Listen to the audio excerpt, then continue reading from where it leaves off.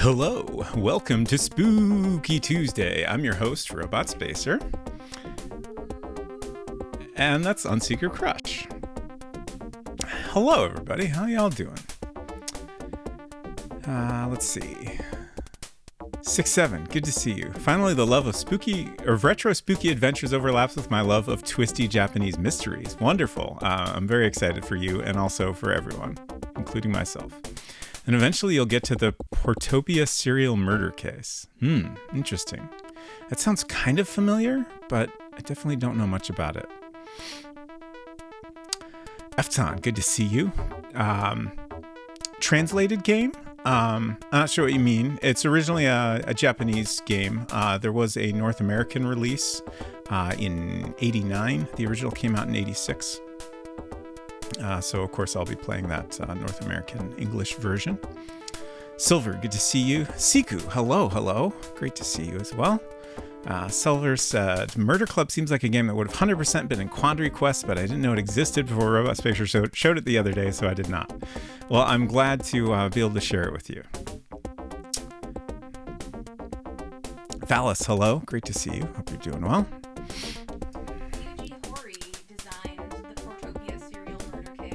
Okay, I'm going to click on this. Interesting. Ooh. Okay. I like this. I love this little screenshot. So it's, okay. Interesting. Lots of systems I'm not very familiar with. Fascinating. All right. I'm intrigued. But today, Murder Club. Let's see. Shoot, I didn't even open my notes. I don't even know if I finished my notes, but I have some notes, so it's fine. Also, let me know if the music is too loud. I did bump it down a tiny bit before I started talking.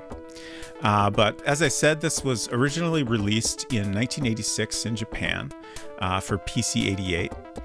It was later released in North America for MS-DOS in 1989. That, of course, is the version we'll be playing. And there have been a ton of different versions over time, including some fairly recent remakes for platforms like iPhone, Macintosh, Android, Nintendo Switch. Unfortunately, a lot of them are either like Japanese only, or, for example, the iPhone version seems to be available in English, but it's not for sale in the US. I don't know why that is. So it's not the most accessible game, despite its many releases. But I'm very excited to finally check it out. It's by Rika Suzuki. I'm going to read a little bio from Giant Bomb that I thought was a nice summary of her career. An early pioneer in Japan's adventure genre, Rika Suzuki began her working career at Sanrio's design department before eventually finding her way into the game industry after co-founding Riverhill Soft with Kazuhiro Okazaki in 1983. After producing several early adventure titles, she would eventually become famous for creating JB Herald, which is the name of the series this game is part of, and the 1920 series in the mid-80s and 90s. Later, Suzuki would help found Sing with Takuya Miyagawa in 1999, where she wrote and designed the Trace Memory and Hotel Dusk franchises with Nintendo. Following the bankruptcy of Sing in 2010, she continued writing online novels at Bellwood, a company she formed in April 2009. Suzuki has also written the story for a mobile RPG called Black Rose Suspects in 2017, and then has lectured at schools like the Human Academy in Tokyo. I also wanted to share this video that I watched a little while back. It's an interview with her and just kind of goes over her career, and it's really well done. It's in Japanese, but it does have English subtitles if you go through the closed captions and turn those on. Well worth checking out, and I'll try to remember to share that again a couple times throughout. So Murder Club. Geez, where do we start here? I think I'll start with showing off. I really wanted to get a physical copy of this. This is I'm trying to figure out where to hold it up. The PC-98 release. That's only in Japanese, so that's not the version we'll be playing. but I really wanted to have a physical copy, and it doesn't seem like the North American release is very attainable. I couldn't find a copy for sale anywhere, let alone a good condition copy.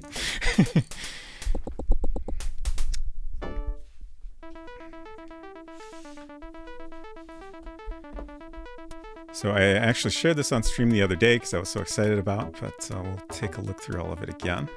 Final Mystery. I love that it says Final Mystery in the top, especially when this is the first of a series. I think there were 3 games total. Murder Club. Did this come out around the same time as Final Fantasy? Was there maybe like a trend for having the word final in game titles in Japan? It's a great question. Like I said, this was originally 86. I'm not sure when Final Fantasy first came out. Back of the box here. I like that they've incorporated the manual from the game in this photo. Oh, Final Fantasy actually came out in 87. Oh, interesting. So maybe they got the idea from this. Maybe.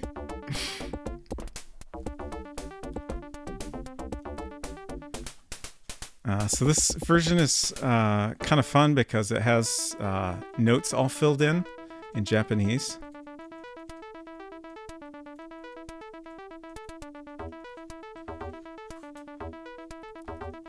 It's a personal records book that comes with it. And I got the impression that this is a important aspect of the game, is keeping track of all this information for each of the characters. So I have printed out a copy of all these pages so I can fill them in myself as we play through it.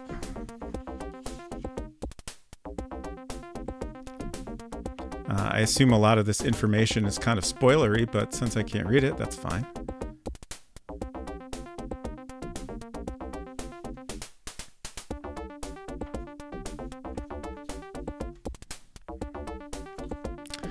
Then there's this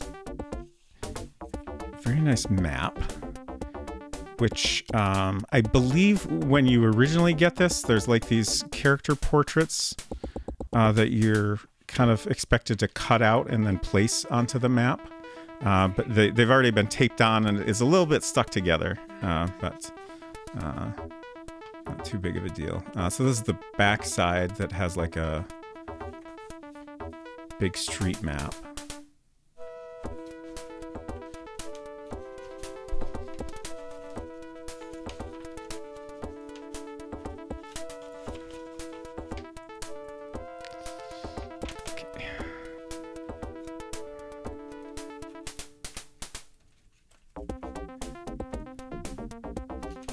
So I assume as you go through the game, you like figure out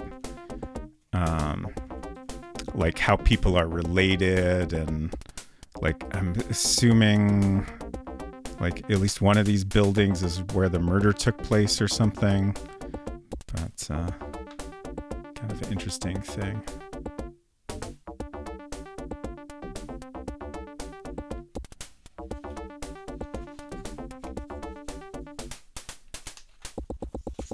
Envelope that a bunch of the things were in. Pretty sure that's empty. Yeah.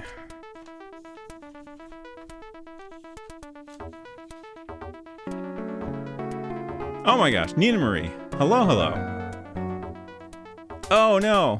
Oh no. I goofed up my alerts. I forgot to adjust all my alerts. It was at the bottom of the screen there. Apologies. But welcome, Nina Marie. Great to see you all. I hope you had a great time in Dark Souls 3. We are checking out Murder Club, which is a game originally released in 1986, created by Rika Suzuki. She later went on to create Hotel Dusk and Trace Memory, which is a game people are probably more familiar with, at least in the US. And this is a copy of an early Japanese release of the game. Not sure exactly what this booklet is. Some of these materials did not seem to be a part of the North American release from what I could tell, which makes me extra curious about them. It almost looks like a planner. Yeah. And then, of course, the disc.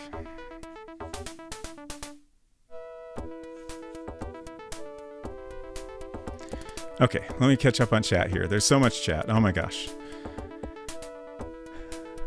Culinary, great to see you. Irrationally Rational, hello, hello. Necromancy, welcome. Salt Ranger, great to see you.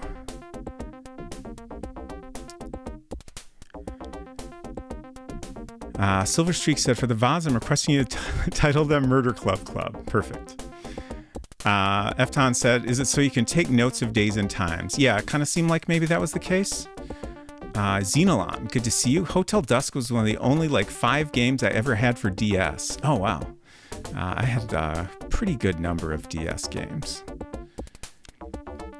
Yeah, it is in pretty nice shape.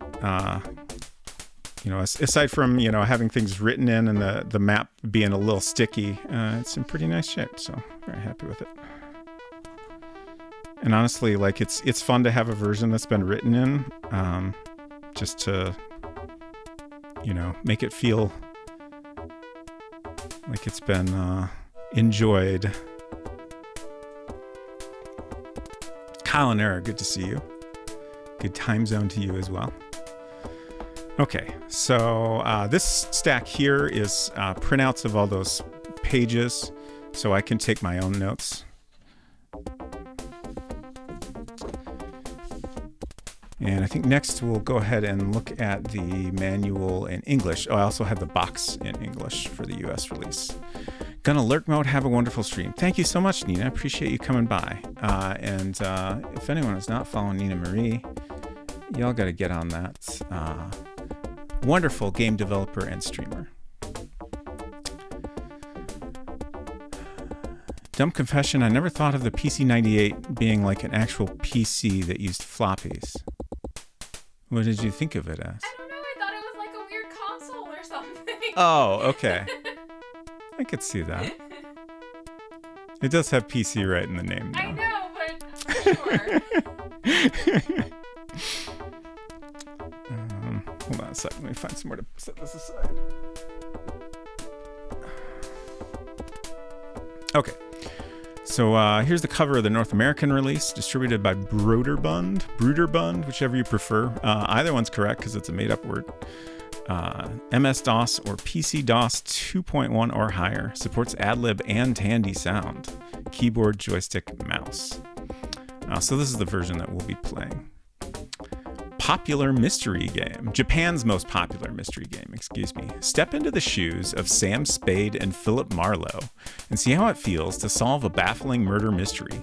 Plenty of people had reasons for wanting Bill Robbins dead, and they'd like you to keep your nose out of it. You start with the body and the scene of the crime. You trace the victim's movement the night he died. You ask questions, sifting the truth from evasion and lies. You crisscross town, search rooms, grill suspects, take evidence to the lab. Gradually, you put the pieces together, and it's time to make some arrests. You're closing in on the killer. At any time, you can check your rating as a detective. A graph shows your progress of the case in 5 categories. Murder Club combines the intricate plot of a classic murder mystery with beautiful Japanese graphics in a truly interactive adventure. It takes brains and just 2 computer keys to solve it. It will keep you intrigued right to the end when you finally uncover the shocking truth behind the name, Murder Club.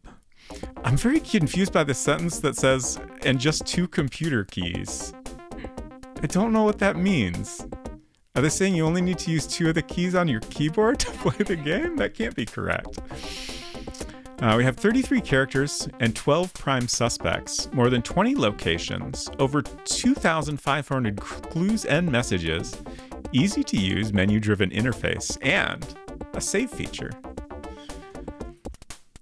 Kyodai is a new company dedicated to bringing Japan's best-selling computer games to North America. Sparkling graphics and rewarding, involving gameplay are the hallmarks of every Kyodai game. Wonderful.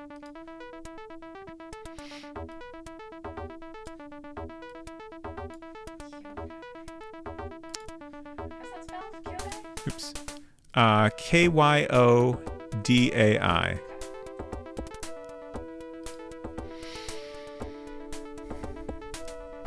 Okay. And then we have the floppy disks, of course. I knew the word sounded familiar. It means brother. Okay, interesting. Or like siblings.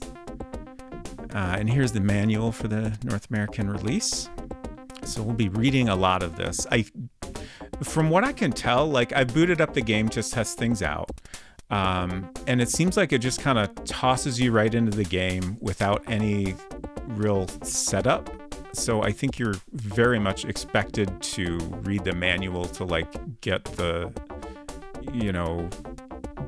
backstory for the game and like that kind of thing. So we'll definitely want to read a lot of this. We don't need to know how to start the program. I'm already set on that. But these commands are useful to have some context for. Investigate. Choose this item to start your investigation. From here, you can go to all locations and interview people related to the case. Crime Lab. Choose this selection to submit evidence to the police crime lab. They will thoroughly analyze each item you bring them. Library. Choose this selection to browse through old police documents. You can read unsolved case files as well as stolen item reports. Prosecutor. Choose this selection to visit the district attorney. He has the power to acquire search warrants and arrest warrants. Interrogation. Choose this selection to talk to the suspects that you've brought in for questioning. And then, of course, load game, save game. Those are straightforward enough. Special keys. Please refer to the section entitled Special Keys under the Basics. These keys allow you to switch input modes. Keyboard, joystick, mouse, and turn sound on or off and exit the game. Okay. Get on the case. You should probably go straight to the police library to get some information to begin the investigation. Okay. From now on, you're on your own. No one will be there to hold your hand. When things get tough, resort to your years of detective experience and knowledge of the criminal mind. Or maybe read through this manual. Honestly, like I'm a little bit intimidated by this game. I hope I am able to get the hang of it, because it seems like they really do just kind of throw you in there and expect you to figure it all out. Which, with a gameplay format I'm familiar with, I'm fine with that, but this is a little different from anything I've played before. Background. Who you are. In Murder Club, you take the role of hardworking, no-nonsense police detective J.B. Harold. You just found out that your partner, Judd Gregory, has suffered a heart attack and has left the city's most baffling murder investigation in your hands. Great. Just what you needed right before your vacation. Well, guess you'll just have to put your plans for those 2 relaxing weeks in Buttonwillow on the back burner. Buttonwillow? Excuse me? Is that a real place? It sounds very much like a Japanese person trying to make up a name of an American location. Bill Robbins, a prominent businessman in town, has been offed. Everyone knows that he was no angel. Between his ruthless business tactics and rumored infidelity, he was certainly no candidate for most popular citizen. Where should you start? Better call Catherine at the office and have her get out the extra strength aspirin and put on a pot of strong coffee. It looks like it might be a while before you see the light at the end of the tunnel. Butt pillow. Zizzy, hello. Good to see you. Okay, next we have a letter from Judd Gregory, who, again, I believe that was our our partner who just suffered a heart attack. It says suffered a heart attack, so I guess I don't know if he's dead or simply unable to work for the time being. Sounds like he's alive. I've been behind on my shout-outs here, so let's get caught up with that. Silver Streak. Silver just started playing Transformers Devastation, which is a very interesting game. It's by Platinum Games, and it's just an unusual combination of like cartoony Transformers with like, kind of Bayonetta style gameplay, which sounds very weird, but it kind of works. Letter from Judd Gregory. Dear JB, God has finally forced the stubborn old fool to take a rest. Okay, so he's not dead. He's simply taking some time off. Lying here in this hospital bed, I finally realize that there comes a point in everyone's life, and I mean everyone's, when it's time to call it quits. Even a guy like me who swore he'd never stop chasing criminals no matter how old he got. So I've made up my mind to say goodbye to the detective life. Oh, he's quitting. Shit. Yes, JB, this is it for me. That is, except for the murder case I just started on. I can't let go of this case that easily. It has to be solved. As you know, the murder of Bill Robbins doesn't seem to be that piece of cake Lieutenant Tyler said it was. It's been 10 days now since Robbins was killed, but the investigation has not progressed one bit. There's a voice in the back of my mind telling me that we can't afford to be careless. There's something fishy about this whole case. One thing's for sure, we're not going to solve it unless we make an all-out effort and investigate everything thoroughly. No doubt about it. What is needed here is a detective with great powers of deduction, someone who just won't give up. In fact, this is a case for none other than you, JB. Just consider it the last request of an old buddy about to retire. I've already notified Lieutenant Tyler of my decision to put you on the case. He doesn't seem to be terribly pleased with the idea, but it appears that, as a gesture of gratitude, he will give in to my wishes one last time. It doesn't matter why Tyler does it, just so long as he puts you on this case. I know you're the man to solve the mystery behind the death of Bill Robbins. It's strange to think that I've become nostalgic about those summer afternoons cooped up in that musty record room among heaps of documents. I even miss those long interrogation sessions that didn't yield a single clue. I guess that detective work is in my blood. Even in this hospital bed, all I can think about is this damn murder investigation. Say hi to Charlie in the crime lab for me. That guy has really helped me out over the years. Even when I asked the impossible, he always came through with a key bit of information, and never a complaint. Would you also ask Don Amberson, the head DA? No, it's no mistake. I'm talking about the... Would you also thank... I'm sorry, I read that sentence wrong. Would you also thank Don Anderson, the head DA? No, it's no mistake. I'm talking about the stubborn prosecutor whose arm we always had to twist to get search or arrest warrants. I've actually come to appreciate all those times he poured cold water on our hot-headed hunches and made us reinvestigate a case more objectively.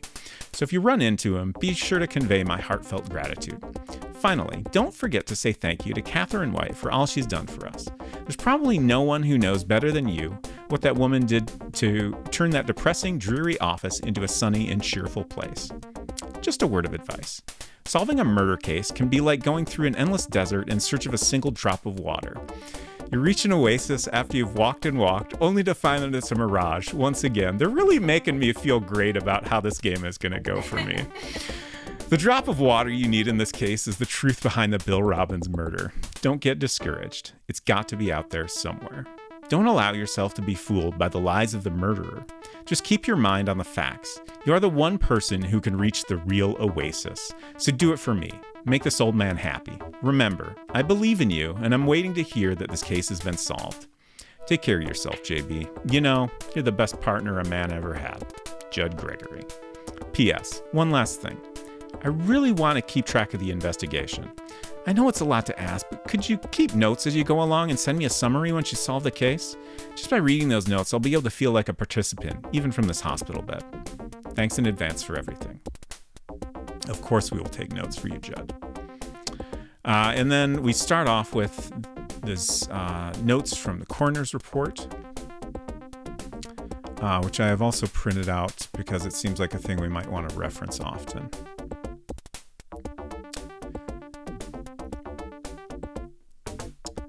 Give Culinary a shout out here.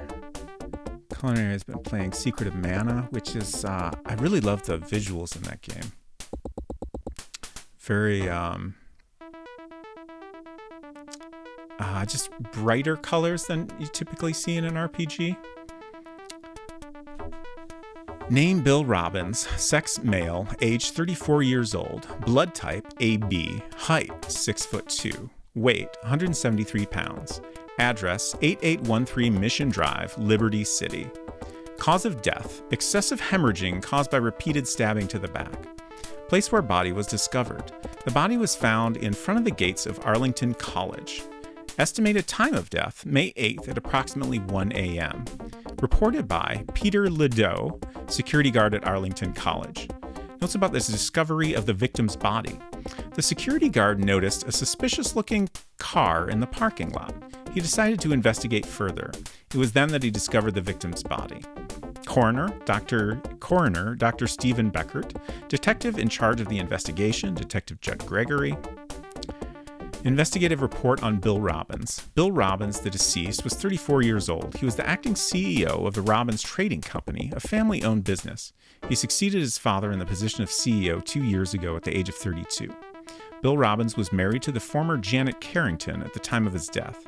He is survived by his father, Edward, his younger brother, Fred, and his sister, Kate, married to Michael Carson of the Lee Cosmetics Company. Bill Robbins' mother died 20 years ago from complications arising from a long illness. After graduating from a local university, Bill Robbins moved to New York City, where he lived for approximately 5 years. New York City! Thank you. During that time, he married his first wife, Dorothy, but she died soon after, and with his business venture failing, he returned home for good. He then went to work for his father's company, where he was employed at the time of his death. On the day of the murder, Bill Robbins went to work as usual and left the office at 8 p.m. Around 10 p.m., he went to the Hungry Fisherman, a pub he frequented. At this point, it's not exactly clear what Bill Robbins did between the time he left the company and the time he made the appearance at the Hungry Fisherman.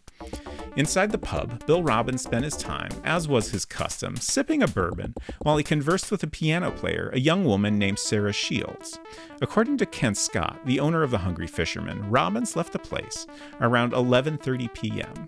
On his way out, he ran into another of the regulars, Brian Heller, and a heated argument ensued. From the time he left the Hungry Fisherman to the time his body was discovered, Bill Robbins' whereabouts remains unknown. According to the family members who were asked to identify the victim's personal belongings, nothing of importance was missing. Robbery does not seem to be the motive.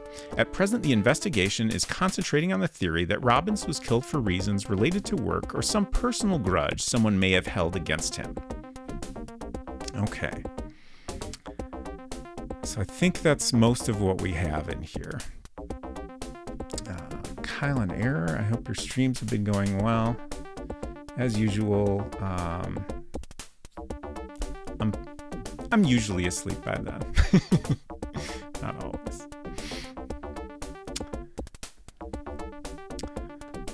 Okay, so here's all our notes pages. I think there's a little bit more at the end, which is why I'm scrolling through all this. Okay, so we have the basics. That's just loading the game. That's fine. I already know how to do that. Okay, here's some stuff that might be useful. Control S, toggle sound, Control R, end the current game without saving and start a new one. Probably don't want to do that. Control J, toggle the joystick on and off. Control Q, quit and exit to DOS. Plus key displays all evidence that you're presently carrying. Ooh, that sounds useful. Okay. I will probably just use the keyboard, though I am going to maybe see if the mouse controls work for me. I didn't see anything about how to activate the mouse controls. Maybe I won't worry about it. This stuff all seems pretty straightforward. The office is your home base. It is here that you will meet your able assistant, Catherine White, and your hard-nosed boss, Lieutenant Tyler. From the office, you have access to all the tools of your trade. Following is a brief description of all the office menu selections. Investigate. Get ready to launch your investigation. Travel menu, business district, travel locations in the business district. Or maybe you just want to get a bite to eat. Oh, can we just go get some food? Residential district, travel to homes in the residential district. Some pretty fancy spreads here. Suburban district, travel to this mixed district of businesses and residences. Location menu, look around, check around the outside of your chosen location. Okay. Go inside, enter the location you've chosen. Don't bother knocking. All right. Leave scene, leave the location. Question menus, employee menu. You'll see an abbreviated menu when you bump into a receptionist or an employee of a company. Try being nice to them and maybe they'll take you to see their bosses. Okay. So we have like a different type of interaction for a person that's not like a suspect. Look around, check out the inside of the joint you're in. Talk to the person in front of you. Don't bother asking the blonde for a date. She's seen your type before and she's not impressed. Go outside. What's the matter? Did she turn you down? Key person menu. Okay, now's your chance. You've got a key person in front of you. Ask the important questions. You never know if you're going to get a second chance. Ooh, that's a little bit stressful. Okay. Check around the inside of the joint. See anything interesting? Say hello. Greet the person in front of you. It never hurts to be friendly, does it? Question person. Ask some personal questions of the person in front of you. Careful. Some people can be real touchy. Oh, God. I'm increasingly getting nervous about this. Ask about others. Ask the person in front of you about other people that you've heard about. Remember, the more you ask, the more you'll learn. Also, it's amazing how somebody's memory can change when confronted with a conflicting story. Ask for information. Ask the person in front of you about his alibi for the night of the murder. Or maybe he's got something else that he'd like to get off his mind. Keep badgering him. Stories have a tendency to change under a little pressure. Bring in person. Do you want to question another person who may be wandering around? You never quite know just who will be lurking out there. Show warrant. Show a search warrant if you've got it. It's only polite. Go outside. When you finish your business at this location, it's time to take off. We have a search menu. Search for clues. Look around for clues. Sometimes you may overlook evidence the first time you search. Oh, God. Try going back a second or a third time after you've done some more investigating. Oh, gosh.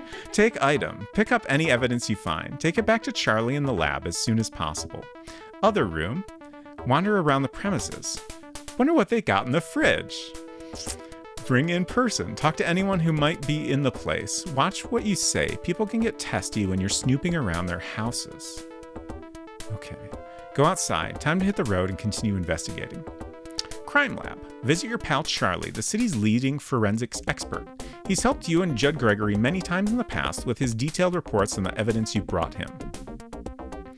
Present evidence menu. Present evidence. Hand over any evidence you've collected to Charlie. He does a real good job analyzing this stuff. Check report. Read any of the reports on evidence that you've given Charlie. He keeps them all on file. Return to office. Go back to the office. Charlie is a nice guy, but hanging around the lab isn't your idea of fun. Library. Go to the police library. You can do some research for your current investigation, or maybe just look in some old case files. Lots of good reading here. I'm curious how that interface is going to work. Like, do we just have a long list of stuff to pick from, or what? I wonder if it's going to be challenging to find the information that's actually relevant in the library, or what? Research menu. Read information. Look at the files of unsolved cases or read reports of stolen items. There might be something interesting here. Return to office. Go back to the office. This place gets kind of creepy after a while. Prosecutor. Get a search warrant or uncover some hidden evidence or maybe even an arrest warrant for one of your prime suspects. Be wary of the district attorney, though. He doesn't seem to like you much. Warrant menu. Search warrant. Request a search warrant. Maybe beg for a search warrant would be a better way of putting it. He really doesn't like you. Arrest warrant. Plead for an arrest warrant. And you thought getting a search warrant was tough. Make sure you know what you're talking about before you try this. The DA is just waiting to nail your hide. Return to office. Go back to the office. Maybe get a cup of coffee or a Danish. Sounds lovely. Interrogation. Question the suspects that you've rounded up with arrest warrants. Remember, watch their reactions to your questioning. They could be lying to you. Questioning menu. Bring in suspect. Bring in one of the suspects. Careful, they can get nasty after sitting around the police station for a bit.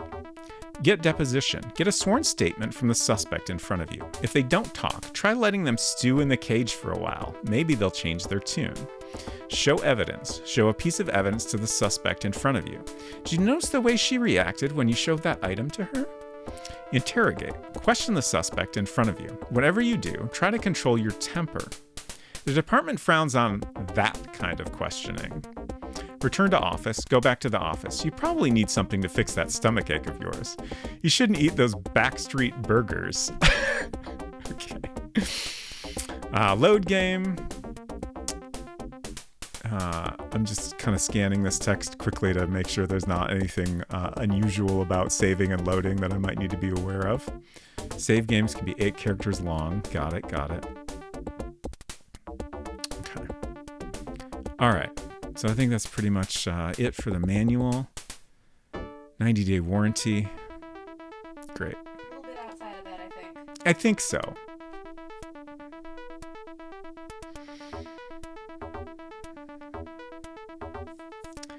M. Zizzy just finished playing Synergist last night, which was certainly a game. Certainly a game. All right, I think we're ready to play Murder Club. Let me catch up on chat though first. Is Detective Gregory R. Shanks in this game? Oh, that's a good question. I haven't really gotten the impression that he's someone we can go talk to and get tips from, but who knows, maybe?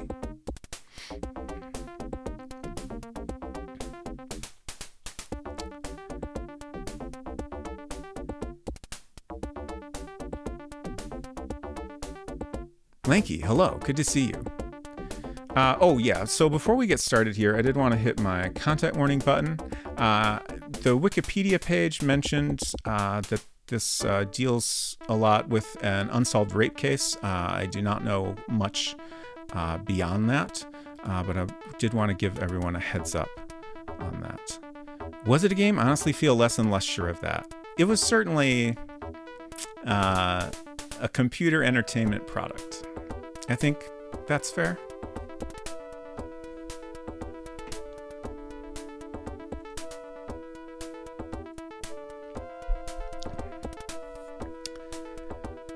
Okay.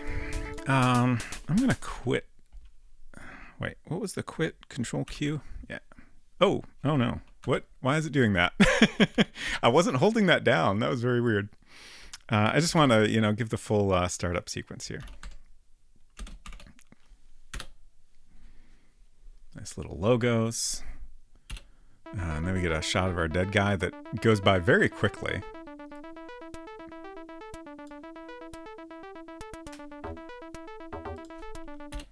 All right. And then they just drop us right in here, like with no setup at all. C/murder. Yep.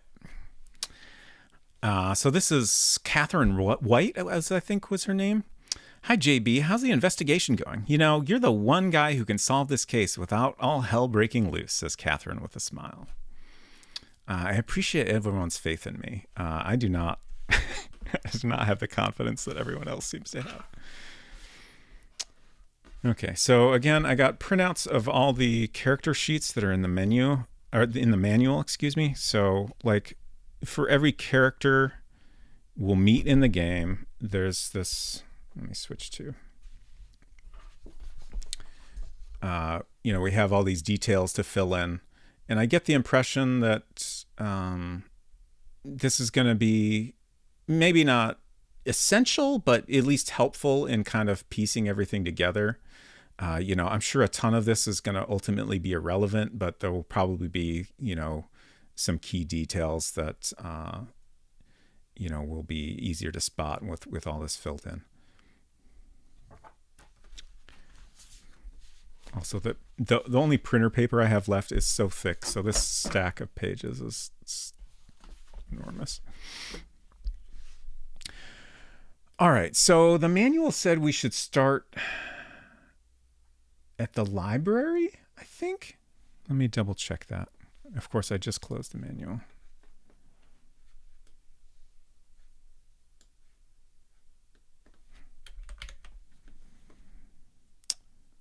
You should probably go straight to the police library to get some information to begin the investigation. Okay.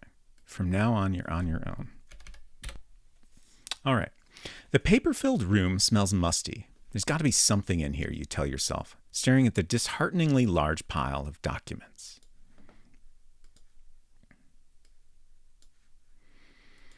So we can read information or return to office.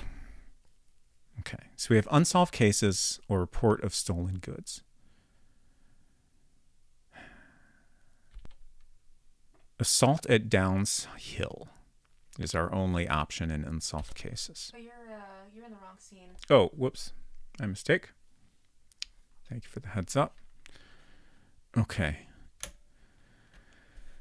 The rape at the Downs Hill Cemetery. On April 23rd, 1983, at approximately 2:30 in the morning, a Miss Sarah Shields, age 21, was beaten and raped by an unknown assailant near the Downs Hill Cemetery. The aggressor fled when a security guard, making his rounds, came by. Miss Shields was found lying on the ground unconscious with severe wounds to her face and torso. Miss Shields could not give a description of her attacker, and he was never identified. Okay. Is there anything in here? Automobile? Object stolen. Automobile, Ford, white in color, 1986 model. Reported stolen by the Robbins Trading Company. Location of theft, parking lot of the Robbins Trading Company. The lock must have been broken and the car stolen from the parking lot. Object stolen, wristwatch, Japanese make. Reported stolen by the Grand Hotel. Manager, Matthew Gaffney. Location of theft, unknown. The watch disappeared from the personal effects of a hotel guest. Stolen object, butcher knife. Reported stolen by Lyric's store. Owner, Rod Lyric. Location of theft, inside the store. The owner claims that the knife was stolen from a display rack. Is Catherine going to be your grace for this game? That's also a great question. I hope so.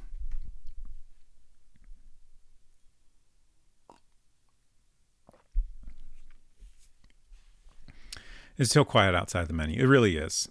Do you know if the English version changed character names from the original? I was just wondering that myself. I know J.B. Harold is the original name of the main character, and I believe it was, always set in the U.S. So my guess is the character names are at least very similar to the original names, but I don't know for sure. Okay, so not a lot to look at there right now. So we know from the coroner's report, Bill Robbins went to work as usual and left the office at 8 p.m. Around 10, he went to the Hungry Fisherman, a pub he frequented. So I feel like going there, I guess we could go to his office as well. Either one of those seems like a good place to start. I guess maybe we'll go in order and start at the office.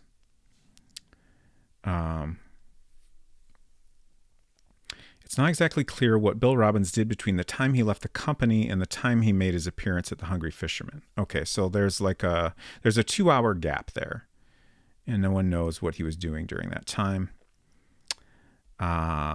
Inside the pub, he was talking to Sarah Shields, who we just read that report about. According to the owner, Hungry Fisherman, Robbins left the place at around 11:30. On his way out, he ran into another one of the regulars, Brian Ehler. I do not know how to pronounce that name. If anyone has a better guess, please let me know. It's Eheler. They had a heated argument, and the gap between leaving the Hungry Fisherman and the time the body was discovered, whereabouts are unknown. What time was the body found?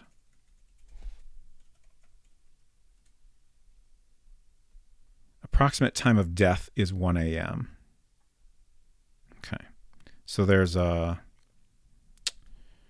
1.5 hour gap there. Ehler? Okay. Thank you. Interestingly, the Japanese title is written JB, etc., etc. So JB using English letters and Harold spelled in katakana. Okay, so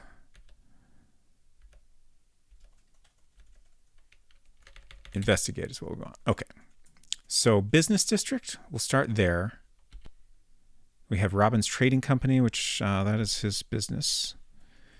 We also have Hotel Grand and Hungry Fisherman in the business district. Robbins Trading Company. You arrive at the trading company that the victim used to run. Let's look around. There are a couple of new cars near the entrance of the building. Go inside. An employee comes out and asks, "How can I help you?" I guess I'll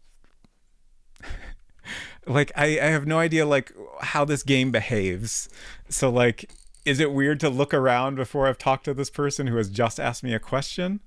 But let's try it and see what happens. Inside the office, the employees are going about their business as usual. Okay, so it's not like we're spending time to do some thorough search of the area or anything. If it's about the deceased CEO, you should ask the president. He's in the back room. Please step this way. Press the enter key to continue. Okay. The employee leads you into the president's office. This portrait looks familiar, and I'm guessing he's one of our people we have a sheet for here. So let me see if I can find that.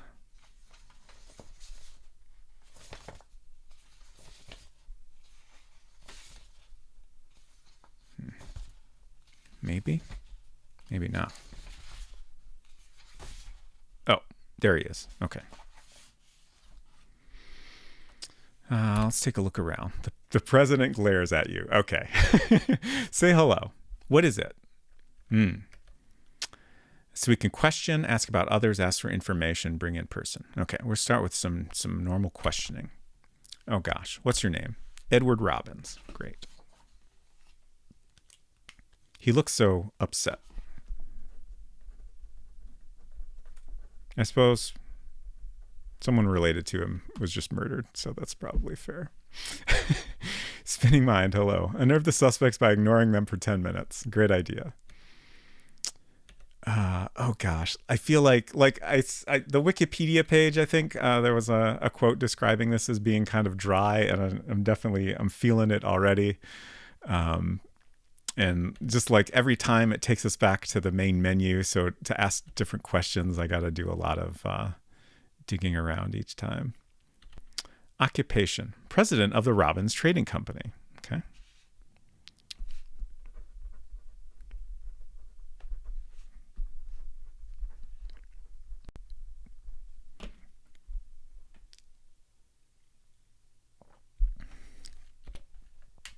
The president, excuse me. President glares at you. I accidentally looked around again. Family. I have 3 children. My 2 sons, Bill and Fred, and my daughter, Kate. Okay, so Bill is the person that was murdered.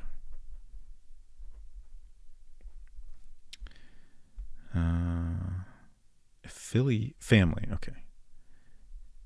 3 kids.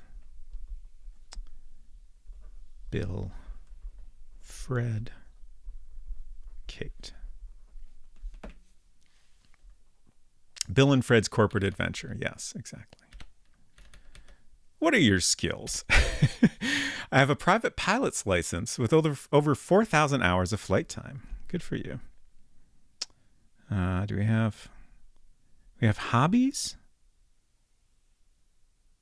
There's no skills section, but hobbies feels appropriate.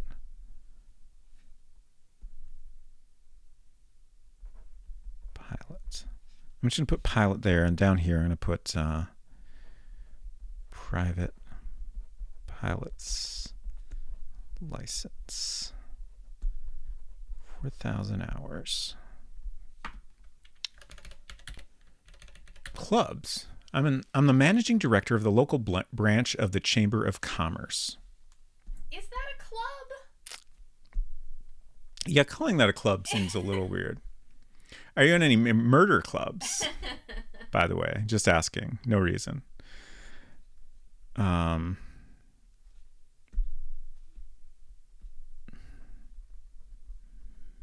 Managing director, Chamber of Commerce. I hope you wanted to watch a stream where I just write a lot. Age, 60 years old. Blood type. Blood type? I don't remember. It rarely comes up in conversation. Interesting. Unknown. Hobbies. Work is my hobby. Oh, buddy. That's rough. Pilot/work. Birthplace. I was born and raised here. Here. Where is here? I forget the name of the town. I did a whole stream where I was translating Tunic's language. I mean, that sounds... Well, it's tough to say. You once spent an unspecified amount of time transcribing hieroglyphics in Dagger of Amarkah. True. And I'm did pretty do sure that. everybody enjoyed that, including you. So. Yeah, I feel like it's tough. It's tough to know whether something like that will end up being entertaining or not. Sometimes you just got to do it, and it's fine. You should ask him about Loom. Unfortunately, we don't have the option. Oh shoot! Can I? Okay, I need to hit escape to back out. I like spinning Mind's comment. Born and raised in his trading company. Silver says, I love this interfacing questioning method. I wonder if this is the originator of it or if it was just common in Japanese adventure games. Snatcher was somewhat similar. When did Snatcher come out? Also a PC 98 game, as I recall.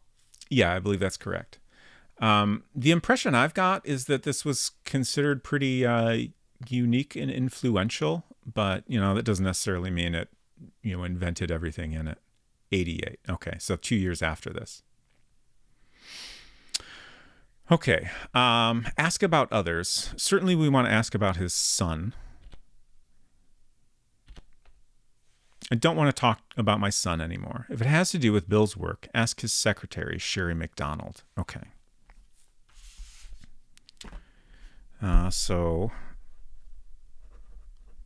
got my notebook here as well. Ask Secretary Sherry about Bill's work.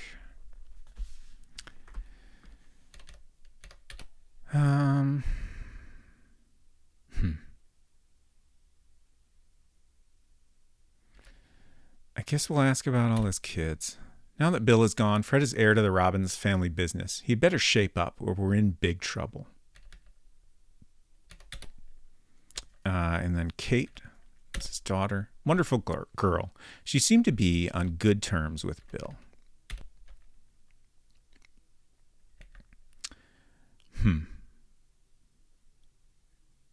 Edward Robbins. Some of these names we haven't really been introduced. Oh, he's Edward. He's Edward. Janet. Like, I'm guessing Janet is his wife? Or we heard about Bill's mother at some point. Bill's mother. No mention of name. It's probably Janet, though. Let's see what he says. Janet is still young. Okay, so not his wife. She has to get over Bill's death and start a new life for herself. Oh, okay, so Bill's wife. Bill's widow. Okay.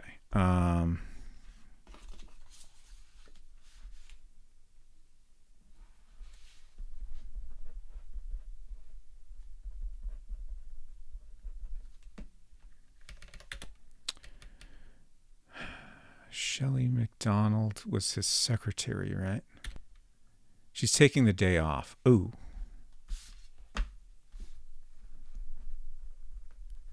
That's inconvenient. Now I'm wondering how passage of time works in this game and stressing out about that. Okay. Stephen Beckert, Ken Scott. Those names are not familiar to me.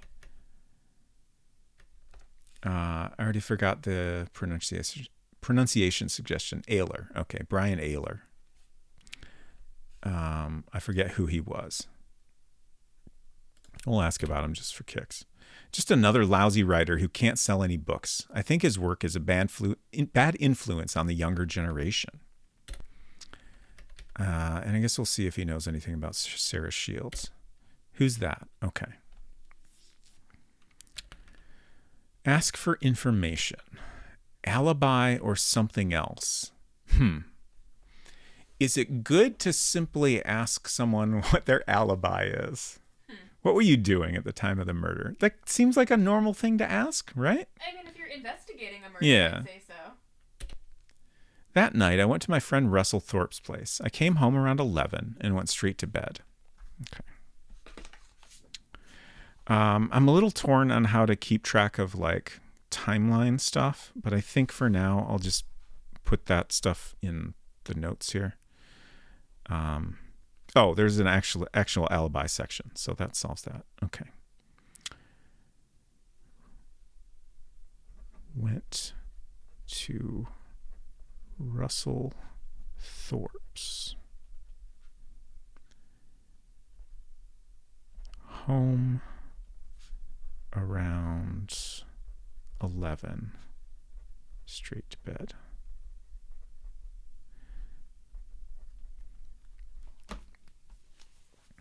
We're actually writing on it. This is a printout from the PDF copy of the manual that I grabbed. So we're not actually writing in a real manual. But I thought it would be good to be able to fill in these pages.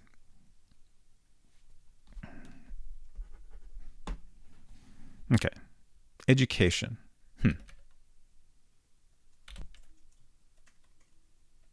Interesting. There's no option to ask about that. J3Z, hello. He has no hobbies and volunteers with local government. He's clearly a homicidal maniac.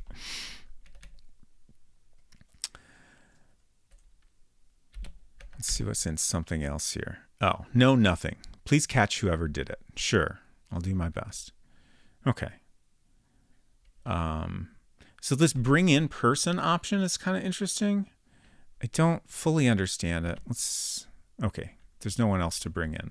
I think the way that works is it's just like if there's multiple people in the building you're in, you can swap between talking to those people, if I understand it correctly. Okay, so I think we're done here. Let's look around outside again. A couple of new cars near the entrance. I'm just going to make a note of that. 2 new cars at Robbins. Cool.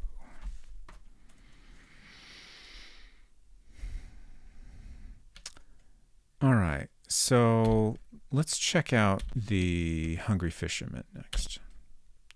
You arrive at the cafe where the victim was last seen. Look around. Across the road from the cafe is the Liberty River. Oh, it's you, Inspector. Anything I can do for you? The owner asks as he comes out of the back room. Okay. This is another guy that I recognize from the portraits.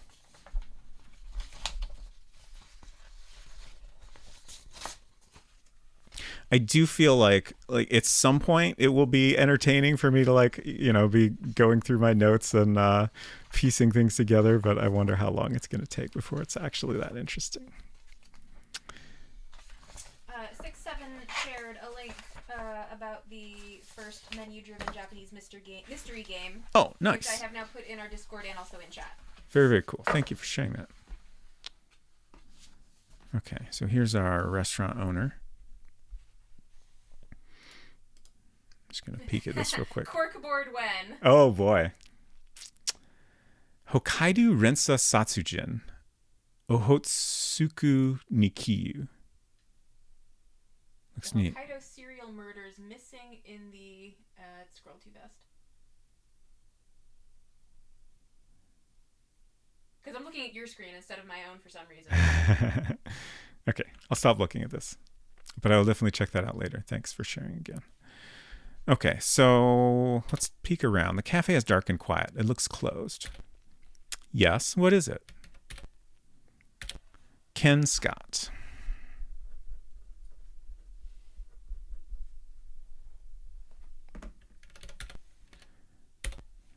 I've had this place for 10 years now. Okay, so owner of... Is it Hungry Fisherman? 10 years. Family, wife, and daughter. Okay, vague.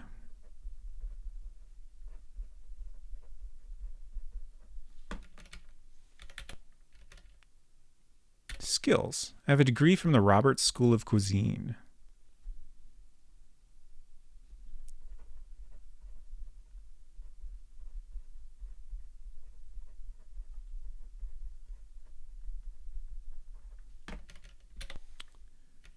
Clubs. I'm a member of the Association of Restaurant Owners.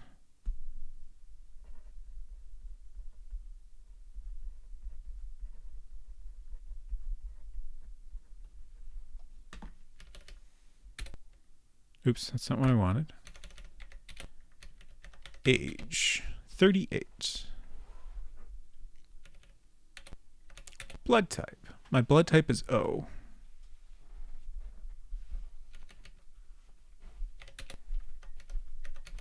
Hobbies. I like to fish. That's why I named this place the Hungry Fisherman.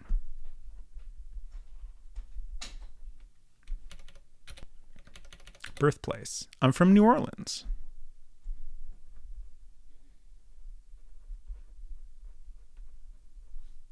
Okay. He's married. Now, did we not get the marital status of the other guy ever? Maybe he said his blood type is 0. He's a Cajun vampire. All right. Let's ask about others. Bill Robbins is a good place to start. Bill was in a very good mood that night. What? Oh, he was all alone. I still can't believe he was killed.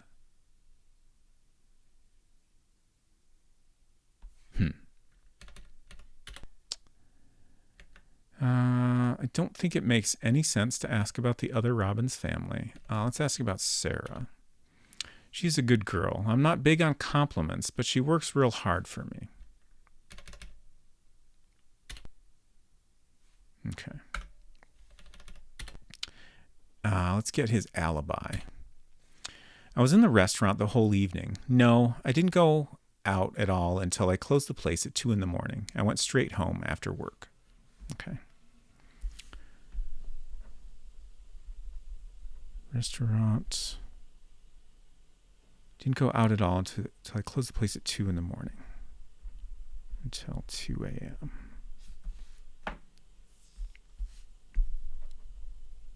Went straight home.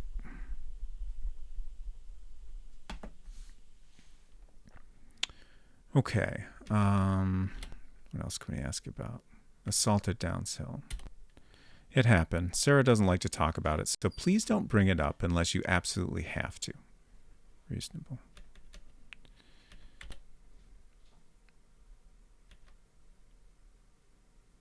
Something else. It's interesting that there's a something else option. It's just like, what exactly are we saying when we choose that option? Now that you mention it, that night when I was closing up, I saw Brian in front of the restaurant. I was kind of surprised. I wondered what he was doing out there so late. Saw Brian in front of restaurant while closing up. Oh, is that the guy that was mentioned that got into an argument with Bill? Yes. Oh, okay. Brian Ayler is the guy that he got in an argument with. Okay, so let's ask about him. Brian is not a bad guy, but he has a tendency to get on people's nerves. He and Mr. Robbins were always fighting about something. What?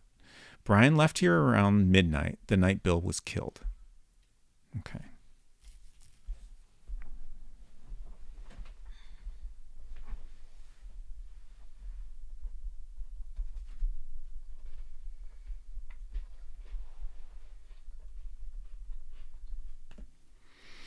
Okay. I think that's pretty much it. Okay, so we can bring in Ken Scott or Sarah Shields. Oh, he is Ken Scott, right. Okay, let's bring in Sarah. The person who called entered the room. Let's say hello. What do you want to talk about? I just need to fill out your sheet, ma'am. That's all I'm after right now. Just a formality. Oh, there she is.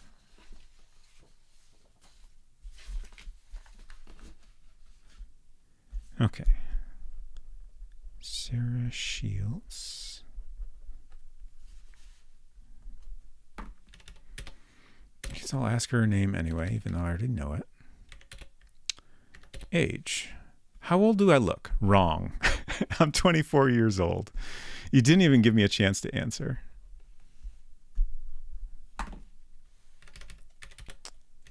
Occupation. I play the piano for all the drunks who come to this place. Plays piano at Hungry Fisherman.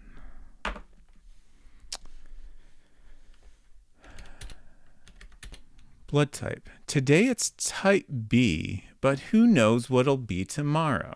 Okay. Is that how that works?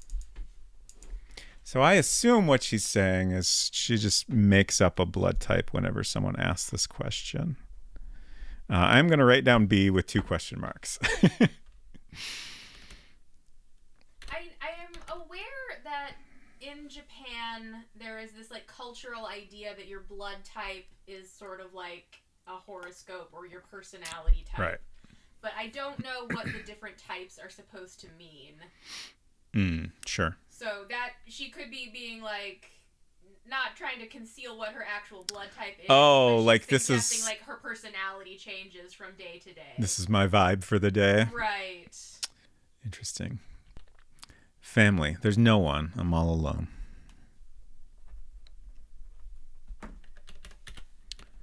Hobbies. I like to be by myself. I don't like to talk with cops. Fair. Reasonable. Hobbies. Being alone.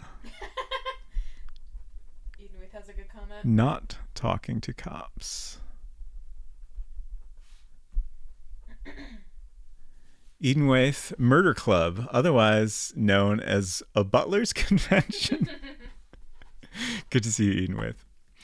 Silver has shared in Discord an article about the blood type, personality type, cultural connection.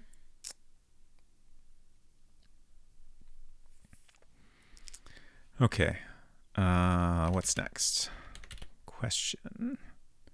So that was hobbies, skills. Apart from playing the piano, I don't have any. Again, there's not actually a field on here for skills, so I guess I just won't write that down. Birthplace. Born in California.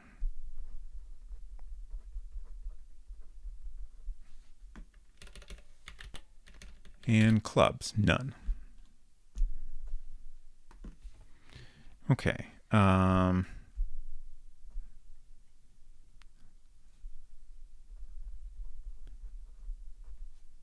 family, so single, alibi. As for information. Was in the restaurant all evening. I left at about 2 a.m. Okay. So the same time that Ken was in the restaurant.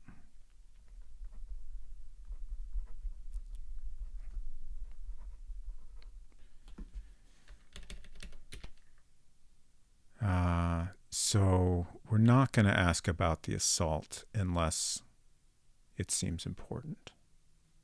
I would say at this point it does not. I feel like, based on the fact that like that was kind of the first seemingly unrelated thing the game told us about, it has to be relevant somehow, right? But for now, we won't bring it up. Something else. That night I heard Bill mumble Liberty something or other. Maybe he was referring to the bank. Interesting.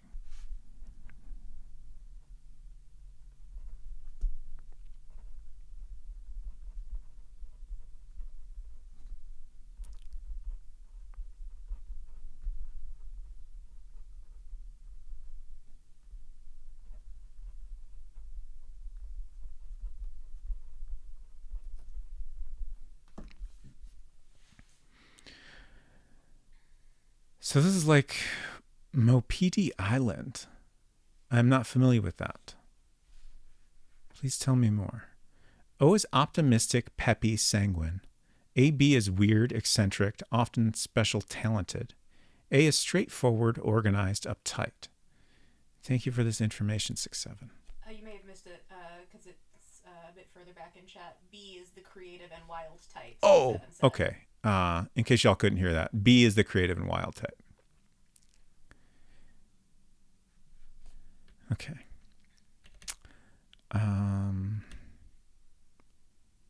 Is that everything? Oh, ask about others. So we'll ask about Bill.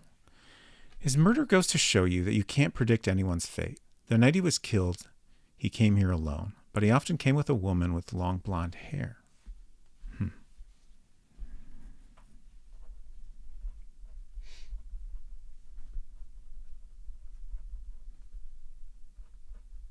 just going to abbreviate Hungry Fisherman as HF. I started out with Hung Fish, and now I'm down to HF.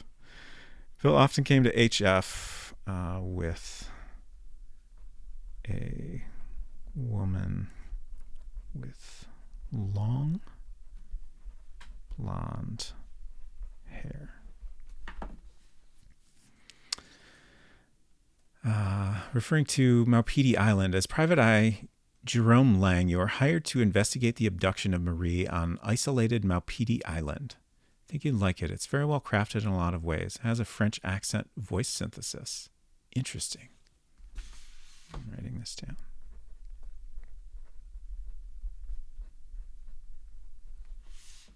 Thank you. Okay. Who else could we ask about? We'll ask about Ken just to see what she thinks of him. My boss is a good guy.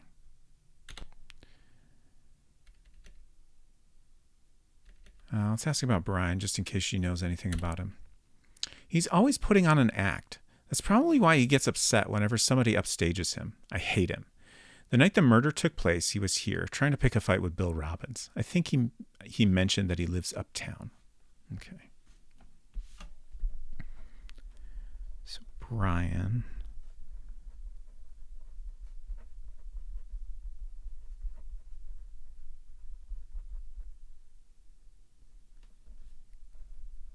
gets uptight when upstaged.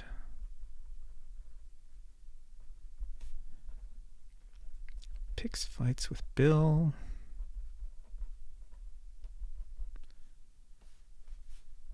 Lives uptown.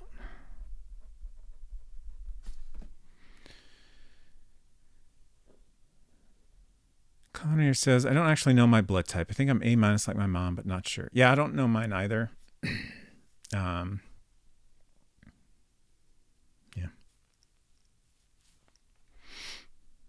Secret Crush says, I might be O. I had some paperwork saying this at one time, and I kind of ever committed to memory.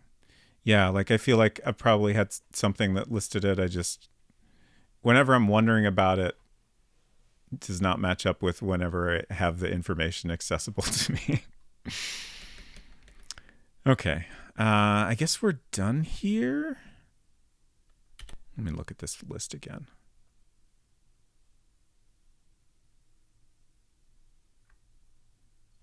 I'm going to ask about Janet Robbins. She's been here before. She looks like a gentle person, the kind of person who wouldn't hurt a fly. But trust me, beneath the surface is a woman capable of anything. Interesting.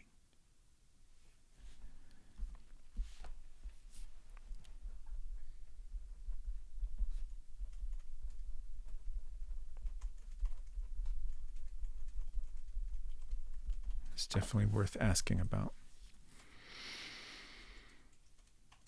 Family once told me what mine was. Then my medical record said something different. Maybe I'm adopted. Interesting. Okay. What next? Let's leave here. Take another look around outside. Where else can we go? Oh, okay. So Liberty Bank has been added to our list of locations now. That came up because Bill was mumbling something about liberty something or other. So yeah, let's go poke around there and see if we can find anything out. You arrive at the bank. You look around, but see nothing out of the ordinary. Maybe you're like this lady in this game and it changes day to day. Maybe I'm a secret vampire. All good options. I'm going to rob a bank? No, I'm just going to a bank. We're just looking. We're going to go inside and talk to people. You are greeted by a receptionist. There are several people inside the bank. I understand, Mr. Harold. The president's office is right this way. She leads you to a large but nondescript office.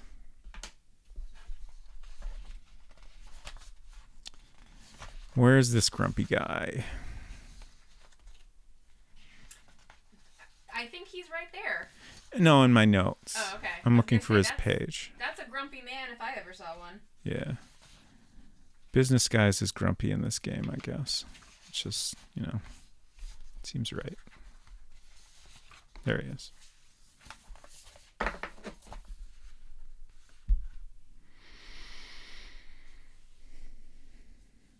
Why does this bank look like the house of my neighbor Totoro? I didn't. The exterior. It was an unusual appearance for a bank, but I didn't quite catch the Totoro house vibes. It's the exterior, like the shape of the building. The bank president appears to be annoyed by your sudden visit. That's probably fair. Our bank's business does not concern the police, he says when I say hello. I just want to ask you some questions, sir. I got to fill out your sheet here. William Neighbor.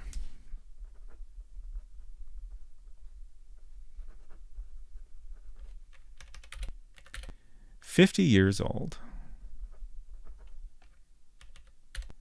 I feel like we're just supposed to assume everyone's gender based on appearance, because there's no way to find that out in the other way. I'm the president of Liberty Bank. President of Liberty Bank. Blood type. My blood type is O or 0. Oh. Family. I have a wife and 3 children.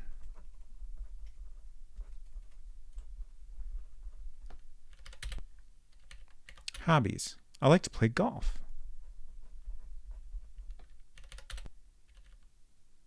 Skills. I'm a certified accountant.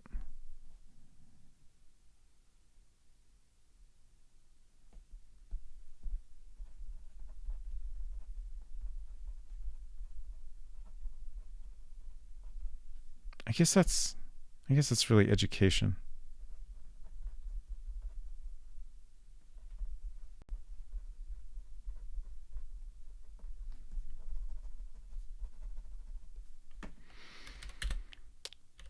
Birthplace, Nevada.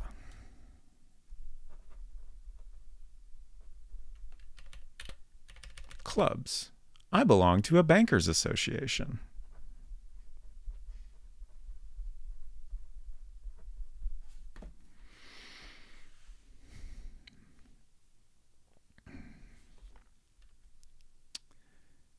Don't think this guy is a good neighbor to live near. Wife probably runs the HOA.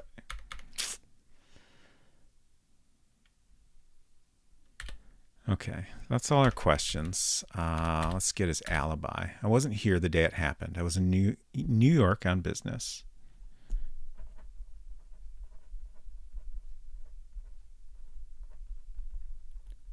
So the main thing we're here to ask about is, we're trying to find out why Bill Robbins might have been mumbling about this bank. So we'll ask about him, of course. I've had business dealings with him. He was young but highly skilled. Only a few days ago, the construction of this company's new parking lot was completed. Okay.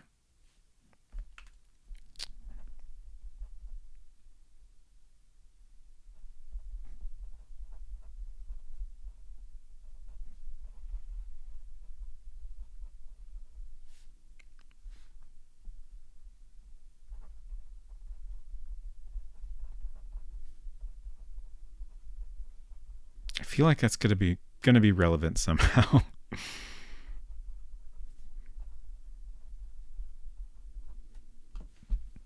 Like maybe that process could have destroyed some evidence or misplaced evidence, something. Is there anyone else we want to ask him about? I don't think so.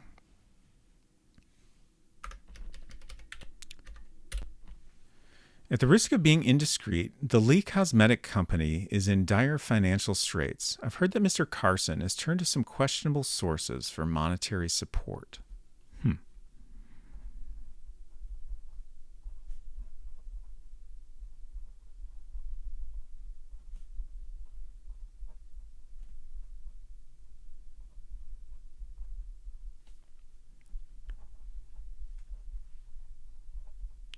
I normally write very neatly, but it sure does get messy when I'm trying to write on stream. I make a lot of mistakes.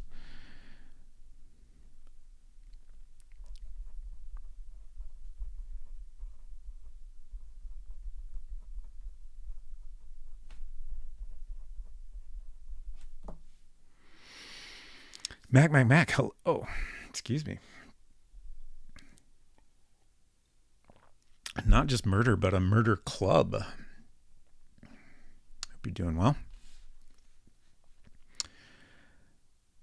The uncovering of a body via construction work is a very stock trope in the Japanese mystery sphere. Okay. Interesting. Okay. Is there anything else? I feel like we're probably done here. First rule of murder club, stabby. Yeah, that checks out.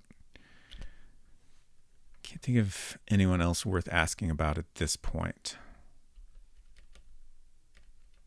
Can we bring in anyone else? No. Okay. We're done at the bank. I always feel like it told me looking around multiple times might discover new things, so I feel like I should take another look around when I'm leaving. Probably not necessary, but why is Hotel Grand in here? It was there from the beginning. I cannot remember if it was... Something was stolen from there? Right. The watch, I think. It's unclear to me what those have to do with anything. Right. I guess we'll go check it out. You take a minute to stare at the luxurious hotel on the bank of the Liberty River. Liberty. The front of the building is all windows. Welcome to the Hotel Grand. What can we do for you? Asks the manager. Look at this guy. Beautiful mustache.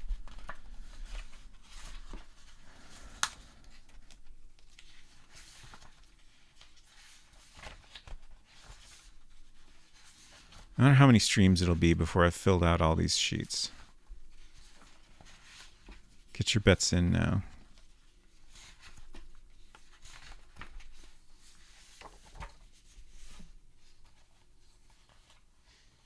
Do you have a sense of how long the game is? None at all.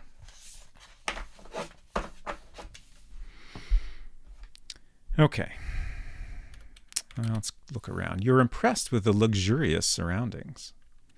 Say hello. What is it? Nobody ever gives me a friendly hello. They're just like, what do you want? Get out of here.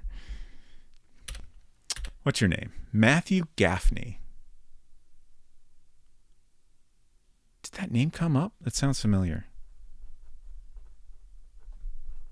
Is it something from what you were reading out of the manual? Oh, maybe the name was just in the police report about the stolen item. I think that's what it is. Age 54 years old. Blood type A.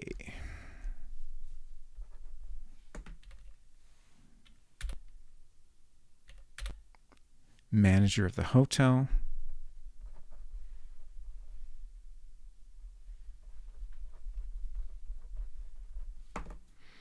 Six-stream game.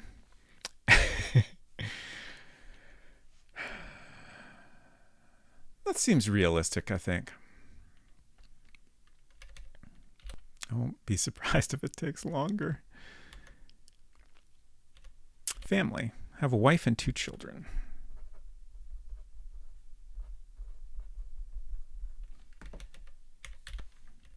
Hobbies. I like to do a little bird watching now and then. Nice. An actual hobby, imagine.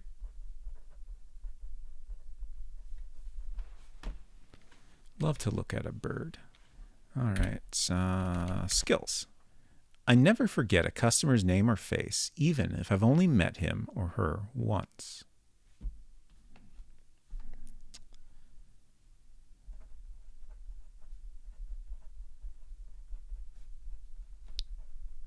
That sounds useful.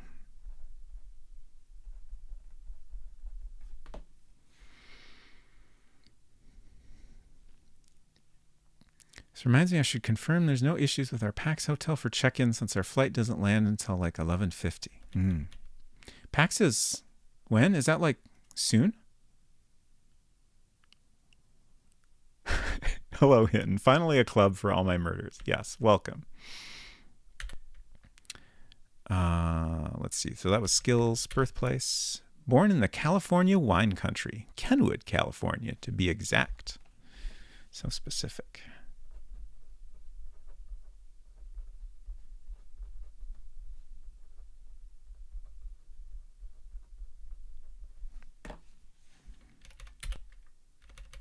Clubs. I sometimes meet with a group of hotel managers. Everyone's just in a club of similar guys. I like to hang out with my fellow guy type. Like, I guess a professional association is a kind of club, but man, at least this guy's got a real hobby. Yeah. All right. Let's ask some questions. I guess we'll go for alibi. We can also ask about the watch. The night of the murder, I was here working. Yes, all night. Working all night.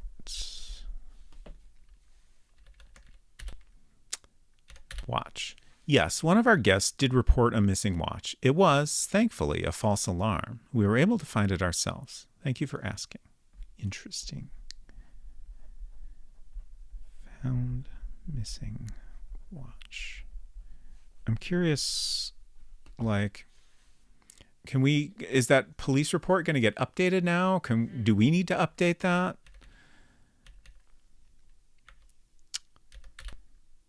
Something else.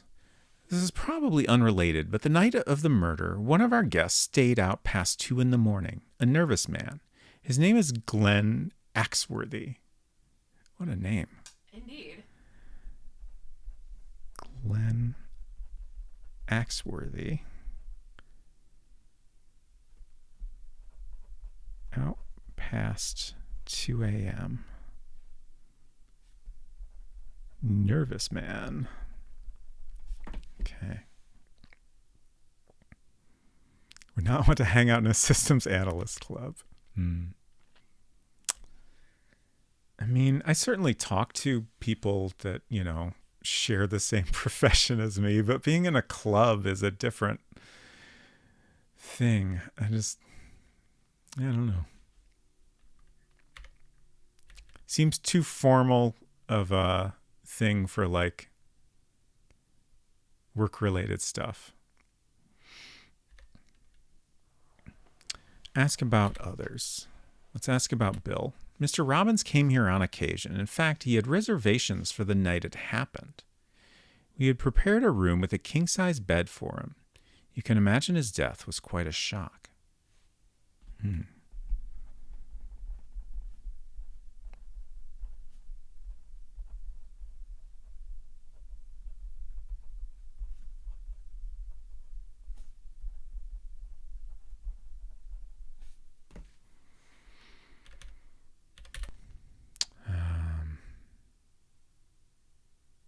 Let's ask about Glenn.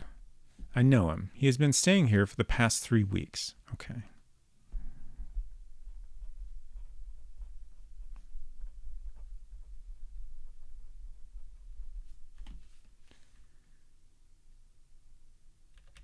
I don't think there's anyone else worth asking about right now.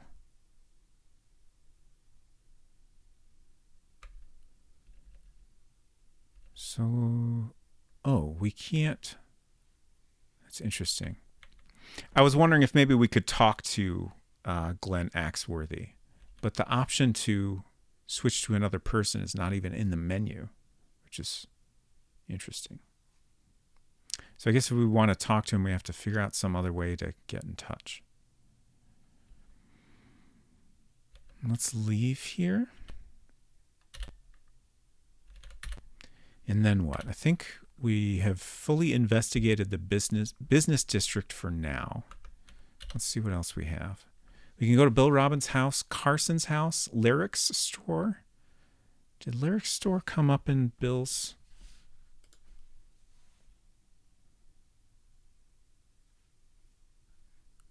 Maybe that was that was I think another place where something had been stolen from. I think that's why that's familiar. Edward Robin's house. Not sure why we would go there. Brian Ayler's house. Okay, let's check out Bill Robbins' house. You arrive at the victim's house. It's clearly an expensive house. Can I help you? Asks the man who comes to the door. Let's say hello. Have you taken over the case, Mr. Harrell?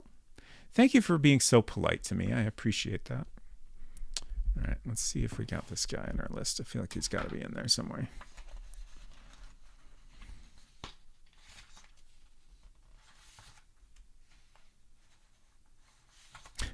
6-7 said, ask Mark Cook to update the police report for you. Took me a minute to remember who that was. That was our partner in the X-Files game. Okay, so here's this guy. Who the heck are you? Probably Bill's son, I'm guessing. I'm Fred Robbins. After my brother died... Oh, okay. His wife, Janet, went to stay with her parents. I'm house sitting for her.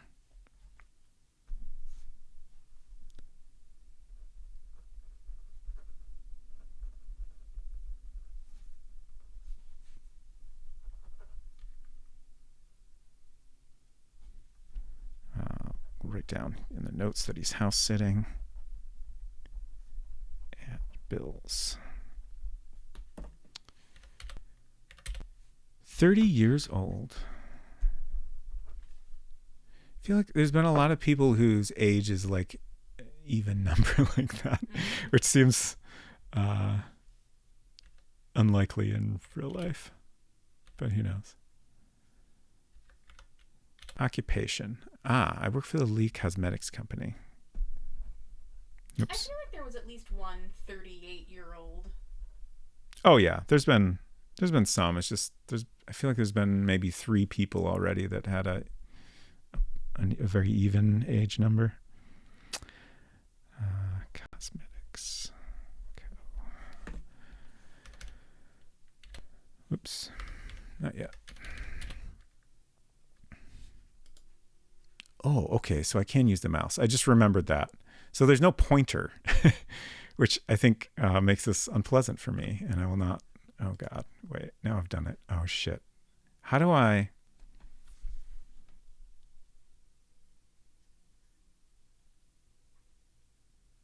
I'm trying to remember what the command is to, like, escape the mouse input from DOSBox. Can anyone help me here? It's probably different on Mac, but if someone can tell me how to do that on Windows, it would probably help me figure it out.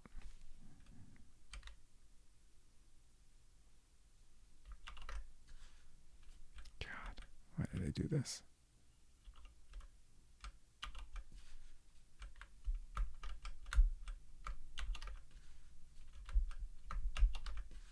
Okay, I got it. It was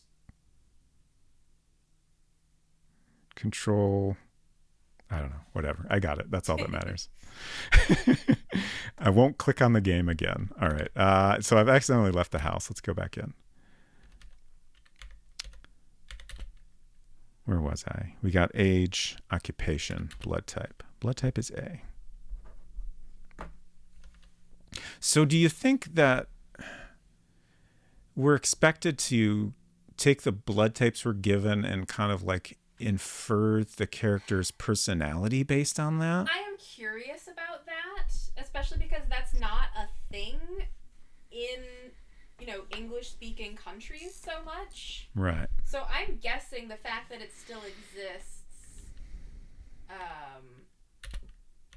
either, like, maybe there will be blood evidence that you need to, like, check the type of or something, or it's just a weird little, like, leftover relic. Of the localization. I mean, even if it's set in the U.S., like it was, created for a Japanese audience. So, I don't know. It's hard to say. Blood-based gameplay. My father, Edward, my late brother, Billy, my sister, Kate, my brother-in-law, Michael Carson, and Barbara, our housekeeper, who's just like family to us. Okay. Very detailed answer. How am I going to fit this all in? Bro Billy. Sister Kate.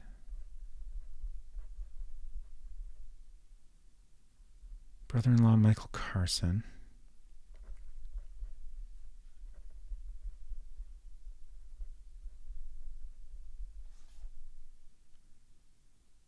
Barbara housekeeper. I'm just going to put that in additional notes because I ran out of room.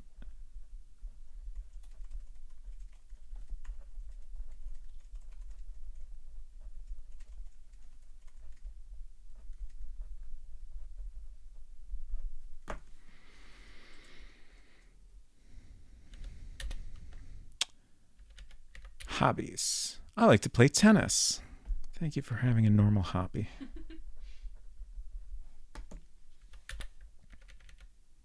Skills. I'm an expert marksman.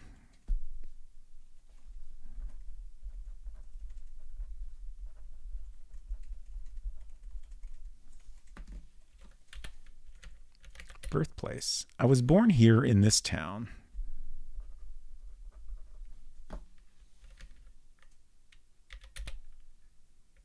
Oops. Clubs. I belong to the Liberty Drinking Club. Now we're talking.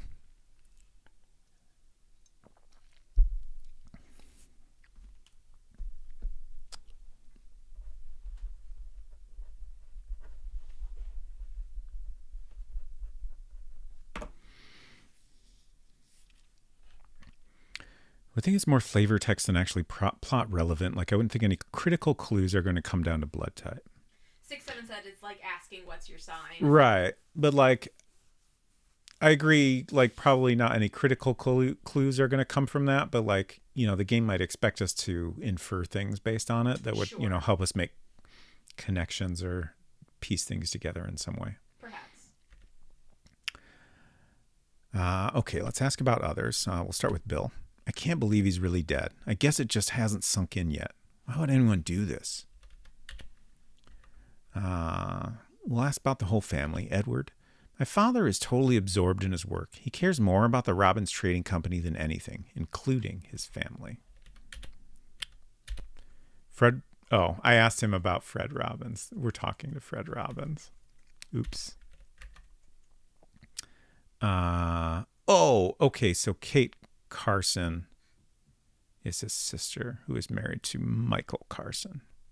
And I believe they own the Lay Cosmetics Company. Is that right? Or at least are... Oh, it says married to Michael Carson of the Lay Cosmetics Company. Okay. So they're just affiliated probably someone important there at least. Kate Carson, she's great. I'm so glad that she and her husband Michael live right around the corner. Wait, who's Doug Carson? Let's find out. He's the president of the Lay Cosmetics Company and my sister's father-in-law. Okay, got it.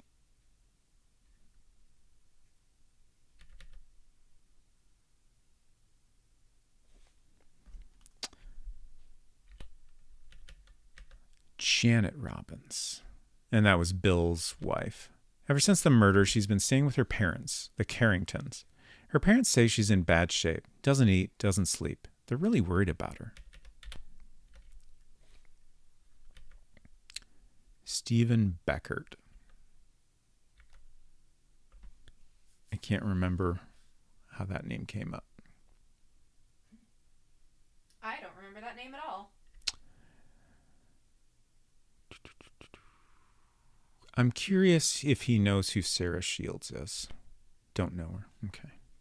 Puzzle, hello. Sorry I'm late. Hope all is well. No worries. I hope all is well with you.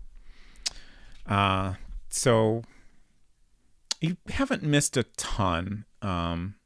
We're playing Murder Club, as you can see by the title right there in the corner. We're playing as a guy named J.B. Harold, who is investigating a murder of Bill Robbins. And right now we're just kind of starting out by going around, excuse me, questioning everybody, and just kind of trying to get a framework to start piecing things together on top of.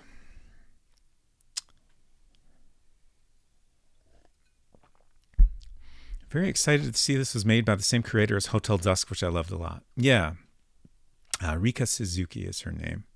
And I enjoyed both Hotel Dusk and Trace Memory quite a bit. I never played. I think it's called Last Window. I believe that the sequel to Hotel Dusk was never released in the U.S. But I'm tempted to track down a copy of that. She also created a series that's generally referred to as the 1920s series. That looks really cool and was never released in English. I haven't had a chance to look into whether there's been any like fan translations or anything. But I would be very interested in that if there's any way I could play it in English. Trace Memory I never got my hands on, so I'll have to scoop it up eventually. I heard it's quite good. Okay. I think we're done asking about people. So let's get his alibi. The night it happened, I went out to a movie. It ended about 11 and I went right home. What theater? It was the Gaslight Theater.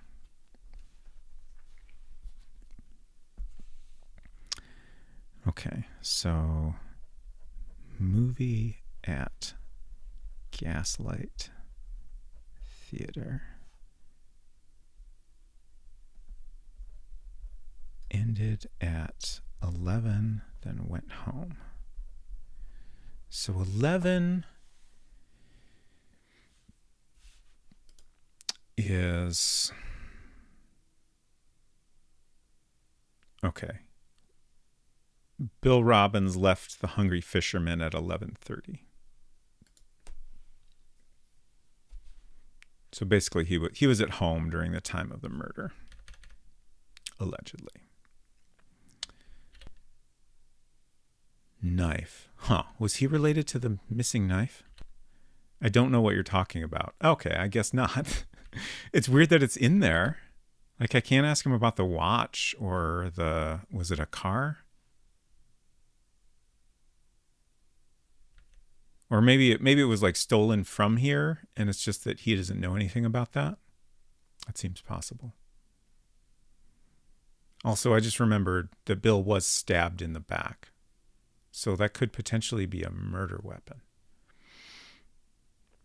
Let's ask about the drinking club. It's a drinking club. Thanks for the info. Something else. I have nothing to tell you. I hadn't talked to Bill in a while. Okay.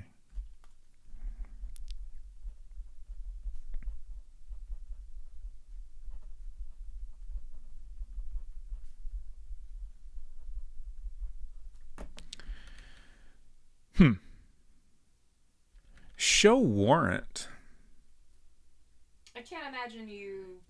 I don't have a warrant. It's just interesting that it's an option here, but it hasn't been an option anywhere else. Oh, it hasn't? No. Okay. So, yeah. I mean, I guess it makes sense that we would, potentially want to search this place at some point.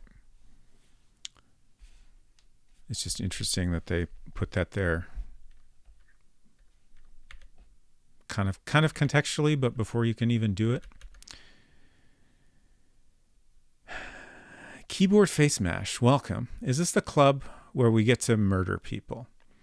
I mean, it certainly seems to be a club that deals with murdering people. I don't think we're going to murder anyone, as far as I know. But I guess we'll see what happens. You never know. All right, what's next? So we could go to Edward Robbins' house. I feel like we don't have a lot of reason to do that. Hinton says maybe you're not going to murder anyone. Yeah, I mean, I can only speak for myself here. Day's still young. True. I guess we could potentially... Where did Fred say Janet was staying? Her parents. Her parents. Okay.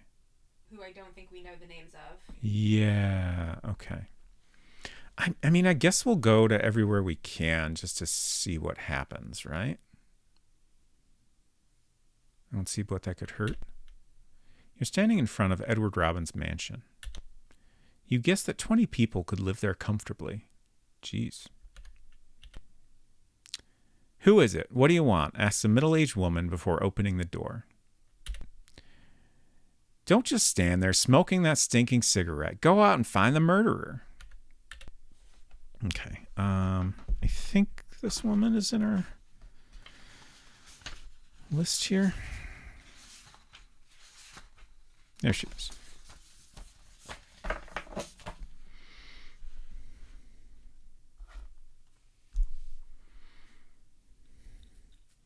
Okay, what's your name, ma'am?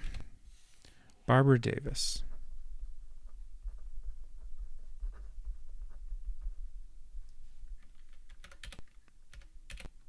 Housekeeper.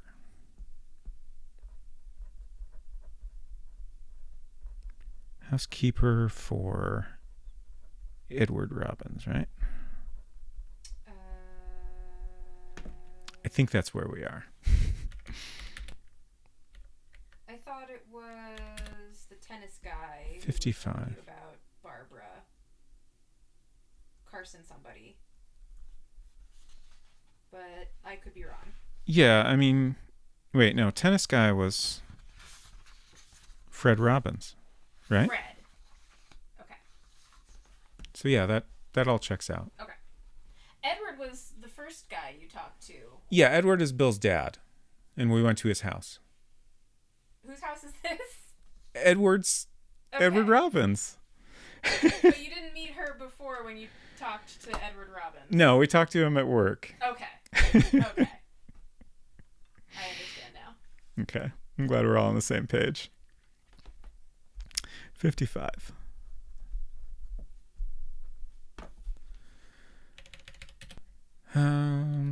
What's your blood type? O. Family. The Robins are my family.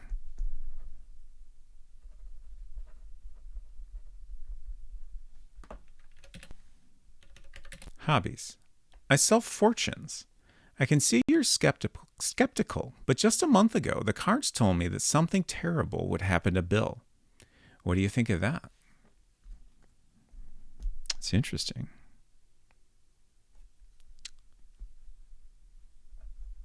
Tells fortunes. Knew something would happen to Bill. Is every game randomly generated like Clue? No, this is a set story that we're going through here.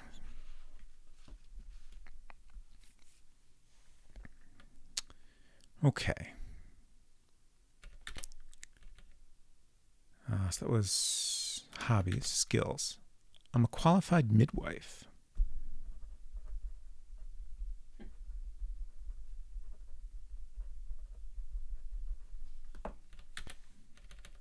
Birthplace. I'm from Memphis.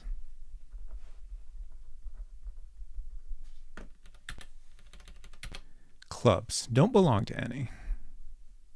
She's not in the midwife club? Single. The housekeepers club? Oh, his fortunes was a hobby. Alibi. Mr. Robbins and Freddie were out, but I was home all night. When did they get in? I don't know. I must have been asleep. Wait, so...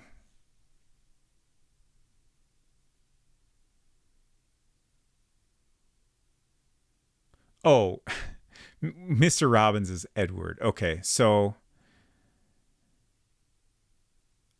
Fred Robbins normally stays here at his dad's house. Okay, got it.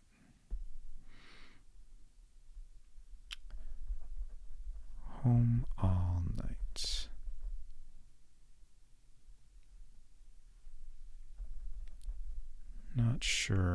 when Ed and Fred got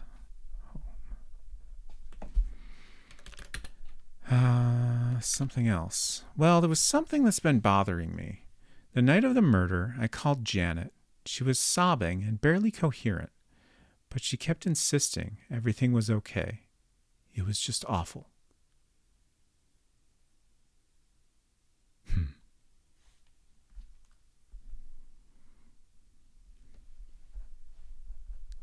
Called Janet the night of the murder.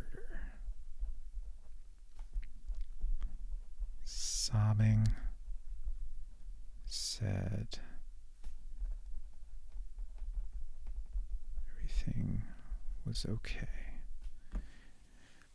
I wonder when. I guess we need to figure out where Janet is staying to be able to go there so we can talk to her. Maybe she can tell us that info. She can't dwell on it. She's just got to put the whole thing behind her. Okay. Maybe not. Okay. Just wanted to check what happens if we... I don't know if... The manual made it clear that things will change over time. Like, we might want to look around a place at different points in the game. And I think it said pretty clearly that, asking questions again might be useful at some point.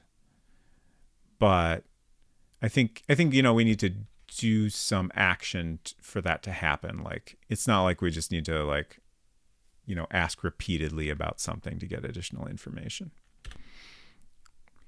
Okay, we'll ask about the whole family. A terrible, dreadful thing. Can you imagine the pain his father must be going through? Edward Robbins. You don't see many men like Mr. Robbins these days. I always told the children they were lucky to have such a fine father. Fred. My little Fred is so bright and kind and good. The Robbins Trading Company will be doing even better business once he takes over. You just watch.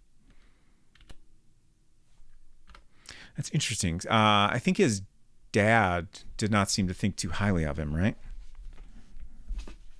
Like, he was saying that he needed to get his shit together. Maybe. I think that was Fred.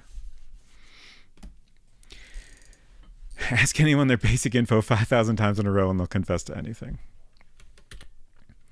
Oops, wrong thing. Kate. A stable, responsible young woman she is. A credit to the family. Doug. He strikes me as insincere. I wouldn't trust him as far as I could throw him. It's interesting that we still don't have Michael Carson in our list of people here. That's Kate's husband, and also the son of Doug Carson. Okay.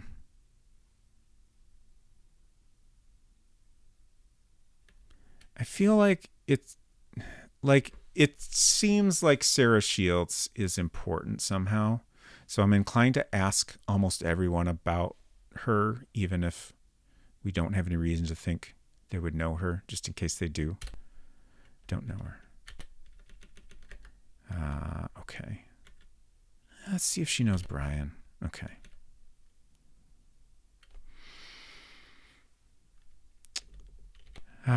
We asked about her alibi already. We asked something else. Okay. Oh, can we bring in someone else? No one else around right now. Okay. So we're done here.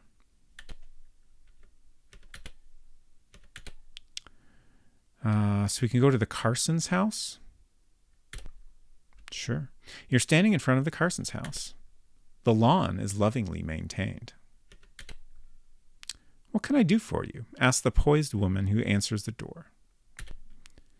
I'm glad you're on the case, she says.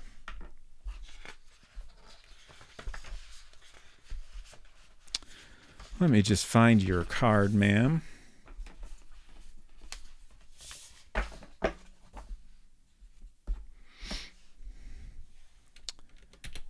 Okay, Kate Carson.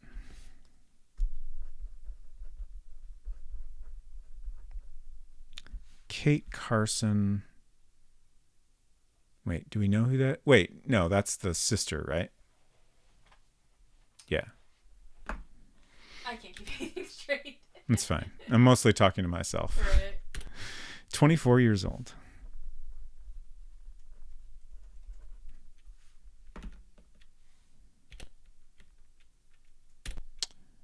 Computer consultant.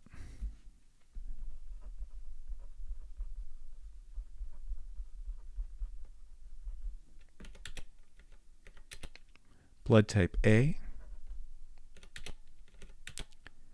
Live with my husband, Michael, and his parents.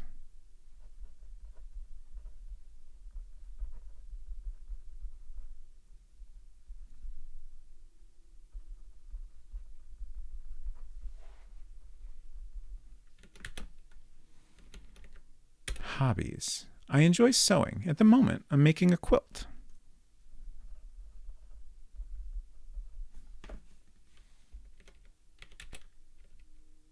Skills. I am proficient at both BASIC and Fortran. Nice.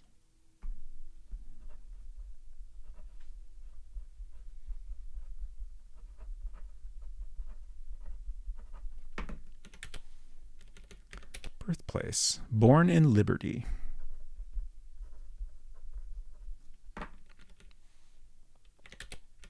Clubs. I'm a member of the Amoenus Club? Please say more. Yeah. What is that? I'm just gonna... Oh no, it's happening again.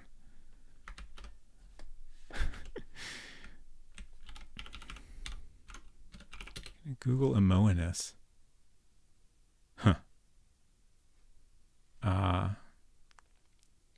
It's an adjective that means charming, pleasant, agreeable.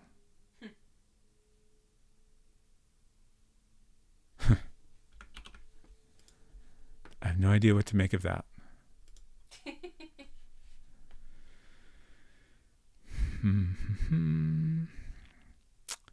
Let's ask for alibi. I was at home the whole evening.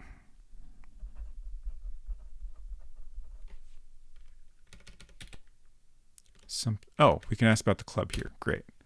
It's a local women's group that my mother-in-law organized. We raise money for charity. Okay.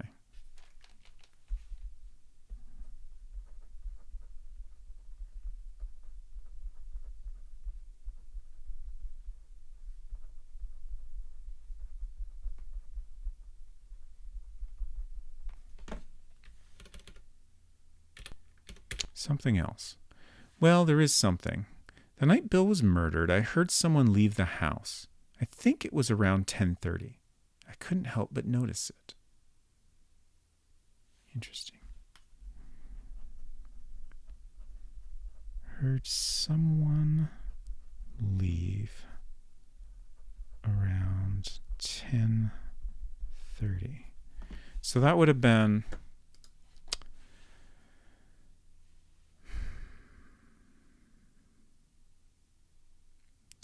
Bill showed up at the Hungry Fisherman at 10 p.m.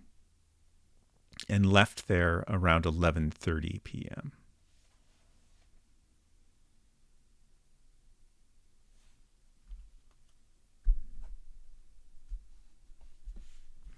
So people that would have been at this house would be her husband and his parents.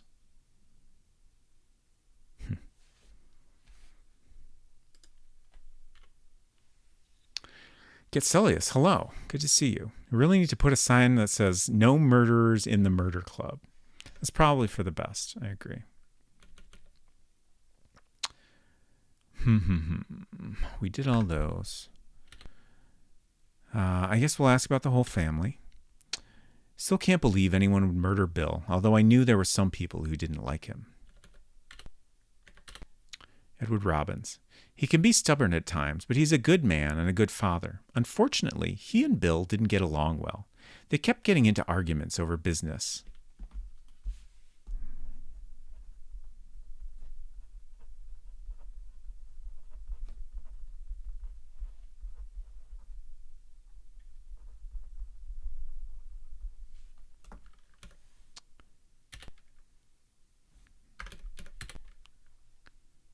Fred. He works for the Lay Cosmetics Company. I think he's met someone that he really cares for. He's been hinting that he may get married soon.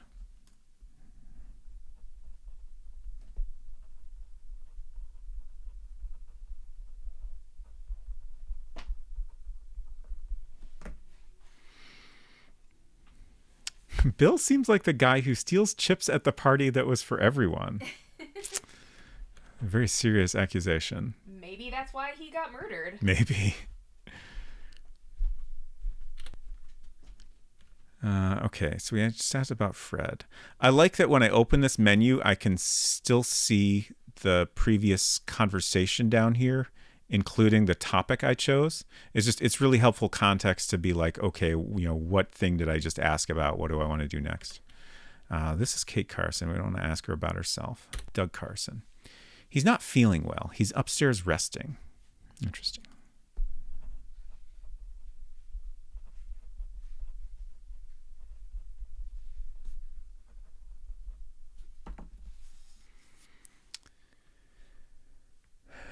Hinton says, I just want to assure everyone that I have no plans to do murders or such. Thank you, Hinton. That makes me feel a lot better. I really appreciate it. Oh, now we can finally ask about Michael Carson. I was hoping that would be the case. Like, I guess, I feel like people have mentioned him. I don't know.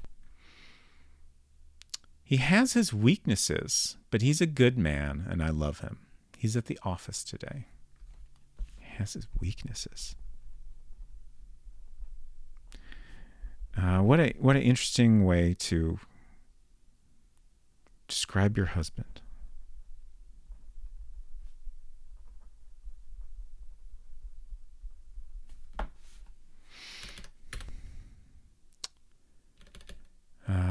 Janet, poor thing. It's been terrible for her. I wish there was something I could do to make her feel better.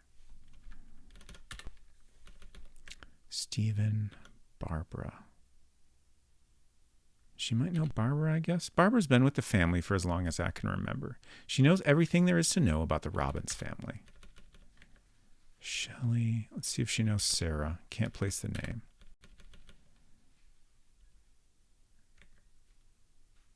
I'm going to ask about Brian just because why not? Don't know him. Okay.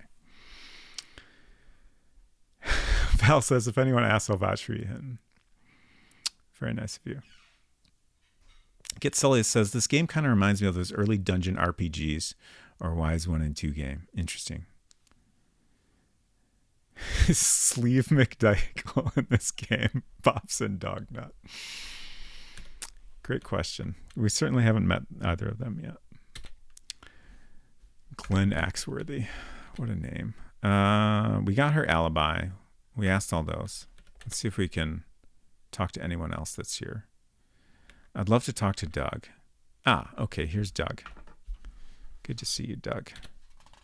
Oh, you want to talk to me? Yes, I do.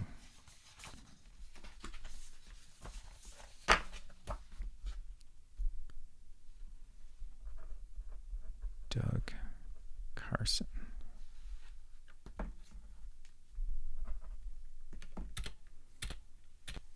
Oops. Age, 58. Occupation, president of the Lee Cosmetics Company.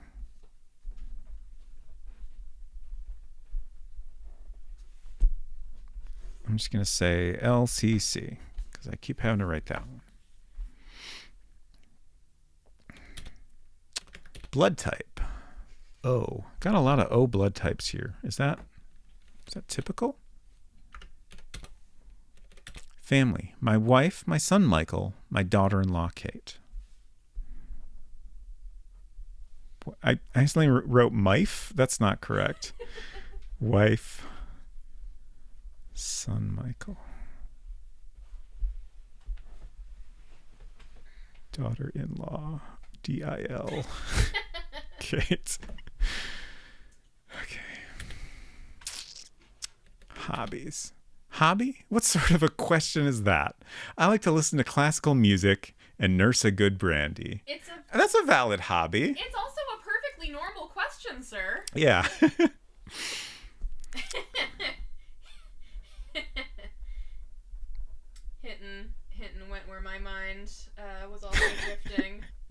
DILF?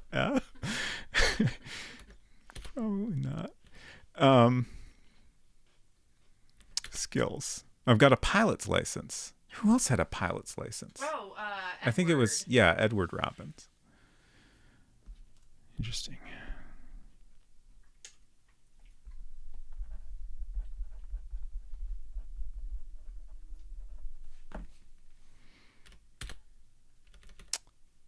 Birthplace. Born in Ohio. I've lived here almost 15 years. Did we ever figure out where here is? I think Liberty? But, like, where is Liberty? Don't know.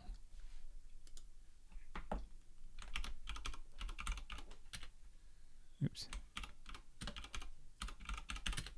I'm just doing a search. Liberty City of the manual. Okay. Liberty City only comes up once, and there is no state given, which is interesting. So it's like a Springfield situation. Yeah, I guess so. Anytown, USA. He nurses Brandy and has a pilot license. Ask him, can he confirm, does he remember landing any planes? That's a good question. Okay. Clubs. I'm a member of the Chamber of Commerce. Everyone's favorite club.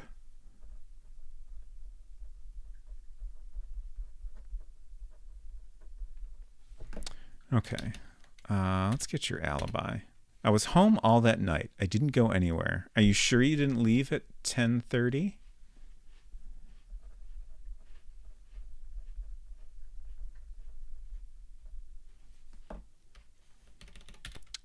Company status. Oh.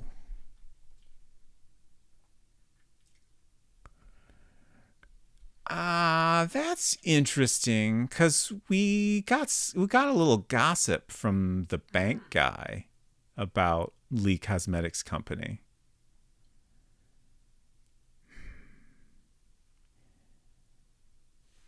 I'm gonna not ask that yet. I'm definitely gonna save. I have not saved it all. Oh, that's no good. Hate to say this, but Bill really flaunted his extramarital affairs. Okay. I wonder whether it had something to do with his death. Yeah. Like, I mean, we don't have a lot to go on yet, but I certainly, like it seemed pretty clear that he had some extramarital affairs, and we've kind of gotten the impression that maybe his wife found out. Like she was sobbing about something and saying it'll be all right or something like that on the night of the murder. And then someone else said basically that she was capable of anything, I think was the phrase used.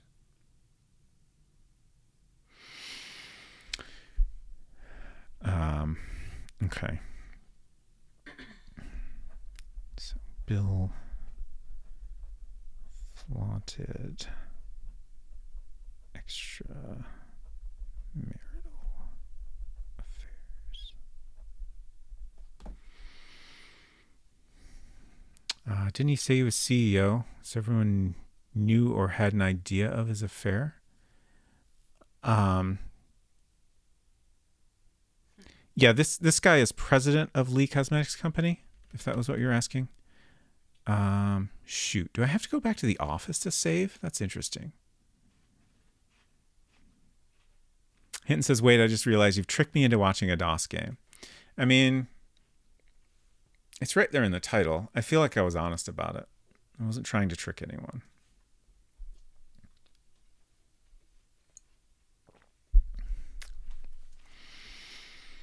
Okay.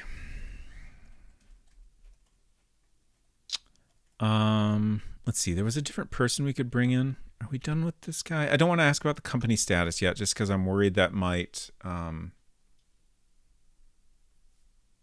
change something. Like it might change the way he acts. Like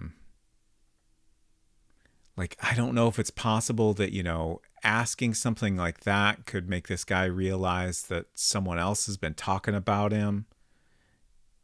like that could have effects. I have no idea how complex this game is in terms of stuff like that. Oh, I was asking, why do you need to ask him about the company status if he was the president CEO? Yeah, we got some gossip that the company is in bad shape, basically. So I think that being able to ask about the company status is like inquiring along those lines. Hinton says, I'm always recommending this channel to people by saying he hated DOS as a kid. That's not true. I simply didn't have any DOS experience.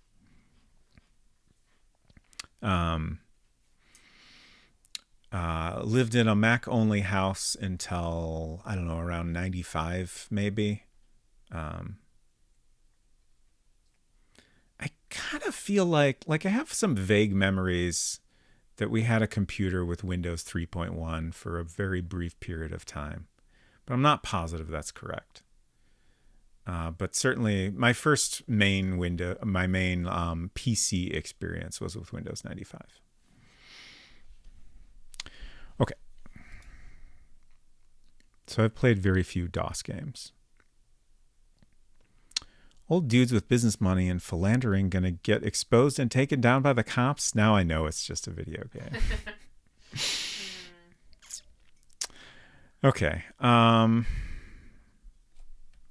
Bring in person. Judy. Okay. What is it? Recognize her portrait.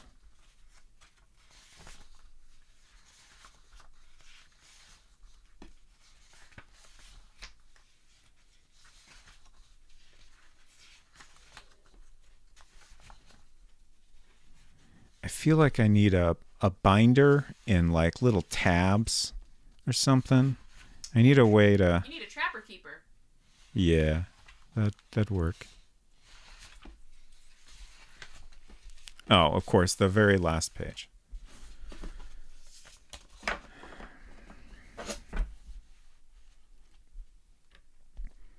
Okay, so this was Judy Carson. We'll ask her name anyway. It's probably not worth doing if we already know it, but... Imagine asking about my age. How rude. If you must know, I'm 52 years old. Ma'am, I'm simply trying to fill out my sheet here. It's, it's normal cop stuff.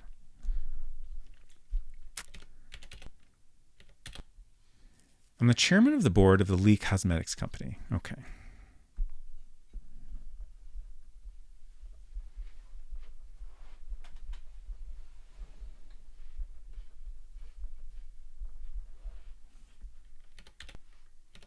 Blood type. My blood type is A. She didn't argue about giving that information out. Family. I live with my husband, Doug, my son, Michael, my daughter-in-law, Kate.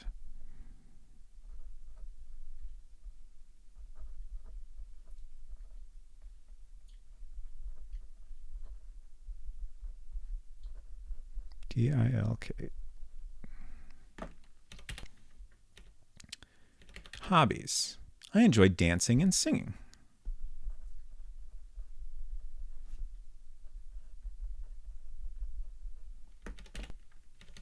Skills.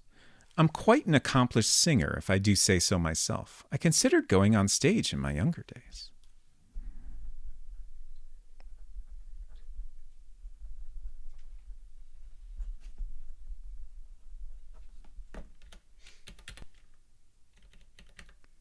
Birthplace. Here in Liberty.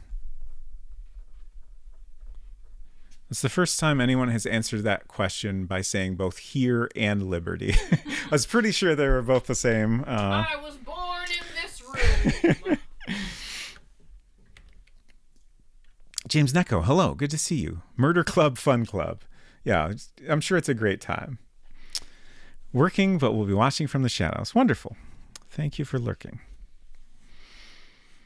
Hope your streams have been good. Okay.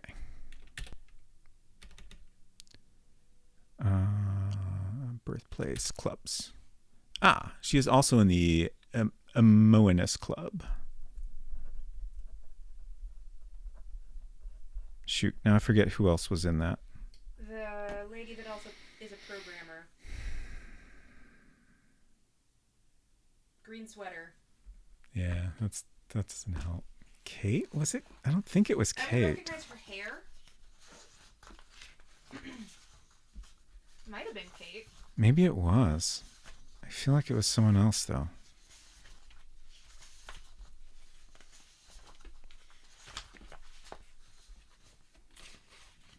It wasn't Sarah or Barbara. I know that much.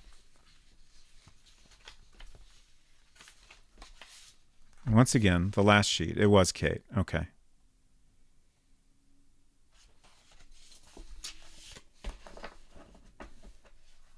Her daughter-in-law. You're welcome, James. Okay. We did all the basic questions. Let's get an alibi. I was feeling under the weather. There was a party the night before. You know how that is. I spent the entire evening in bed. Alibi. Under the weather. Spent evening in bed. Party night before. Okay. Let's ask her about the club as well. It's a local women's charity organization. I'm the president. Okay.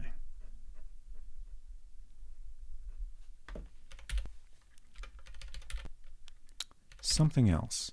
It's probably beside the point, but I wasn't feeling well the night of the murder. So I called Dr. Beckert's office, but nobody answered. Nobody was at his house either. Dr. Beckert. Not at home or... God, I keep writing of instead of or. Or in office.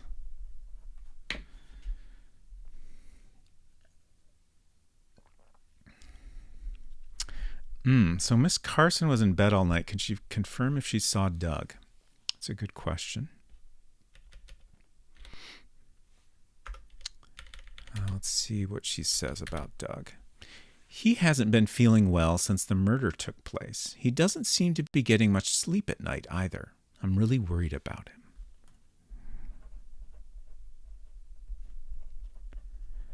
So...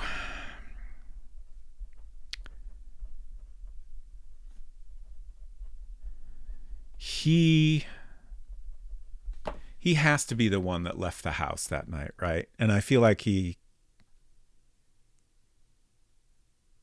has to at least know something if he wasn't directly involved.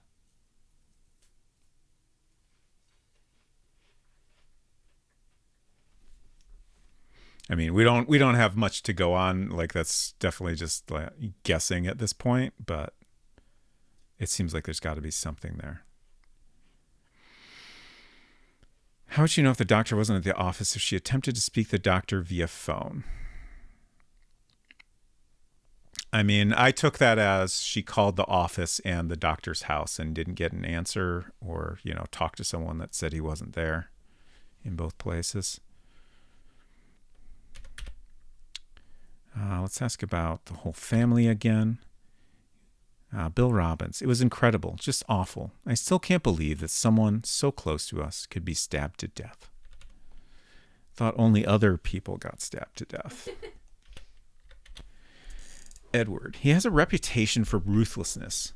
More than one company doing business with him has been forced into bankruptcy. Interesting.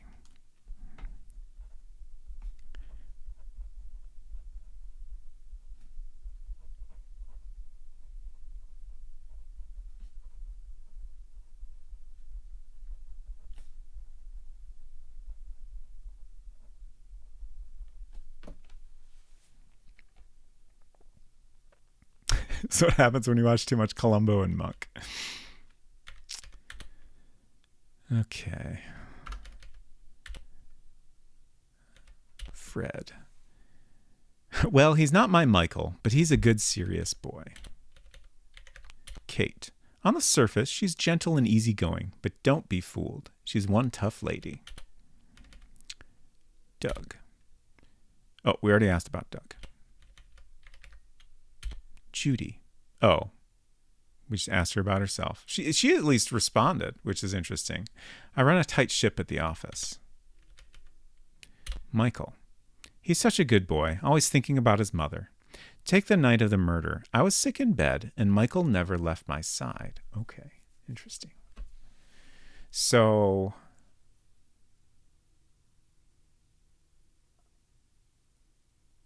it's still not 100% confirmed, I'd say, but that makes it seem pretty certain that Doug is the one that left the house that night.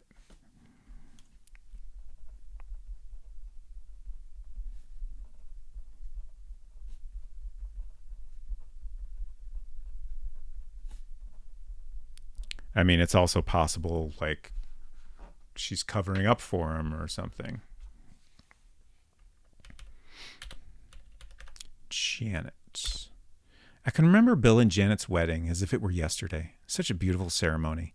And to think that now that sweet young bride's a widow. Okay, so we now know Stephen Beckert is a doctor. I still don't know how we got Beckert in this. Oh, okay. That's the coroner. Okay. That doctor, he's one of a kind, always ready to lend a helping hand. You know, he took in the daughter of a friend of his who died.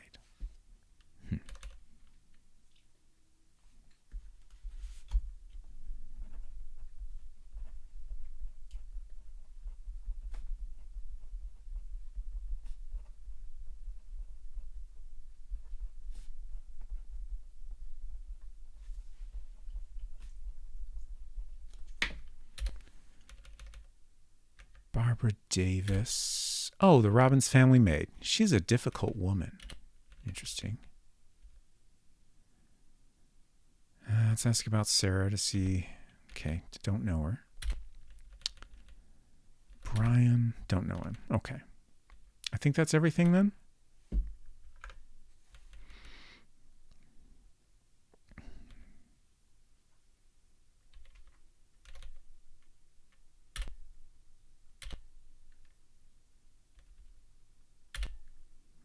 Okay.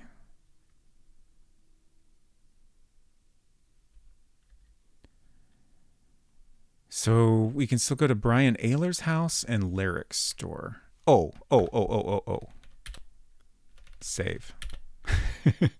Good job. Do you want to save your game? Yes, absolutely. Please. For the love of God, save your game. I'd like to analyze your progress. Ooh. Oh. I forgot about this. And I wasn't entirely clear on when this would come up. But I think we'll do it just to understand how it works. Also, it seems interesting. Fascinating. So we have, as we were told, 5 different categories. Collecting evidence, 0. We haven't collected any evidence, so that makes sense. General investigation, 42 points, which we got a pretty significant amount of a bar filled in there. So that's pretty good. Interrogation, 0 points. I assume we get those points for bringing someone into the police station and interrogating them there. Vital information, 8 points. Just a little bit of that. Total investigation, 12 points. Today's investigation time, 1 hour, 47 minutes, 21 seconds. Message from Judd Gregory. Okay, nice.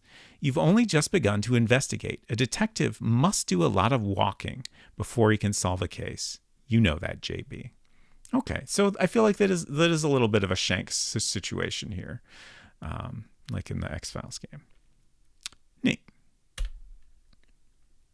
All right, and with that, I need a break, so I'm going to do that, and then we'll come back and do some more investigating. I'll be back in a few. What? Button Oh, my button's broken. Here we go.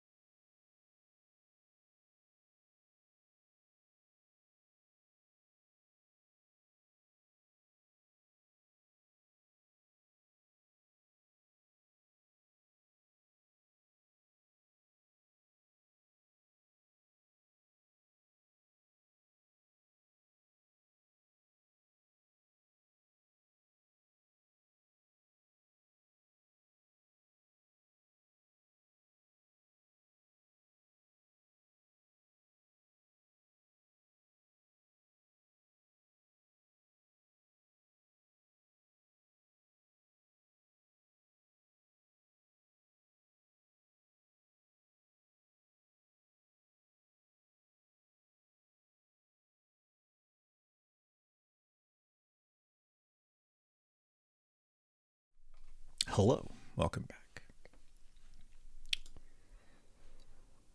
All right, now what are we doing?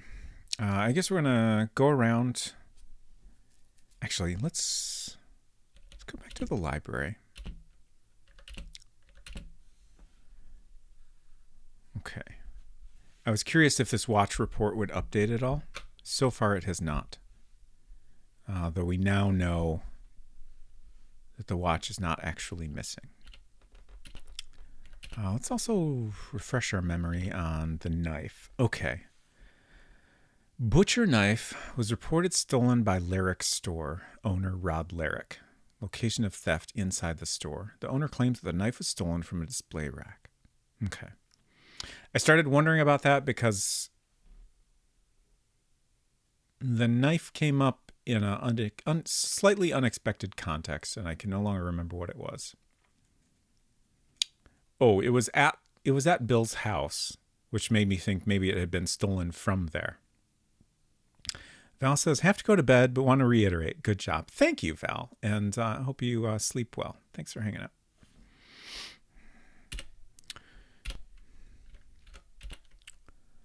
And the car, Ford, white in color, 1986 model. You know, the 1986 model. Reported stolen by the Robbins Trading Company. The 86 Ford, white. Mm-hmm. We all know that one. Okay. And the Robbins Trading Company was where we had noticed a couple of new cars, which I don't know how we would, like, maybe they're new as in like brand new cars. Like it was obvious that they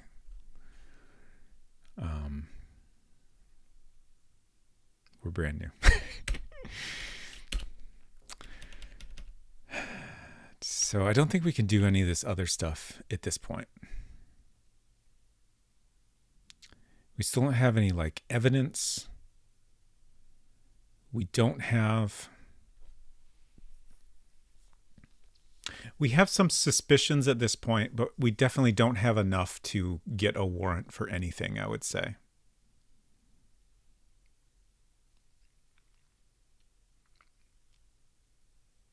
I'm just kind of trying to think if there's, maybe a search warrant is probably going to be the easiest one to get, but I can't think of anything that's come up. Like, I feel like if something came up that would be a reason to get a search warrant, I would have, realized that pretty quickly. Okay, so let's continue our investigation.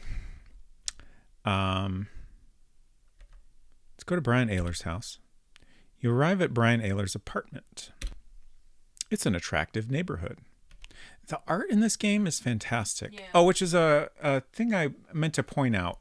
I wanted to play this version specifically because a lot of later versions have completely different graphics. Like the entire game has had a visual overhaul, I think a couple of times over the years. And I just found the graphics in this one especially charming. And it seems like the later variation of the graphics is maybe a little more common and more often seen. So I thought it'd be nice to check this one out. Maybe you can just start arresting people for having a blood type. What's the crime or blood type? I forget what they all are.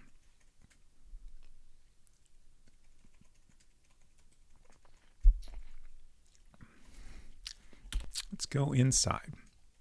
Who are you? What do you want? Asks the shifty-eyed man who answers the door. Okay, so this is the guy. Well, I assume it's the guy. Let's say hello. What's this all about? Okay, this is Brian Ayler. So this is the guy who was arguing with Bill right before he disappeared and then eventually turned up dead. So he's definitely suspicious. Although, getting in an argument with someone multiple hours before they showed up dead, there's not a lot there. But it is a little suspicious. Hinton says, people say DOS graphics were bad and broken, but I think that's just hater talk. I agree with you, Hinton. So thank you for the cool Garf. I really wish, like, on one hand, it's funny when the sunglasses don't quite line up right. On the other hand, I kind of wish the emote creator could specify where the sunglasses should go. It would be nice to have some control over that. Brian seems like a jerk. Yeah, he's getting in arguments with Bill all the time, and he's just being kind of rude here, so he's not making a good impression so far. Let's find his card here.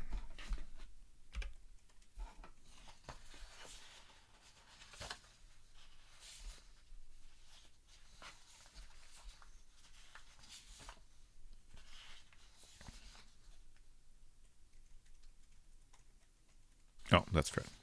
I was like, that looks kind of similar, but it's definitely not the same guy.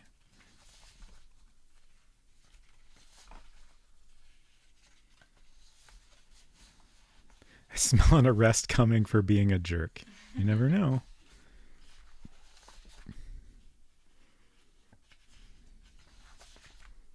There he is. Maple Mystery. Again, I must apologize. I screwed up my alerts. But thank you so much for stopping by. It's great to see you. At least we have the confetti, so that's something. I hope you had a great stream tonight. Oop, tapped on the wrong thing.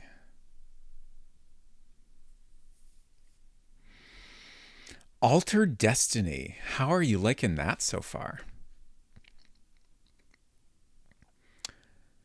6-7 said that shirt is 30% collar. Oh, his shirt. I thought you were talking about my shirt for a second. Yeah, it is a lot of collar. It's pretty sizable. David Alexander, good to see you.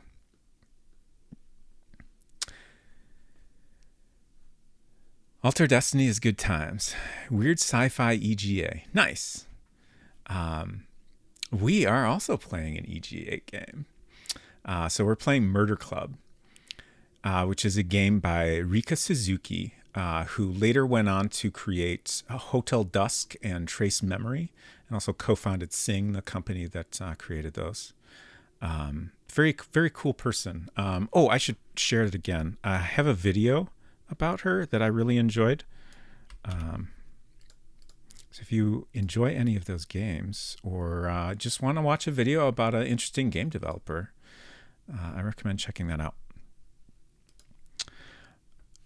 So Murder Club is, we're playing as J.B. Harold, an investigator who is trying to solve the murder of a man named Bill Robbins. He was found stabbed in the back.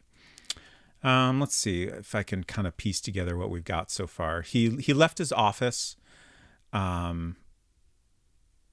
2 hours later, he showed up at a restaurant. It's unknown where he was during those 2 hours. He stayed at the restaurant for a while. He had an argument with this guy right in front of us here, whose name is Brian Ayler. And then he kind of went missing for a while, like his whereabouts were unknown, until his body was found. Was it outside in front of the gates of Arlington College at 1 a.m. on May 8th. So far we've just been going around town and talking to various people. The game is a very interesting design. It's very like Wikipedia. There was a quote on Wikipedia that described it as dry, and like I think that's a good way to describe it. Like it feels very methodical going through all these dialogue options and stuff. But it's been interesting, and like it's starting to, as we start to get more of a picture of what's going on, it's definitely becoming interesting. Inuith said, neat. Hotel Dusk and Trace Memory. I think I had both of those for the DS. I'll need to double check to verify. Yeah, I enjoyed both of those a lot. Arthur 1043, welcome. Played a buttload of games in my time. I've never ever heard about this game before. Nice. Always glad to show folks a game they have not heard of before. I actually first heard about this. I meant to find the magazine. I have a magazine. It's a very old PC magazine that has a bunch of games on the cover. And this was one of those games. So I've been aware of it for a long time, but never really looked into it much. But when I came across that magazine again recently, I got intrigued. Mostly just the name and the cover art. Actually, I have.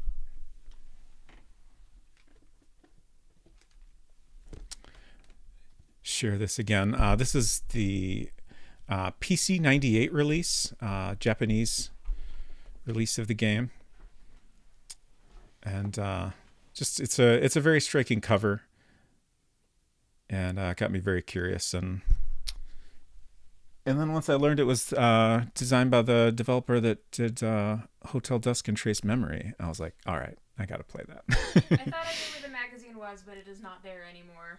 Ah, okay. Well, that's not too important. Carmen Sandiego vibes. Yeah, I was thinking of that too. Like the way you interact with it and kind of, work things out feels like that's the closest I can think of to the way it all works. This definitely feels a lot more in depth and complex. Okay. And also, of course, want to say if anyone is not following A Maple Mystery, I would strongly recommend it. Another fantastic game developer and streamer. And absolutely check out the Crimson Diamond if you enjoy the types of games I play over here. Thank you for the follow. Great to have you here. Arthur asks, was it ever officially translated? This is the version we're playing is the North American release. It originally came out in '86, and then there was a MS-DOS North American release in '89, and that's the one that we're playing. So yeah, this is an official translation.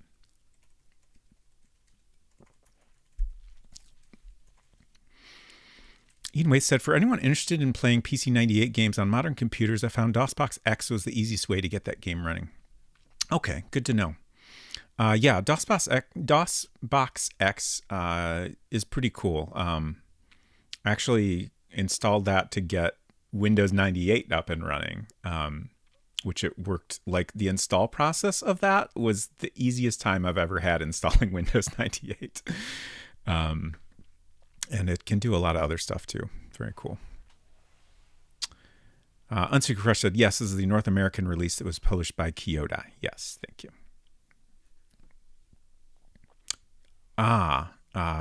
Arthur says, okay, thanks. Don't believe I've ever seen in Europe.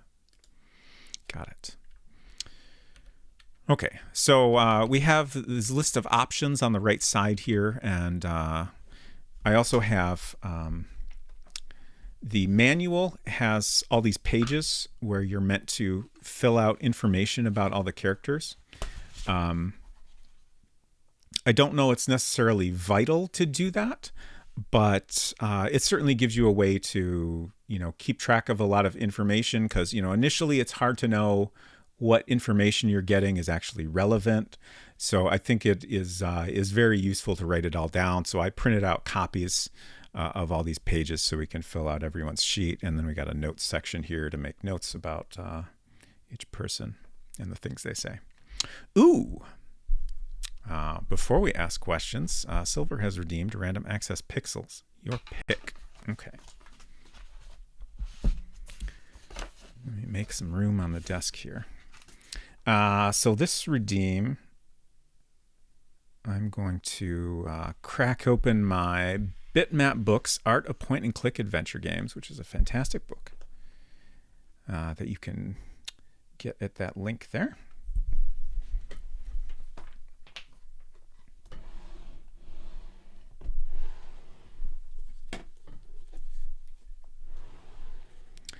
It is quite a large book, very heavy, and it's full of adventure games, which is fantastic. Okay, so um, every time someone does a your pick, I'm like, okay, so what era do I want here? Because it's chronological. So if I pick a random page that's earlier in the book, I know I'm going to get something a little older, which I think I'm going to do that. Oop. So right here. Have we done this one before? I'll show it anyway, but then I'll do another one just in case this is a repeat. Leisure Suit Larry goes looking for love in several wrong places. Thanks to the new SCI engine, the second game to feature Larry Laffer featured optional mouse control for movement with improved full-screen graphics and animation. The various locations featured wonderfully detailed backgrounds and cutscenes.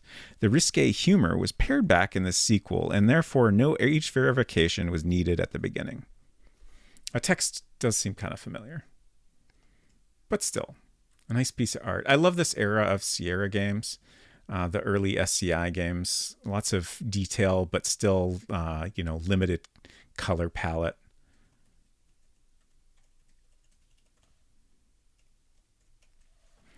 All right, let's find another one. Let's go back a little further. I don't want to do a ton of reading because I already got lots of reading. Here. Microphones get in my way a little.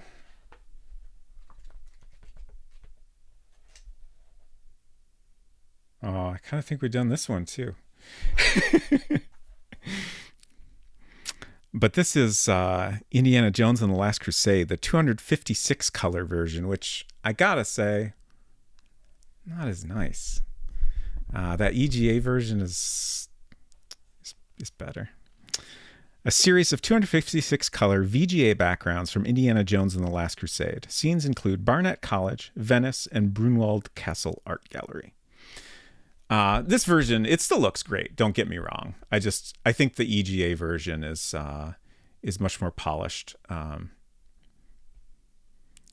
Generally, I feel like the majority of games that have upgraded versions over time, I tend to prefer the original. Especially this kind of thing where it's like, it's roughly the same art. They've just added color to it. And I feel like, in some ways it's very successful, but there's just lots of nice limited color work that, you kind of lose the charm of that and the artistry of it. But it still looks great.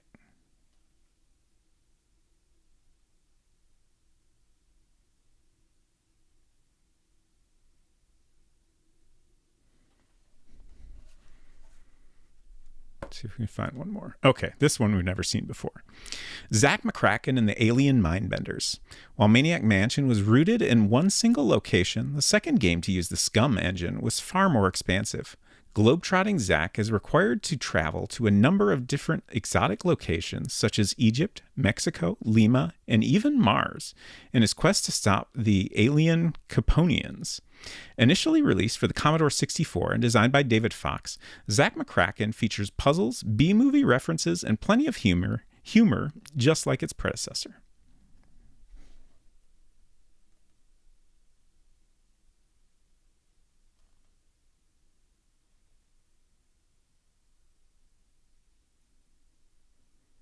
Very nice. Thank you, Silver, for that redemption.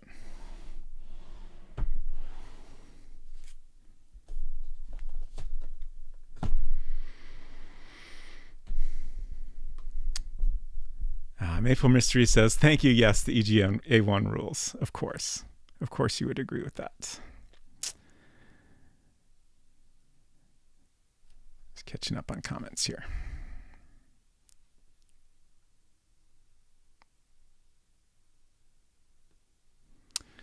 Counter said, ooh, I think this is the first game I ever bought with my own money. Which one was that? Was that Last Crusade or Alien Mindbenders? I always enjoy trying to get through the Leisure Suit Larry 1 adult quiz. So I still have never played any of the Leisure Suit Larry games. I will probably play at least one of them at some point. Played this Zach McCracken on the Amiga. Nice. Bill Kuhn, hello. Looks like this version of Zach uses double wide pixels. Yeah. The only version I know of uses the near square pixels. And Kyle Nera says Zach McCracken. I have never played Zach McCracken. I ordered a copy of the limited run games boxed version. So sometime after I get that, I will probably play it on stream. Should play the EGA one of Leisure Suit Larry. It's glorious. Yeah, I would definitely play the original version for sure. Okay. So, rearrange things here again. So we're talking to Brian. Name. We already got that. Age, 34 years old.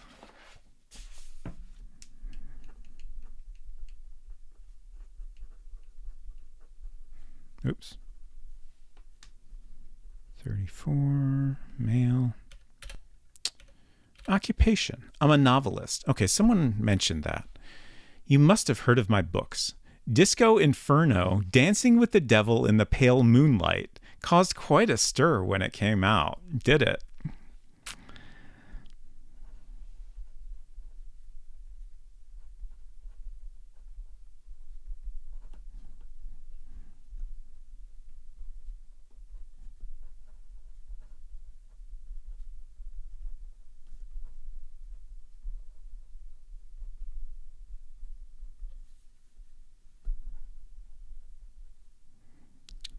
Occupation, author. I just wanted to write the title of that book down in case it's in any way relevant.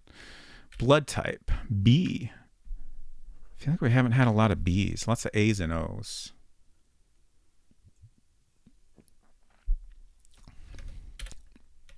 Family. I live by myself, and I like it that way.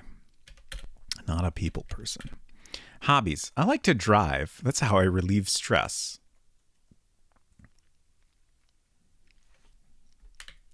Hobbies, driving. For stress.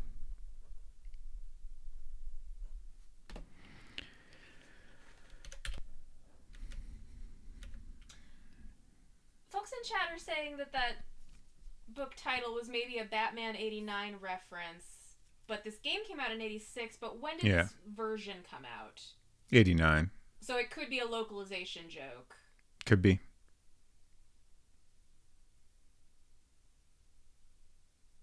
It just occurred to me.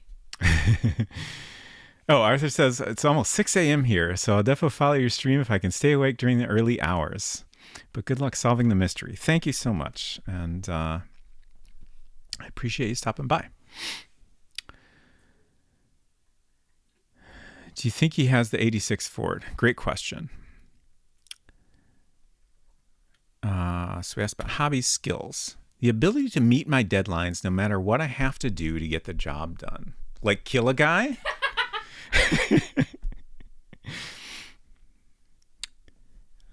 Skills. Meeting deadlines. I forget what the context the 86 Ford came up in. That's one of the police records we have access to is a stolen. Okay. White 86 model Ford. Okay. Birthplace. I was born in New York, but I didn't like it. Too noisy, too crowded. It's easier for me to write here. I've been living in Liberty for 3 years. New York. Living in Liberty for 3 years. So clubs is the last one. I belong to the American Writers Guild.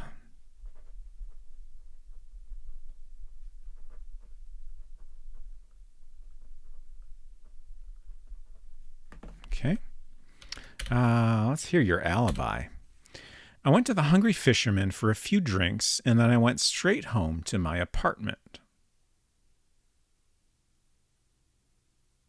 So you didn't have an argument in the parking lot after that? I mean, I guess you could argue that that's still being at the Hungry Fisherman.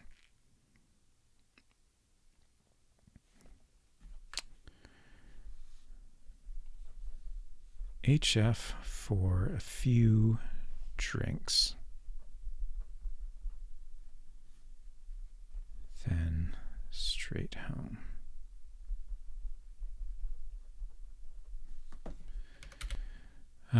Nope, not that. Let's see. Let's ask about the knife. Maybe? Maybe not. Something else? No, nothing in particular. Yeah, I don't think I'm going to ask about that unless I have a reason to.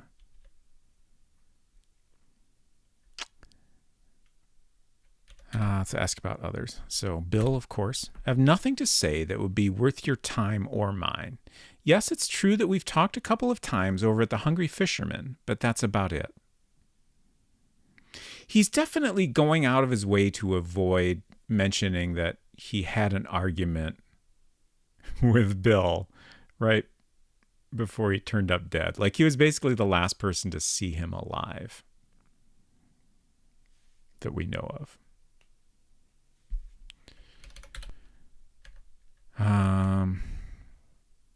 Don't think it makes sense to ask him about most of these people. Definitely want to ask him about Sarah Shields.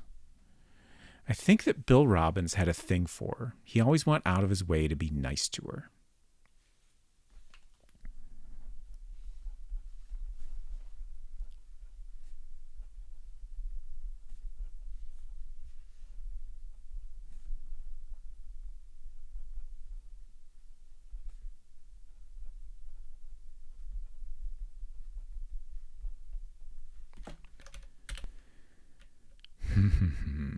Let's ask him about himself.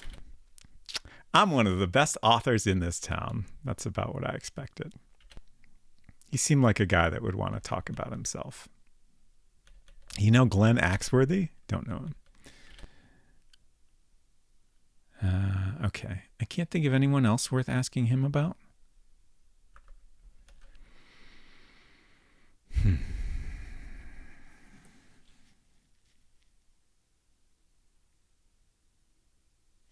I assume bring in person doesn't...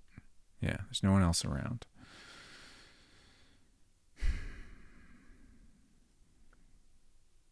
I would love to get more information out of this guy, or at least ask him more questions to try to get somewhere. Like, it seems weird that we can't specifically ask him about his argument with Bill on the night of the murder.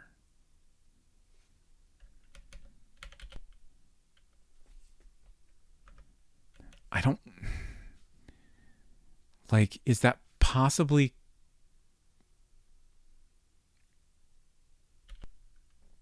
a reason to get a warrant? Like, it's not like he's I mean, he's a little bit avoiding it, but it's not like he's refusing to tell us anything. We just don't have the option to ask.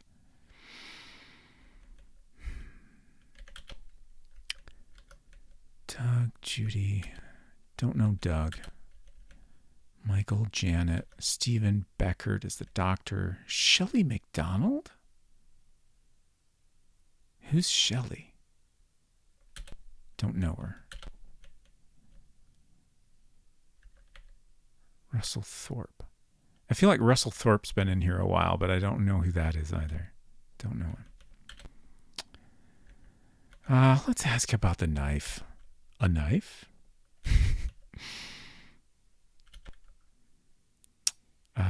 I do want to mention, for folks that have come in later, there is an unsolved rape case that features heavily in this. So if that's the kind of thing you would rather not hear about, just want you to know up front. So that I'm just going to ask him about that. I don't know if he would know anything about it, but he knows Sarah Shields to some degree, so he might know something. Don't remember hearing about it. Okay. So yeah, I'm suspicious of this guy, but I don't know what to do with that. Maybe we need to find out more about him from other people.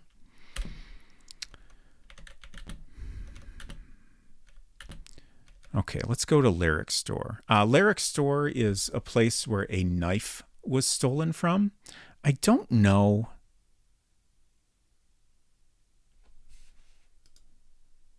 I don't know that this is like for sure the murder weapon. I don't think we necessarily know that. But a knife was stolen from this store. And Bill was stabbed in the back. So, it's possibly related at the very least. 6-7, I don't know these names you're telling me. You're standing in front of the store. There's a sign on the door reading Lyric Store. There sure is. Welcome, calls the owner from behind the cash register. I love his apron or overalls. Probably apron that just say shop. It's that's delightful. Great.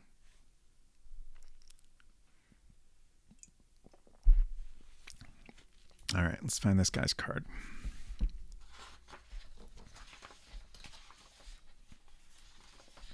We're doing pretty good at filling these out. Like, there's a lot to go, but I feel like we might be around half.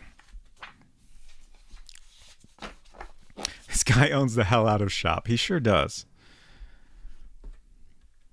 All right, let's look around. The shelves are packed with food and housewares.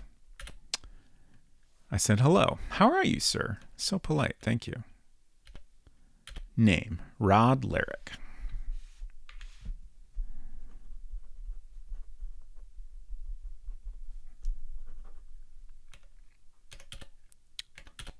$60 old.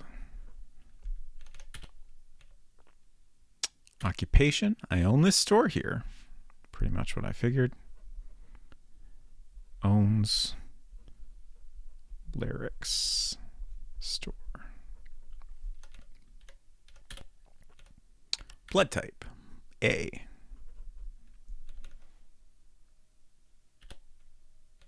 Family, I have a wife, a daughter, and a son.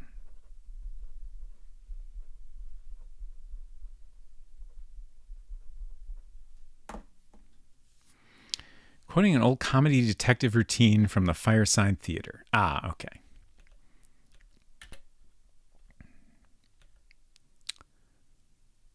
Hobbies. I like to go fishing down at Liberty River.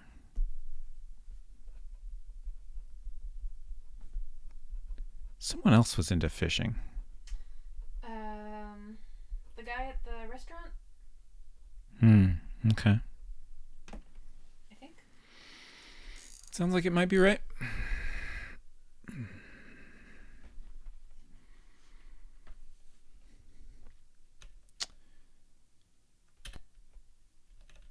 Skills. When me and the boys get together, there's no one who can beat me at 5-card stud. Okay.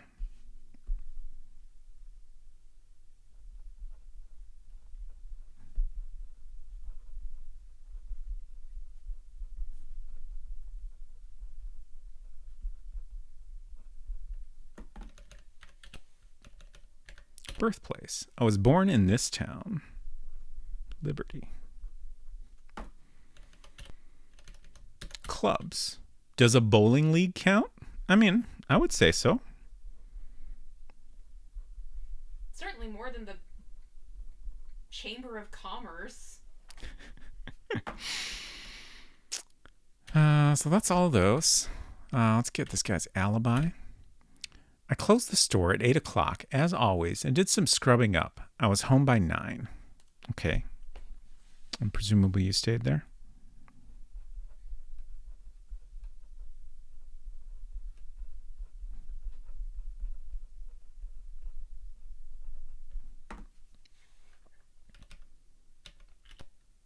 Oops. I want to ask about the knife. Yes, yes. It disappeared 2 or 3 days before the murder. And when I heard that Bill Robbins was stabbed, I got real worried. Knife stolen 2 or 3 days before murder. There's something else there. Oh, yeah, there's something else. No, nothing about the ordinary. Okay, let's ask about others. We'll start with Bill. Edward Robbins' oldest boy? I hate to speak ill of the dead, but he was the kind of man who wouldn't think twice about hurting others if he could profit from it. Bill would hurt others for money. Okay. Let's see if he knows Edward. He's a big man in this town. We went to high school together. He was top of his class, a real hard worker. 2. High school with it. I won't ask about most of these, I don't think.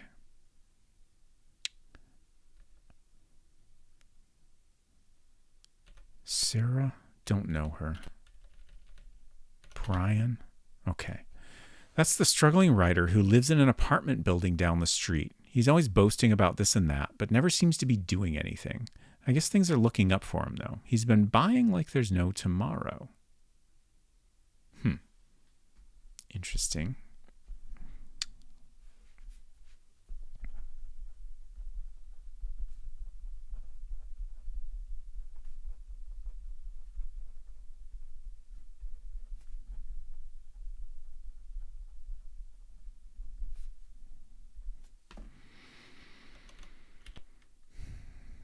Anyone else? Glenn. I forgot who the hell Glenn even is. Glenn Axworthy. No one else to bring in. So I think we're done here.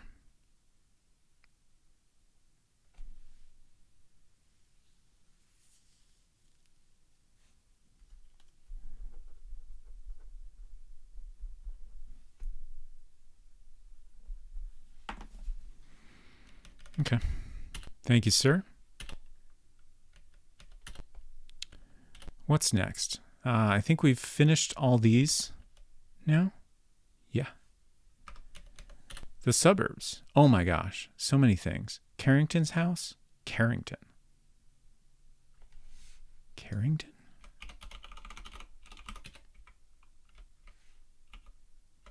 Janet. Oh. Oh. Okay. So that's Bill's wife's maiden name. Okay. So that's where she is. Which was in the manual the whole time. We thought we had to figure that out, but it was right there.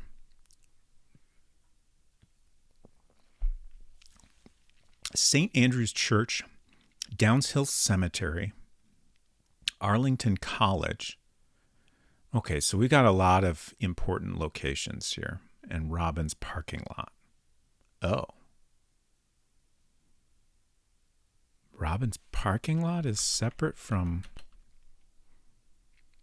Like, we heard about the parking lot, but I assumed that was, outside Robbins Trading Company. But it's in a completely different area. Huh. Okay. I guess we'll just go in order here.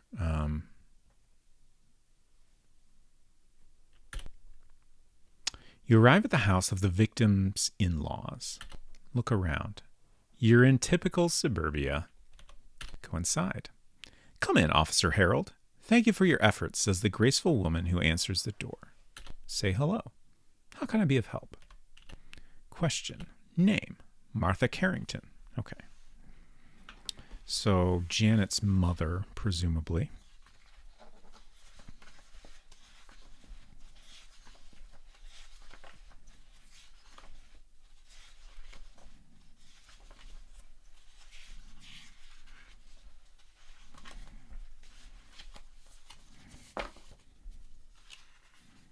Every time it's like one of the very last ones. I should just start from the back, apparently. Oh my God. Wait, oh, what? Is she not on here? There's gotta be, right? Yeah, we can question her and stuff. I must have missed it somehow. Oh, when you were printing off pages? No, when I was flipping through them. I'm certain I printed them all out. Because they're numbered, and I checked through them.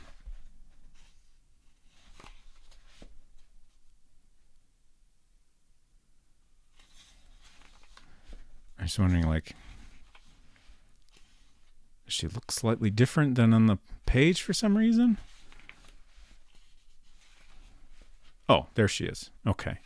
I think I just missed her because, like, the necklace is very prominent, but it doesn't show up at all in the printed portrait. Okay. Martha Carrington.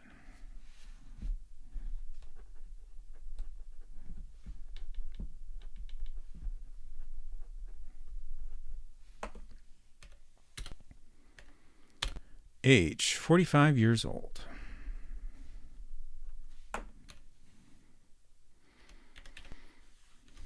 Occupation, freelance interior designer.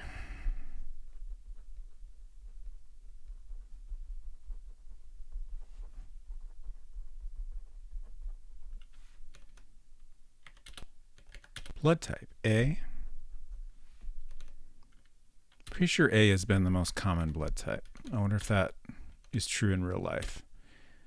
Family, my husband Joe, my son Dave, and my daughter Janet.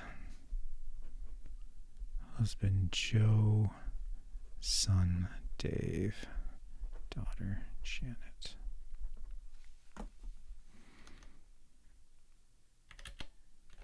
Hobbies, gardening. I have a magnificent rose garden.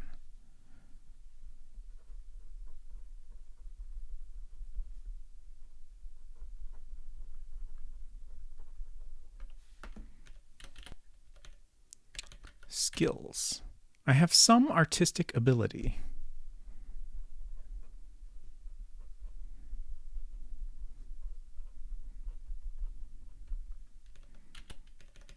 Birthplace. I was born in Boston. I've been living here for 5 years now.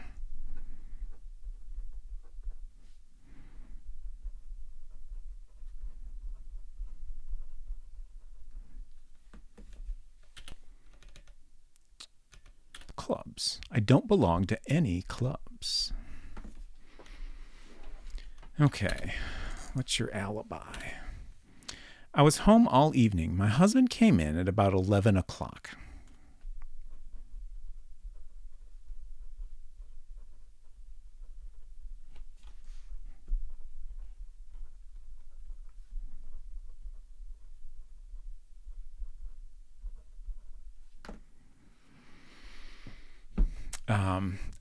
I just remembered the bit on the back of the box about discovering the meaning of murder club. Which, yeah, I'm very curious where this is all going to go. You think you're going to ask somebody what club they're in and they're going to say murder club? No, I do not. But, I mean, it kind of suggests there's like a group of people that do something murder related. Mm-hmm. I don't know.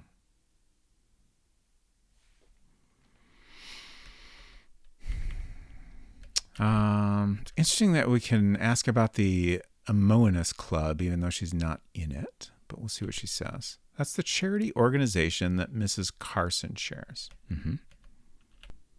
Something else. Nothing at all. Okay. Ask about some people here. Bill Robbins. What can you say about a tragedy like that? We don't want to ask her about herself. I guess we'll ask her about the whole big family. Edward. He's such a kind man. Even though he's suffering through his own loss, he's shown such concern for Janet's welfare. Fred. Bill's brother? Yep, that's the one. Kate. She's a thoughtful woman. She helped with so many of Janet's wedding arrangements. Doug. I don't know much about him. Judy. She asked me to get involved with the Amonis Club. It seems like a fine organization, but honestly, I'm uncomfortable in groups. I didn't join. Michael. Never even talked to him. Joe Carrington. He's working today. My husband operates the home real estate agency downtown. Okay. Janet Robbins. After Bill was killed, Janet came home. She needs the support of her family now. I just wish there were more we could do for her. It breaks my heart to see her suffering this way. Sure, we'll ask about the doctor. Don't know him. Oops. Barbara. She's been very kind and taken Janet under her wing. Apparently, Janet's learned a lot about the Robbins family from her. Barbara is the housekeeper for the Robbins family. Shelley McDonald. Ken Scott. Sarah Shields. We'll see what she says. Don't know her. Brian Ayler. Sorry. Just sorry. Sorry about that guy.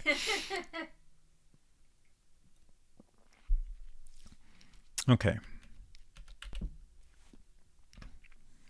I think that's everything.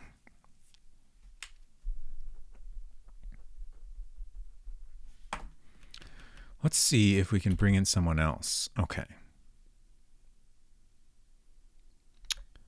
We'll talk to Janet next. She seems like the most interesting one to talk to. Okay. The person you called enters the room. That's a perm.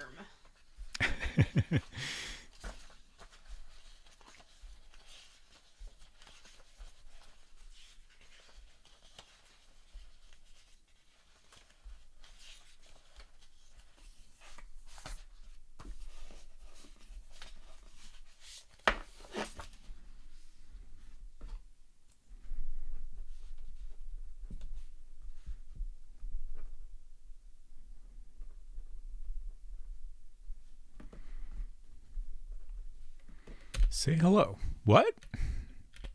Okay. Janet Robbins, 21.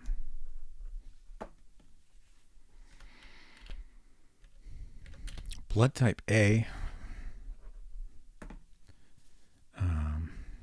Marital status, widowed.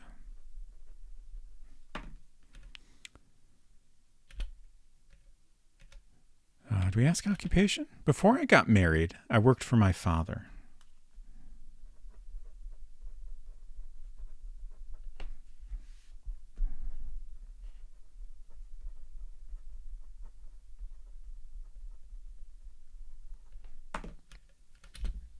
Oops.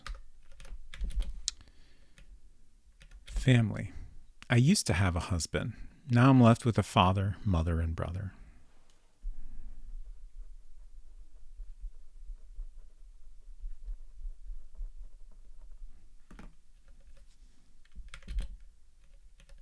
Hobbies. Things I like to do? At the moment, there aren't any.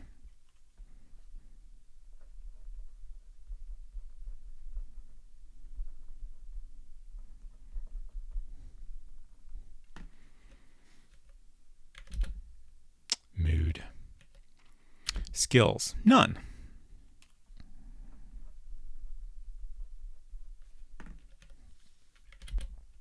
Birthplace. Born in Boston.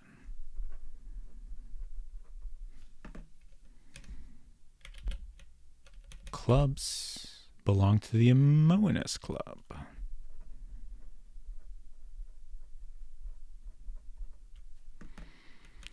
Okay.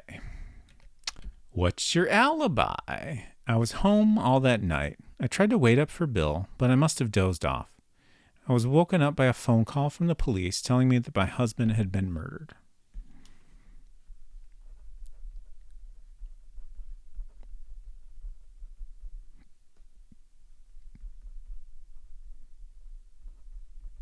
Must have dozed off.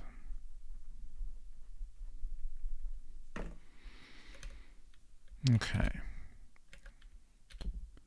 Amonis Club. I joined because Kate asked me to. Thank you for the follow. Great to have you here. It annoys me so much that my alerts are goofed up. Oh, well. Interesting that we can ask her about the knife. Stolen any knives lately? A knife? I don't know anything about a knife. Interesting response. I've never heard of a knife in my entire life. Mm-hmm.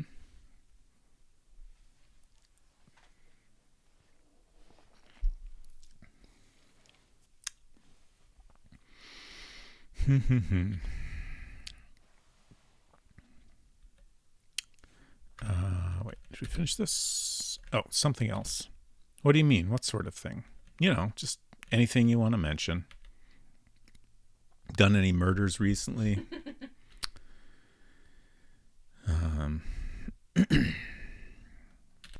Bill. I don't want to talk about Bill right now. I just can't handle it. We'll ask her about the whole family. She's a wonderful mother. Edward. Even his own son's murder wasn't enough to make my father-in-law shed a tear. All he cares about is his stupid company. It's interesting that her mom seemed to think more highly of Edward than most people. And I feel like I'll even described him as being caring in some way. Fred Robbins. He's nice. I like him. I don't know. What are you trying to get from me? I'm trying to figure out if he did a murder, to be honest. Kate Carson. Kate is always looking after me. Doug Carson. He makes my stomach churn. I already forgot her name. This is Janet Robbins. Janet. Okay.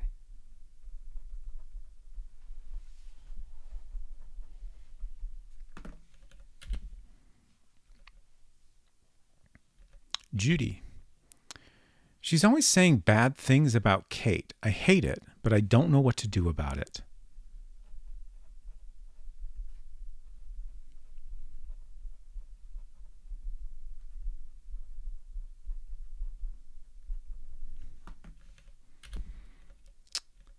Michael. We never really got together much. Why?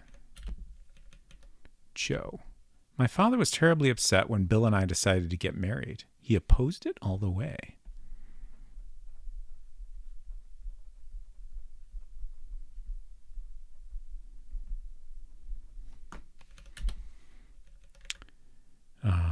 We won't ask her about herself.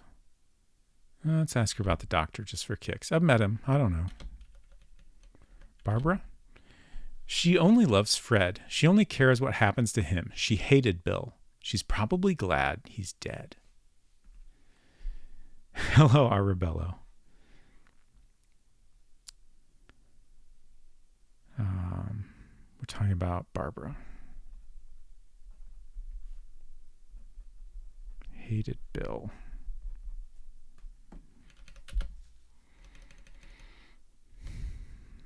Shelley. Who the hell is Shelley McDonald? Oh, the secretary. She used to be Bill's secretary. That's all I know. Okay. Ken. I can no longer remember who Ken was either. Was that the restaurant guy? Maybe? Don't know him. I think that might have been the restaurant guy. Does she know about Sarah? Don't know her. Russell Thorpe. Brian Ayler. I don't know him. I can't help you. I really want to lie down. Okay. I like to imagine the in-game detective muttering, who the hell is Shelley McDonald? Yeah, I agree. Okay. I think... Oh. That's new. Okay. Hmm. I wonder if this has happened before and I simply didn't notice it. So I guess when I asked about Bill or something, this must have popped up.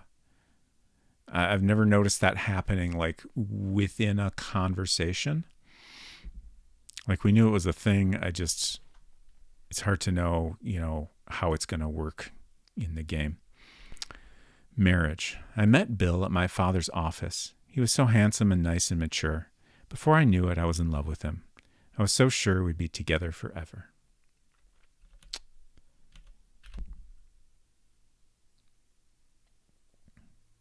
Sure you don't know anything about a knife? All right. I think, we have Dave to talk to now. The person you called enters the room.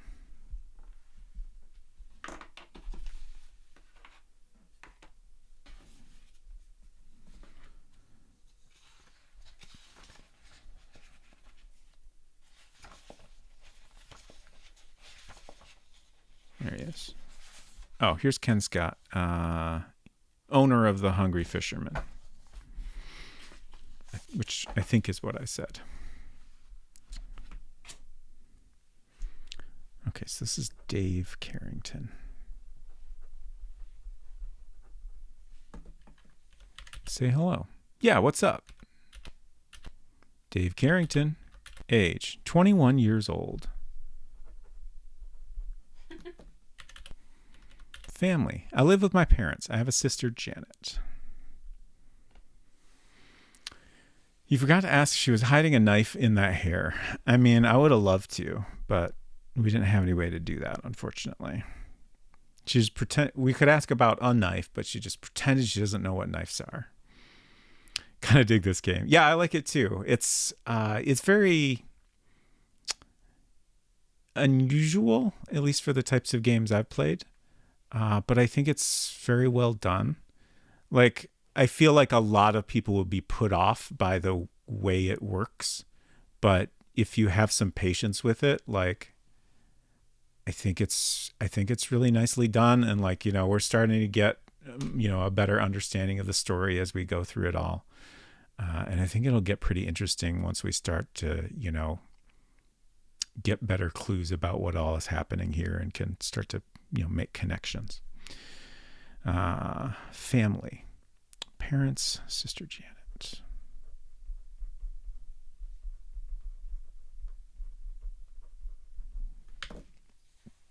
And also, I really like the art. Hobbies. We didn't do blood type yet. AB. Oops. Family, we did. Hobbies. I don't know. I like doing lots of things. Hobbies. Lots of things. Great. Very helpful. Thank you. Skills. I'm a great third baseman. I play for Arlington College. Oh, interesting. So this is the first time Arlington College has actually come up.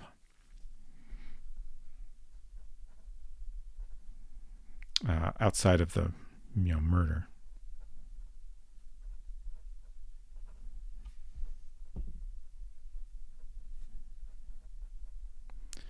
And the fact that the body was found there seems interesting. Like, why there?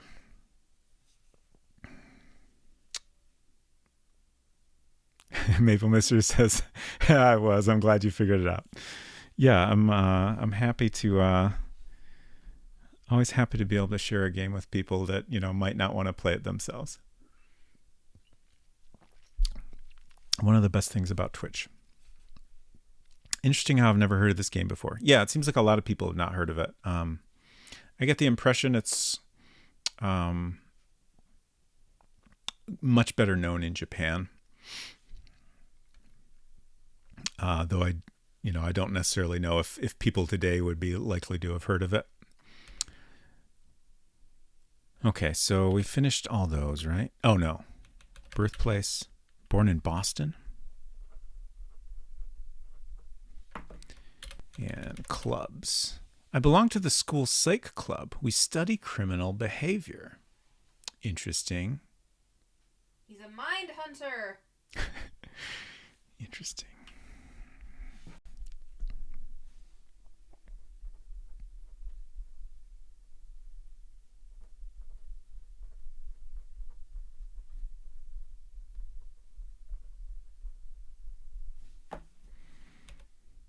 Okay. What's your alibi? Why are you asking me this? I didn't do anything. I went out with my friends and I got home pretty late. Not a great alibi, buddy.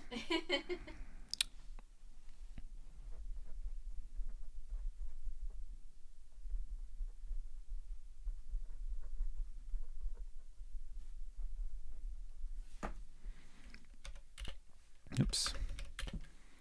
Oops. Something else. No. Fair. I'm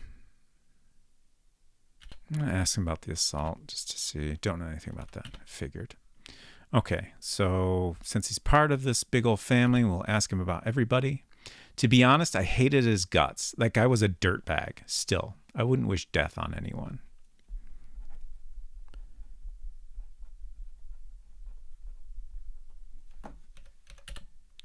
Martha. My mom is really worried about Janet. She's afraid she'll never pull herself back together. Edward. I barely talked with the guy.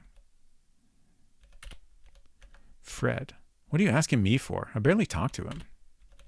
Kate. Don't know her well. Doug. Never talked to him. Judy. She's an old gossip.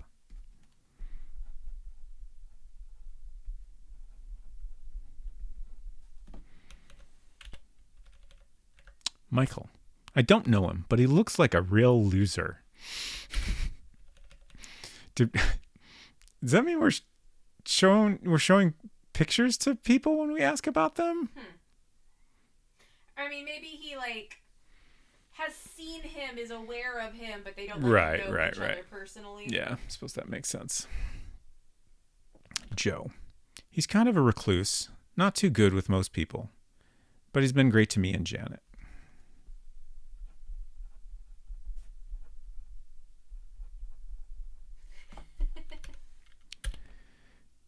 They're all standing in the room with you. Okay, so Joe, Janet. My sister is in lousy shape. She's cracking up, and I don't want to talk about her, okay? Dave.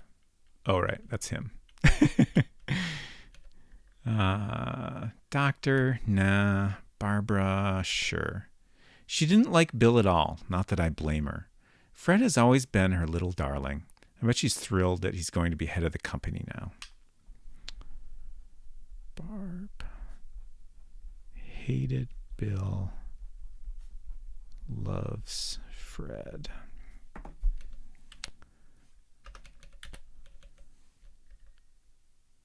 Shelley, Ken, Sarah. Ah, he does know Sarah. She plays the piano over at the Hungry Fisherman, right? That's correct. Russell Thorpe, Brian Ayler, don't know him. Glenn Axworthy, don't know him. Okay. So that's everybody here. See ya.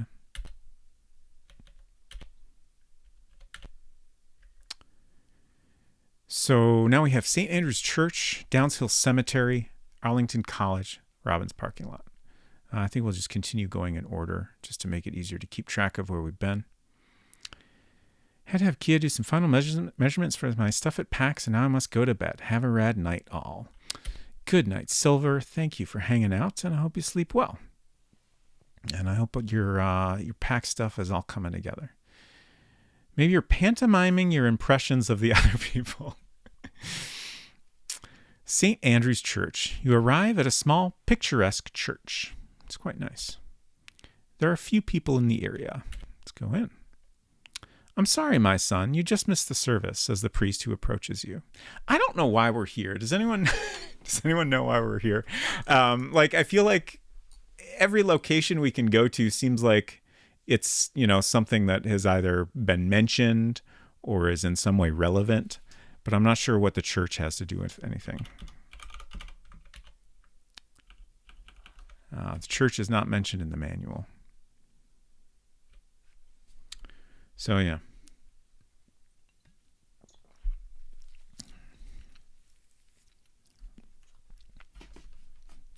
Let's look around. A peaceful aura fills the chapel. Say hello. If there's something troubling you, my son, feel free to talk about it.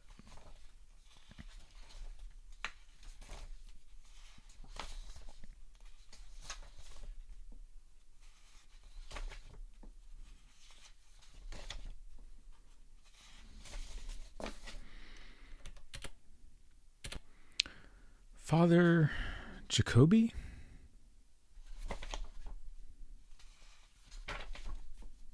I know he's in here somewhere.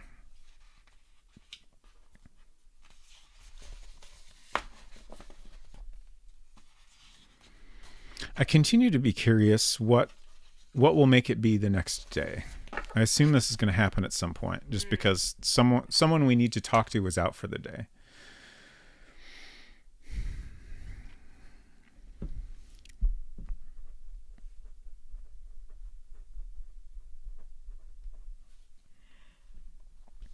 Just getting our daily dose of the Lord, I suppose so. Can we pray to God to get a hint? I'm 58 years old.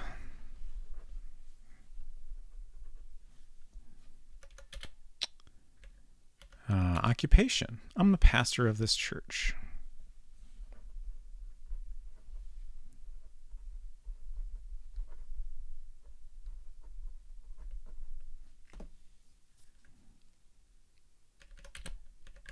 Blood type. My blood type is A. Family.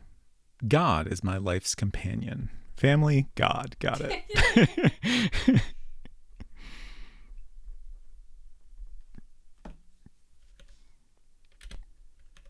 Hobbies. I give love to those who need it. Hobbies, giving love. Huh. As part of my work, I teach and give counsel. This is skills.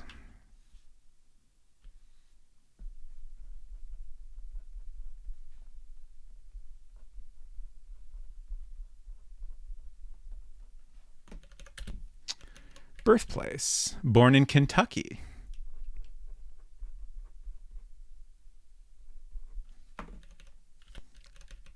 Clubs. I help out with our church youth group.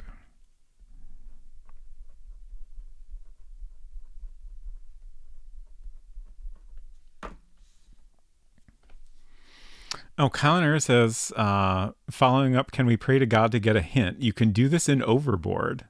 Have you played that? I think you'd like it. I have not. I should write that down. I also don't like the phrasing of giving love. Yeah, for sure.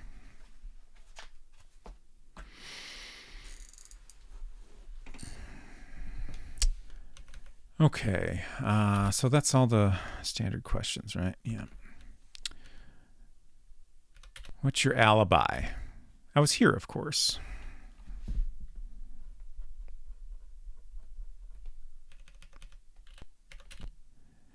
Come to think of it, yes. The night of the murder, I heard the sound of a car coming from the graveyard. Very unusual at that late hour. I hope it's not related to Bill Robbins' murder.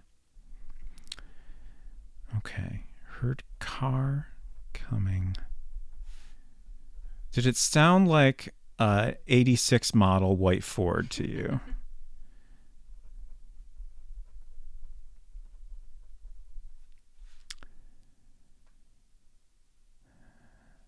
At a late hour is all we know.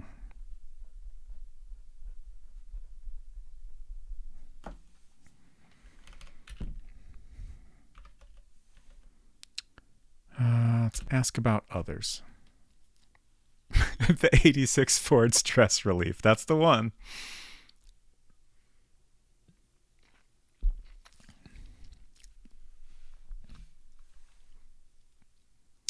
Okay, Bill. Mr. Robbins' funeral was held here. I pray for his soul daily. I was wondering if maybe that was the reason that this location was available.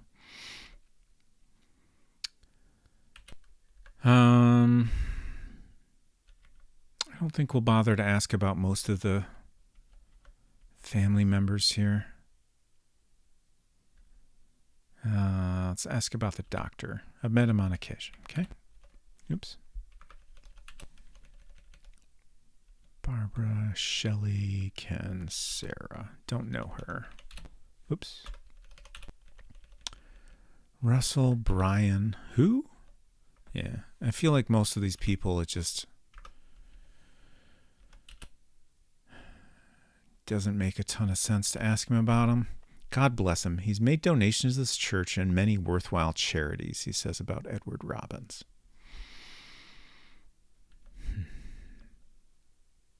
All right. That's it for now. What's next? Downs Hill Cemetery, which we just heard about. You arrive at the entrance to the graveyard. A cold wind is blowing. You surprise me, says the man wandering among the graves. Look around. Everywhere you look, there are graves. Makes sense. Glad to be of service. Kevin Latner is this guy's name. Oop, sorry about that. Okay. Kevin Latner. There he is.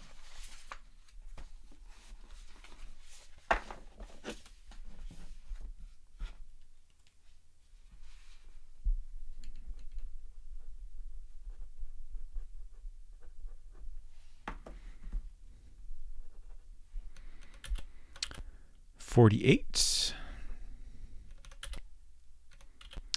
Occupation. I teach psychology at Arlington. Okay.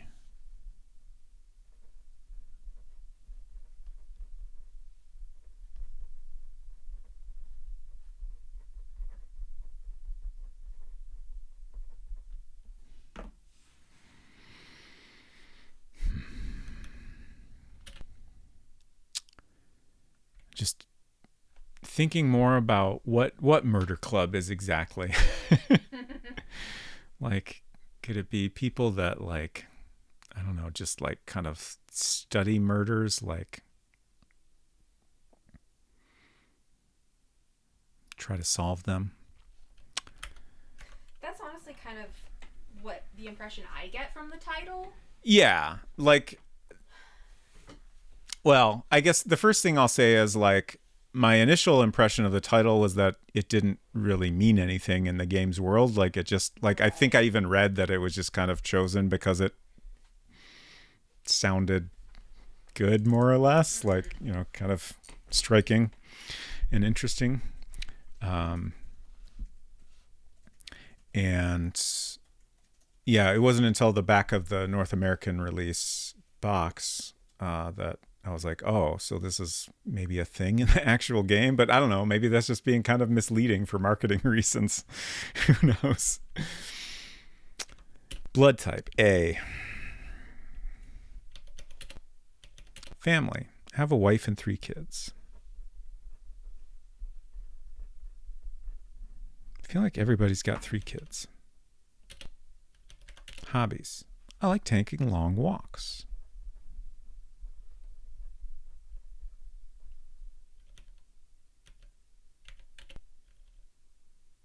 Skills. I have a PhD in psychology.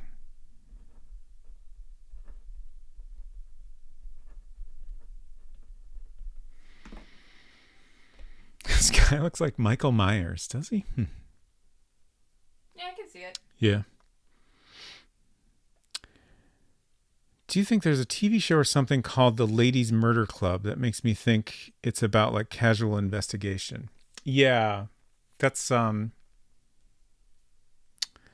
if you try to find copies of this game on eBay, it Oh comes up a no. lot, which is very annoying. Eventually, I Yeah. learned you can do like a minus sign to Mm. exclude words from your search. That was a relief to discover. Not the book series Thursday Murder Club.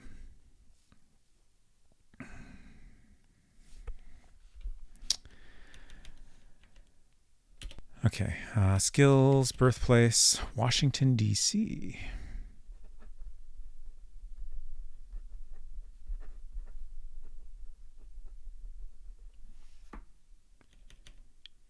And clubs. I'm a member of the American Association of Psychologists.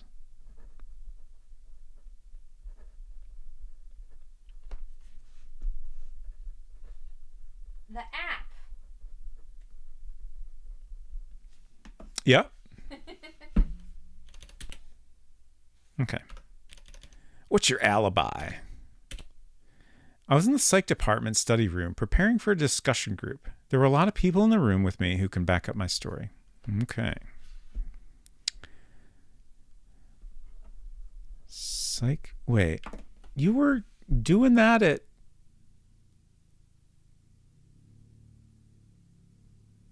11:30 p.m. to 1 a.m.?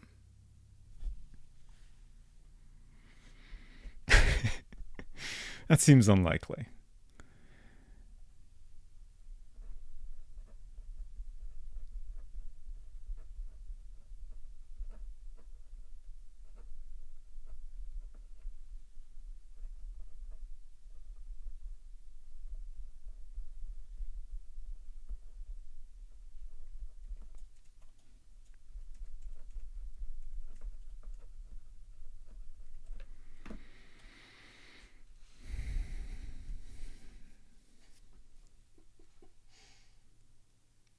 Culinary says, yeah, man, it's university. Are you suggesting that's normal? I mean, I went to art school, so I don't know what a normal university experience is like. Hello, Adrift on the Sea. Good to see you. Perfectly normal time to do that. Counter said Thursday Murder Club is a series about a group of elderly people in a retirement home that solve murders. It's pretty great. It has lots of charm. Nice. That sounds fun. Okay. Ask for information. Something else. As they say, there's more to this case than meets the eye. That's an interesting thing to say. I'm definitely getting vibes of club that tries to solve murders here or something. Oops. About the assault, he says, I remember the case. It still hasn't been solved, has it? No, it is not. Culinary says, no idea what the psych department was like in the 80s, but I remember having a bunch of late nights in engineering. Okay.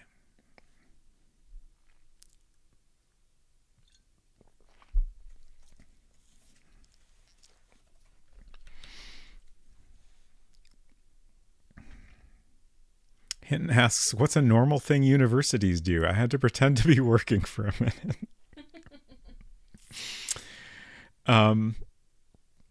We were talking about whether it was normal to be having a psychology department study room group at between 11 p.m. and 1 in the morning. I guess if it's a study group and maybe there's a test coming up, it's not that weird. Yeah, I suppose. Let's ask about others. Start with Bill. He was just murdered, right? I read about it in the paper. It's kind of interesting that we can ask this guy all the usual questions and basically treat him as a suspect. He's just some guy that's at the cemetery. Like, I don't think we have any reason to suspect him. We did just get some info that on the night of the murder, a car was heard coming from the cemetery, but I mean, it probably wasn't this guy. Let's see. Steven? That's the medical examiner who performed the autopsy, right? That's him. Okay, yeah. Why would he know that? Right? Yeah. Let's ask about some other random people. Edward Robbins. He's the president of the Robbins Trading Company, isn't he? Martha. That's Dave's mother. Do you just know everybody? Fred. Sorry, I never met him. Kate. Don't know her. Janet. Yes, she's one of my students' twin sister. That's interesting. What? Wait. What? Wait. What? What? What? Have we heard anything about Janet having a sister, let alone a twin? What? No. What?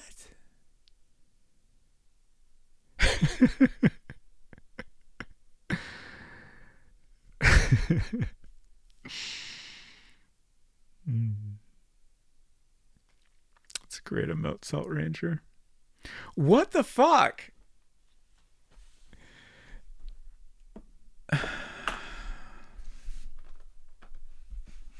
I gotta consult my notes here. Let me make a new note first. Janet. What the fuck? Quote, one of my students' twin sister. Didn't the young guy say he had two sisters and they were twins? I do not remember that.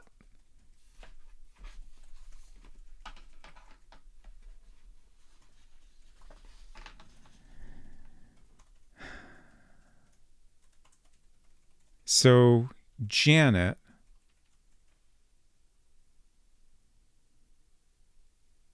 Carrington is the last name. Okay, so I want to look over my notes for any other Carringtons.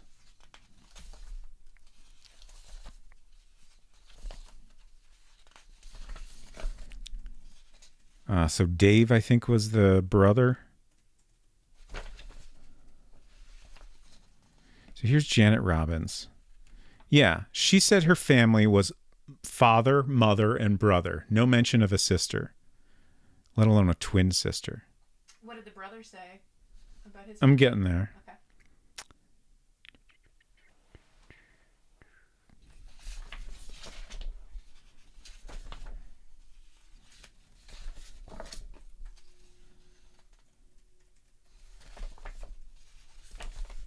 Okay, here's Dave.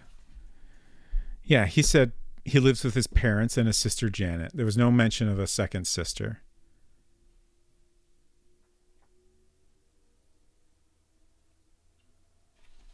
What the fuck? Okay, here's Martha Carrington. She mentioned husband Joe, son Dave, daughter Janet. Just one daughter. So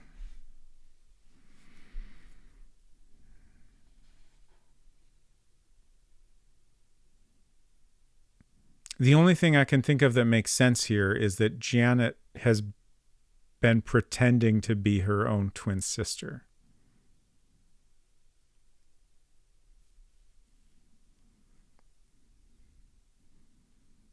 That seems the most likely to me. The Connor said, why are they all omitting the sister? Kind of weird. Yeah, like, it's possible the whole family is pretending that there is no twin sister, but that seems unlikely.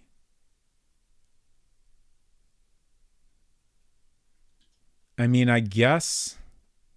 Can you ask this guy follow-up questions? Yeah, I mean, I'll get there in a second. And definitely we want to go back and talk to the Carringtons again, right? Right, yeah. I'm just looking at my other notes here. There's not really, they didn't really give me any other information relevant to this. Kevin. Okay.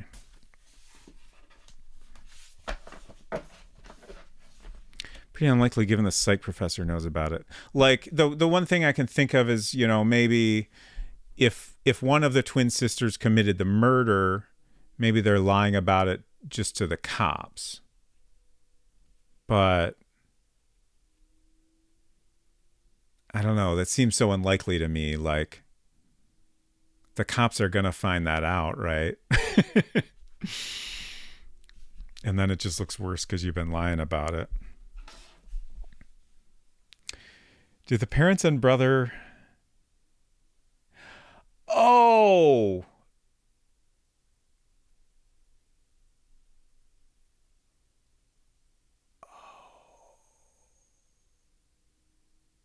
So, okay. So maybe I was thinking two sisters that are identical twins, but the brother could be a fraternal twin. Yeah. I feel like that has to be it. But it does still seem odd that it didn't come up at all, right? Like, why is he mentioning that, but none of the family mentioned it at all? I don't know. Ages. Yeah, they were both the same age, too. They're both 21. Hello, Mousimus.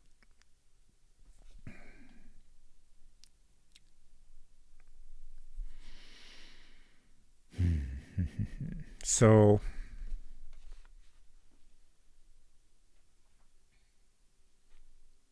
and says, I can't remember my little sister for years at a time. She's just never interested me. Ouch, Hinton. Of course, Mousimus. Thought the mother didn't work. In reply to, this is a real, the doctor was his mother moment. Yeah, a little bit.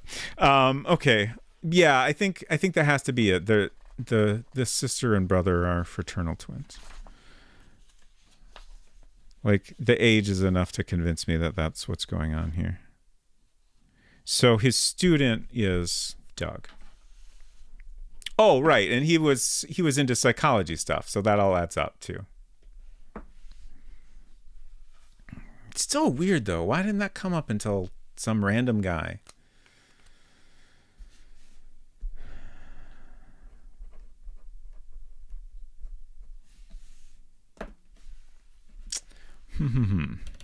Okay. So that was Janet. Let's ask about Dave now. So that would be his student. He's in one of my classes. He's a top-notch student. He just completed an impressive research paper entitled To Commit the Perfect Crime. Did he now?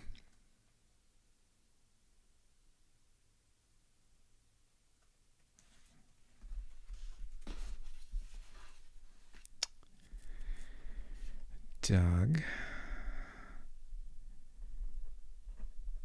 Impressive research paper to commit the perfect crime.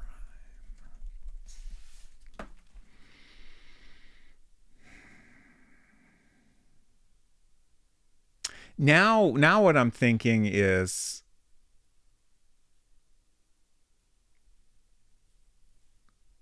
like, I still feel like my best hunch at the reason for the murder is that Janet found out about probably multiple terrible things Bill did and was doing.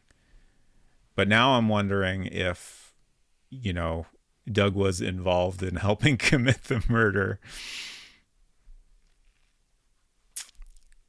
Is it a crime to be good at crimes? I guess not, but it's certainly suspicious, at least. Ooh, Massima says, I smell distraction, perhaps. First step of committing the perfect crime, don't write a paper about committing the perfect crime. Murderer read this paper, perhaps. No, I feel like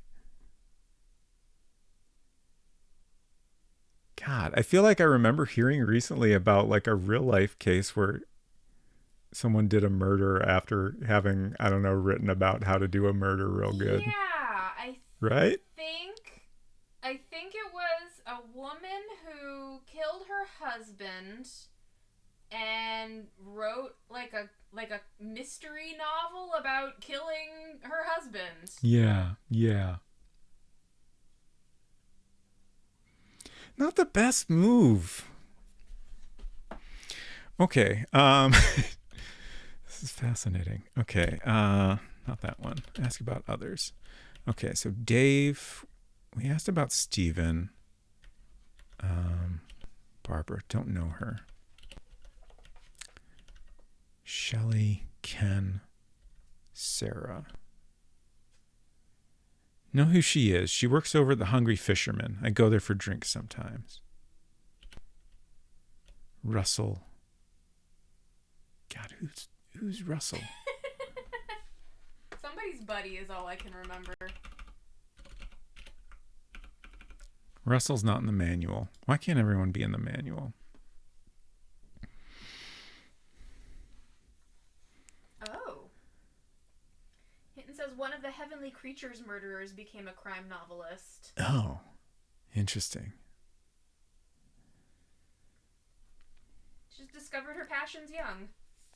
Drift on a Sea says, like a perfectly innocent OJ, how I would have done it. You know Brian. I think he's a writer. I've come across him a couple of times over at the Hungry Fisherman. I don't think he could commit such a big crime. Why? Because he's a wimp. That's why.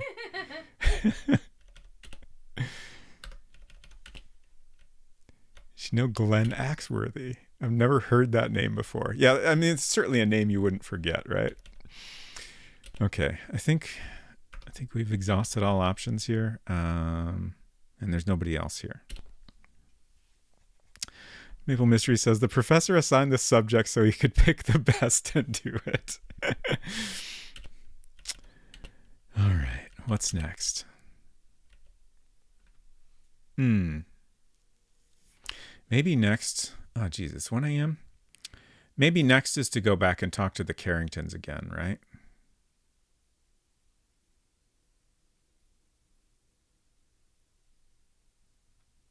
I need a break, so I'm going to do that, and I'll ponder where we should go next. Also, feel free to talk about it in chat if you have any thoughts. Back in a couple minutes. Oh, right, that button's broken.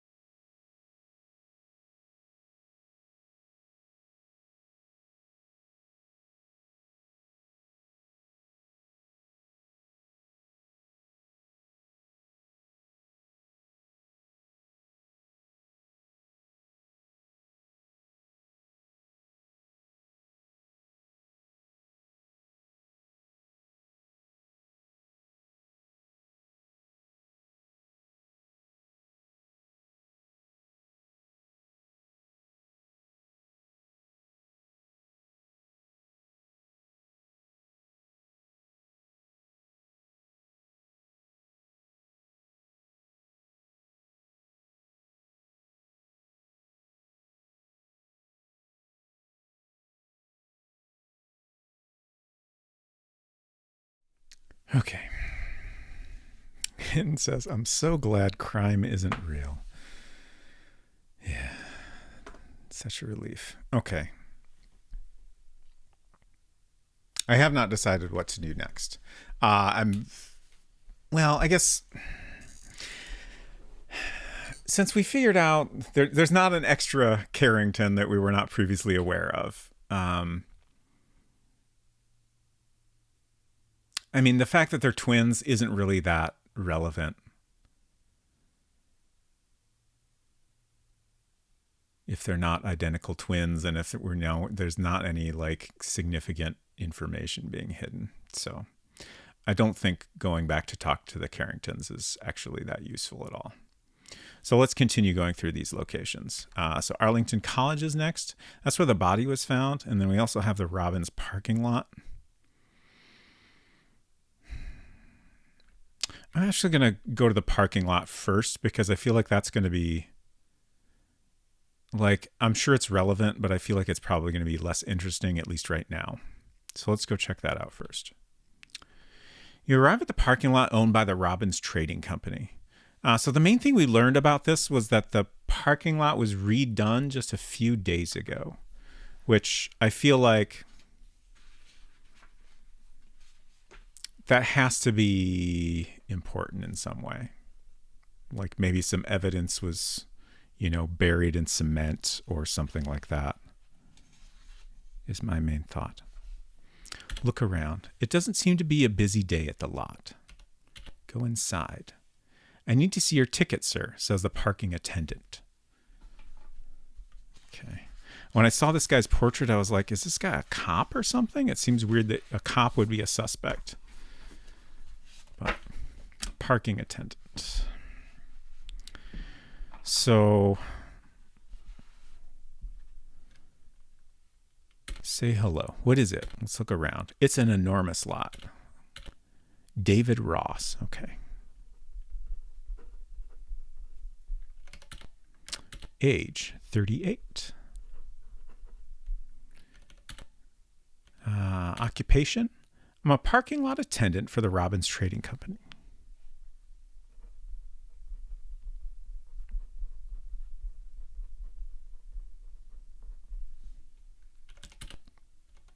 Blood type B. Family. I have a wife and son.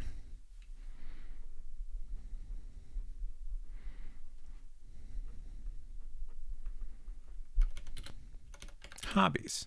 I jog every morning, rain or shine. I never miss a day. You satisfied? I mean, it was just a question, sir. But thanks, I guess. Jog every day. Skills. None in particular.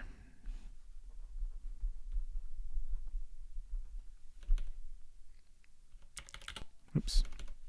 Go away, you're bothering me. Birthplace, Philadelphia.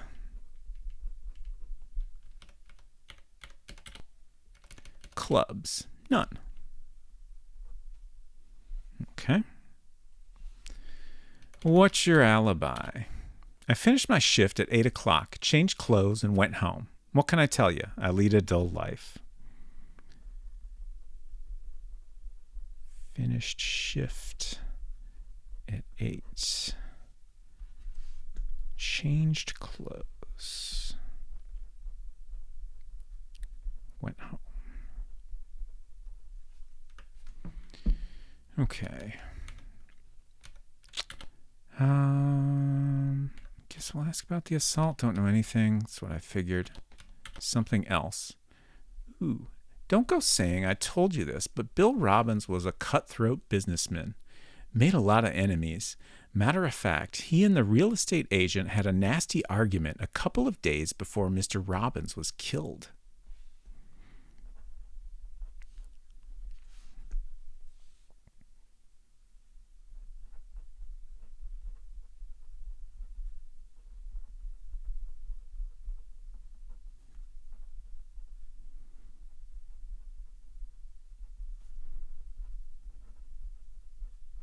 Who was the real estate agent?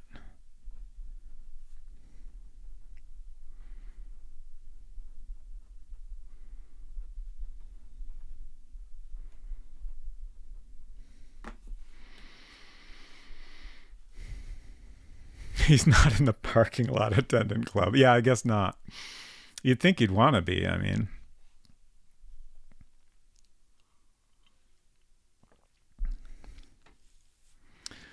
looks like he's working out though. I mean, he jogs every day. So. The art on this guy is interesting. The green pixels are puzzling to me. Like they look out of place. I don't understand what they're trying to communicate. It almost makes his jacket look moldy. Let's see, we did all those. We did all that. Okay, let's ask about others. The art looks automatically downscaled from wider palette.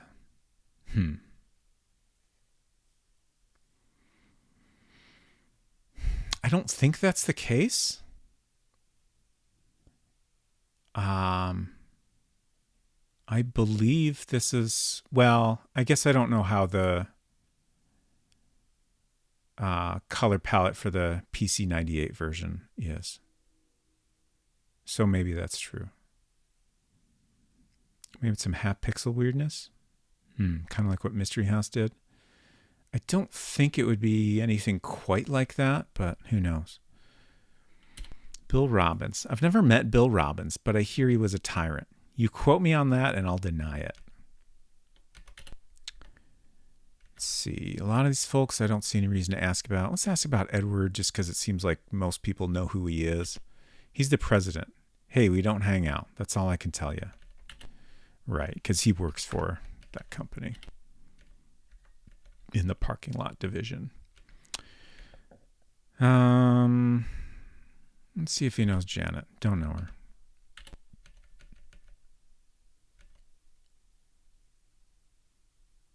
I'm trying to remember who mentioned the parking lot in the first place. EJ is kind of a work palette. I have a fondness for it, but it's weird. Yeah, like, I mean, it's a very limited palette, so, you know, it's not unusual to see some,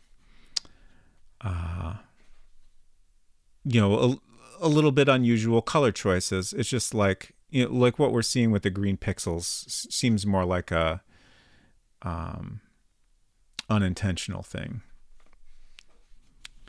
Which I feel like most of the art in here has, you know, looked like it was, you know, like it's being presented the way it was meant to be. Do you want white and gray skin or red skin shoes? Yeah. Okay, I'm just going to flip through my notes and see who mentioned the parking lot. Just to make sure we ask about that person. I don't know if that's necessarily... Okay. It was William Neighbor. Is he even in our list? William Neighbor. Oh, the president of the bank. Okay.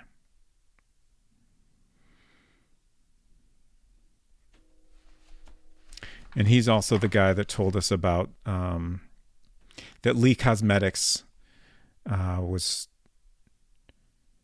not doing well and that Mr. Carson had turned to questionable sources. Which we should go back and ask about that at some point, I think. Maple Mystery says, I want to clean everyone up. Nice. Ooh, Mousesmith says, I found the original image. Can I DM you the link? If you want to send that to me, I'm not sure if Unsecret Crush will see that. She's getting ready for bed. But I've got a tab open here, so I should see it. Okay.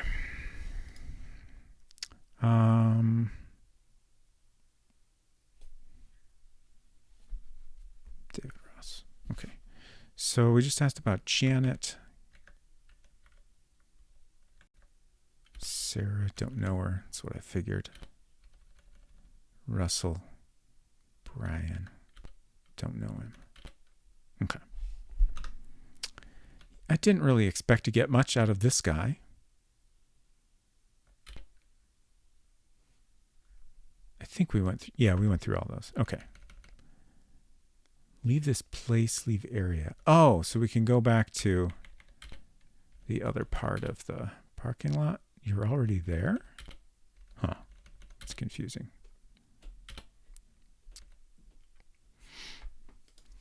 Thank you for the link. Oh, what? Man. All right. I'm sharing this in chat.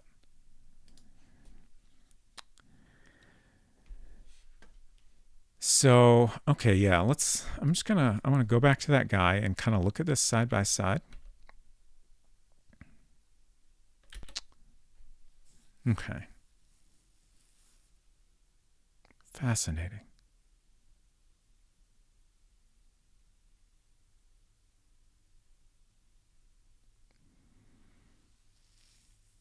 Okay. So like the parts where we have green pixels here. Oh, dang it. I clicked in the window again. There's like the original art. Well, what I assume is the original PC 88 art. There's like some darker pixels in those same spots. Darker green pixels, I mean. So yeah, that's interesting. I feel like there has to have been some amount of manual. Well, I don't know. Maybe it's mostly pixel accurate between the two. So maybe there wasn't really a lot of manual cleanup. I don't know. It's just interesting to see this compared to like all the other art has looked pretty great, I think. Originally high-res EGA, common for PC 98 games for the Japanese fonts. Yeah. Probably look decent on a CRT. Yeah, that's a good point too. Like, they probably would have blended together more and not stood out so much. So, maybe it helped to kind of give the suit a little bit of a greenish tint without looking so obvious. All right. Up next, I think it's our last. Oh, right. We found out about some new locations. Oh, so we have the Lee Cosmetics Company and the Gaslight Movie Theater to go back to. Oh, and the real estate. Shit. There's so much. Nothing new there. But we'll finish up the suburban district before we go back to those. So Arlington College, where the body was found. You're standing at the entrance to Arlington College, the school where the body was found. Look around. The campus is vast and beautiful. Go inside. I love this guy's face. Good to see you, Inspector, says the security guard by the gate. Let's look around. You notice a rather ugly bust of the college's founder. Interesting.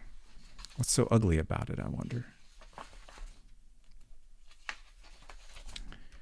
Say hello. It's good to see you, officer. You are Peter Ledoux. Name sounds familiar. Oh, okay. This is the security guard that reported the murder. The body. There he is.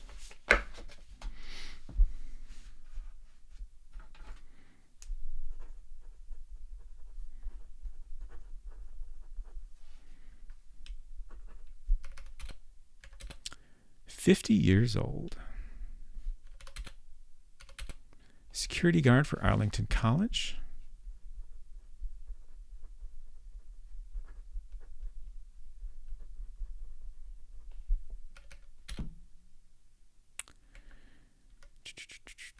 Blood type B.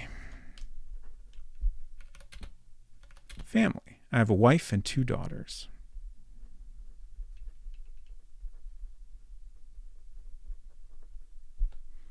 Wonder if he has any hobbies. Great question.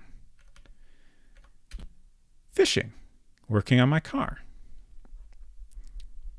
Fishing seems to be the most popular hobby. Just under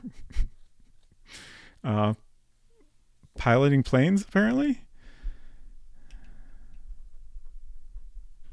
Working on car. Twin daughter? Maybe. Skills. Can't think of any. Cannot think of a single thing I'm good at. Bethesda, Maryland.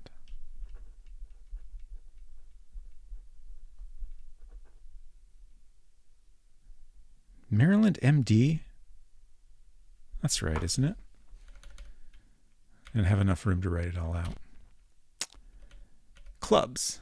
Don't belong to any.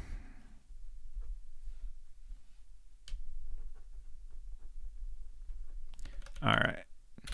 What's your alibi? I had the night shift. I was finishing my rounds at about 2 in the morning when I noticed the car. Oh, okay. So we had the time of murder at around 1 a.m., but the body wasn't found until 2 a.m. Like, I think the story was, let's see, let's check here. Noticed a suspicious looking car in the parking lot. He decided to investigate further. It was then that he discovered the victim's body. Okay. I hope we get some more details from this guy, because, like, well, this says the body was found in front of the gates. I was about to say, like, was the body found in the car or somewhere else? But in front of the gates, I assume that means, like, you know, on the ground, like not in the vehicle or something.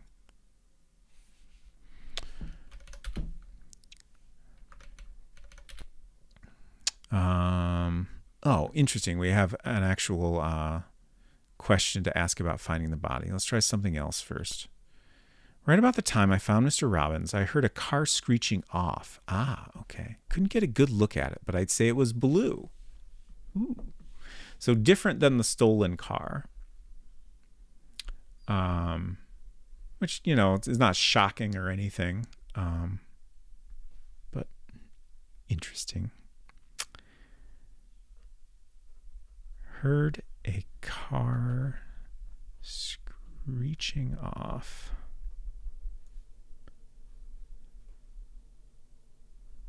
Around when body was found. Seemed to be blue.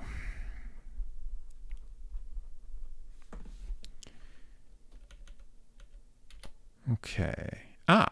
We can ask more about the car. It seems that Mr. Robbins was killed somewhere else and then dumped in that car. That's what the coroner was saying.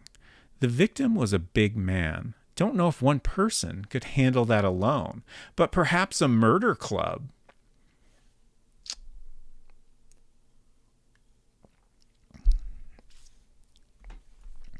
Okay.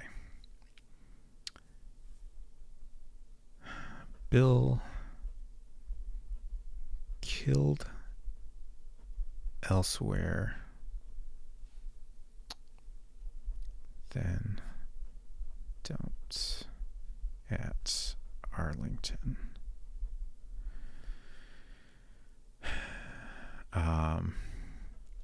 Bill was, he was like 6'2". 6'2", 173 pounds. Was a big man. Probably needed more than one person. Okay. Perhaps an association of like-minded homicide enthusiasts. Exactly.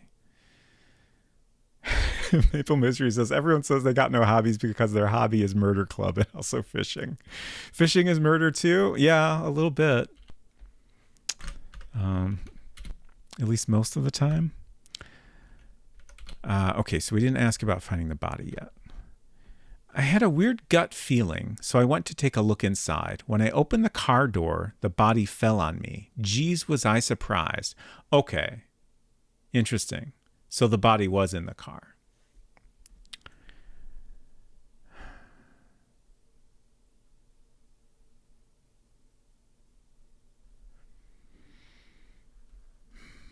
But it was put in the car? is what he's suggesting? I would really love a little more detail. Like this guy's uniform. Yeah, I like his face. I like his uniform. The whole thing's great. Get Cellius. Have a good night, bro. I really need to find a way to get this game. This looks really fun. Thank you for hanging out, and hope you have a good night. Does this game have any animation? I want to make a game with no animation. I don't think we've seen any animation so far outside of like there were some transitions in the intro between screens. And I don't think there's been anything else. There has also not been a single bit of sound or music past the title screen. But yeah, like I think you like, yeah, if you want to make a game with no animation, go for it. I'd say this is definitely something I've thought about a lot. Like before I got sidetracked with my world builder project, I had been kind of tinkering away at a little adventure game thing for iOS and Mac. And my plan for that was definitely kind of along these lines, like very different gameplay, but kind of similar interface wise, like, you know, a graphic area that was relatively static and lots of emphasis on text and choosing options from menus and stuff. Missed the title screen music a little. Yeah, the title screen music was great, and also it's so quiet. Obviously, I could play some music. I try to not do that when I'm playing a game that, you know, might have its own music or sound at any time, just because I don't want to have things suddenly clash. If I knew there would be no music throughout, I might have done that differently. Hopefully, we'll at least get some music at the ending or something like that. All right. So, body was in the car. He hasn't described the car the body was found in. We know from the coroner's report that the car was suspicious. Like, I'm wondering, is the car the body was found in, is that the white Ford?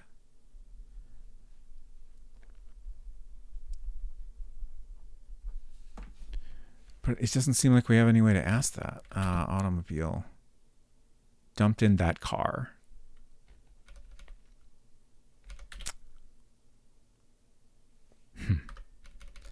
All right. Shoot, did we go through this already? Okay, no. That's the man whose corpse I discovered. I just opened the car door and he fell on me. I'd never seen a dead man before. It gave me the shakes. Maybe there'll be a dramatic sound effect eventually. I hope so. I don't think most of these people... Let's ask about Edward Robbins, the victim's father. Big man around town. He came here to identify the body. Janet? Don't know her. Sir.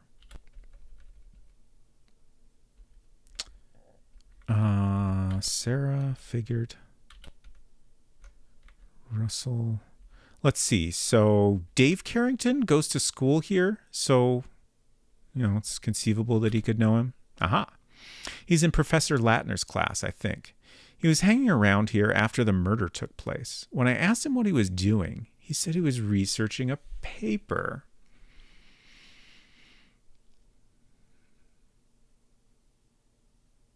This whole thing we definitely need to follow up on.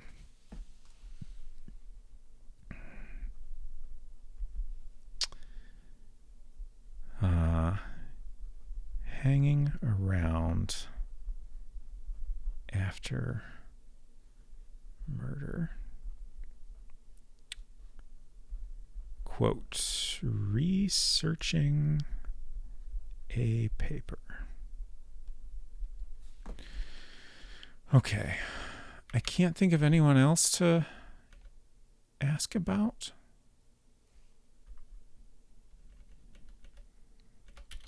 Does anyone know Glenn Axworthy? Yeah, I mean, I'm sure it was the paper on how to complete a perfect crime. All right. So we fully explored the suburban district and the residential district, but now we have some new locations back here in the business district.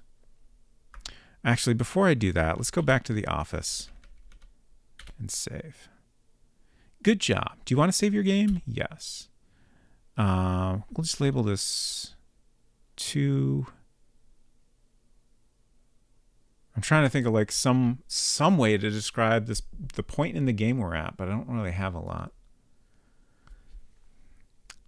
I'll just label it 2. Would you like to analyze your progress? Yeah, why not? So we continue to do great on general investigation. We're at 61 points now. We have a little bit more vital information, 13 points, and a little bit more total investigation at 19 points. We're up to 4 hours and 3 seconds of total investigation time. Message from Judd. You've only just begun to investigate. A detective must do a lot of walking before he can solve a case. You know that, JB. Yeah, because you told us that last time. But thanks anyway. All right, back to the investigating. Unsecret Crush says, does the perfect crime necessitate not getting caught? Maybe it's just a crime so good everybody goes, wow, what a great crime you've done. I guess that's a fair point.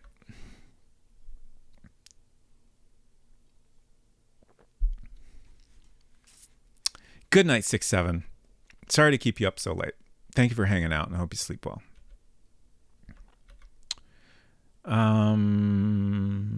Where to go first?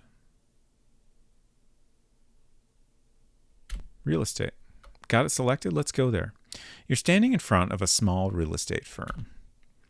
You notice a few posters advertising houses for sale. Can I help you? Asked the owner in a low voice. Very serious looking man.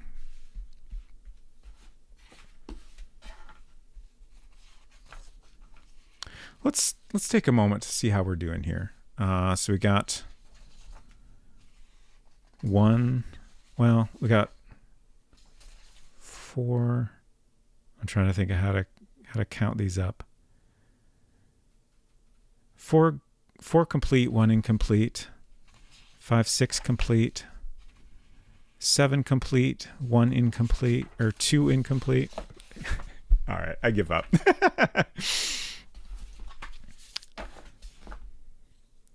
It'd be easier if I knew how many there are total. Actually, the manual might have said somewhere. Maybe it was the back of the box. But I'm not going to worry about it right now. We'll figure that out later. I do think we're making good progress, though. Like, I would guess we're maybe 2/3 of the way through having filled these sheets out. So, say hello. What do you want with me, Inspector? Joe Carrington. Oh, a Carrington, you say. Oh, right. So this is the dad of the Carringtons. Right? Family. It's my wife, Martha, my daughter, Janet, and my son, Dave. Okay, yes.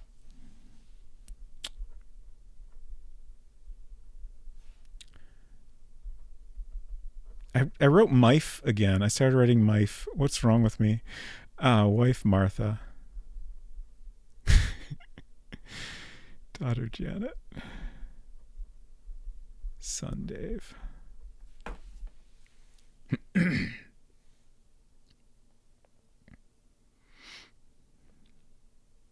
This man is shifty. You look up shifty in the dictionary, you see this guy. You think?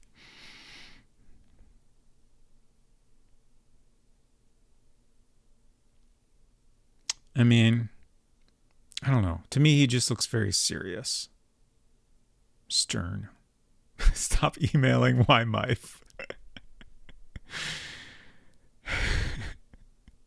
New slang just dropped. My wife equals mife. Good. Okay. Question.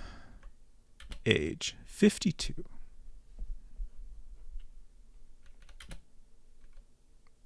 Occupation. I work in real estate.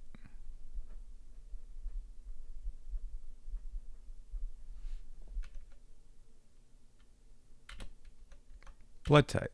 AB.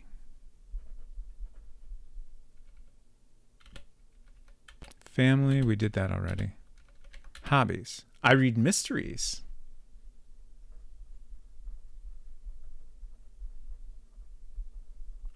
First reader.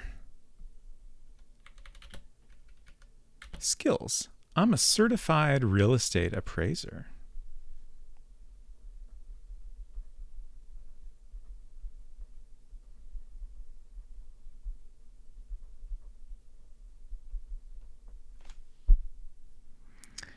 What's the password to the MiFi?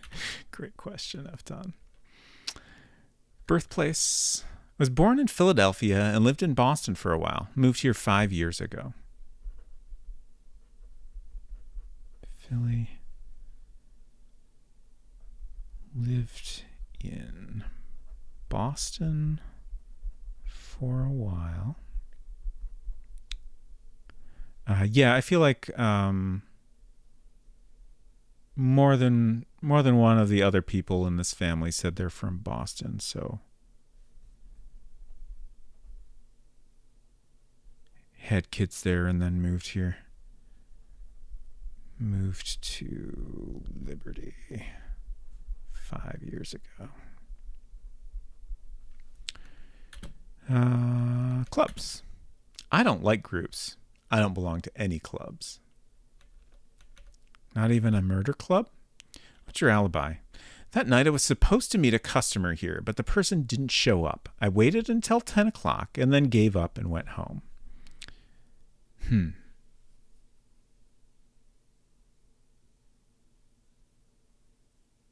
It's hard not to wonder if the person he was supposed to meet was somehow involved in the murder.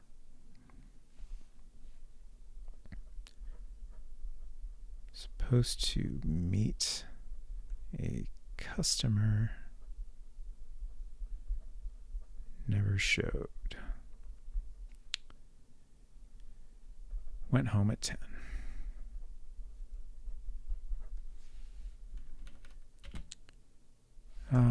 We did all that. So, Oh, we can ask this guy about his company status as well. That's interesting. So maybe that option with the other guy was not because of the gossip we had heard. But I feel like we've met other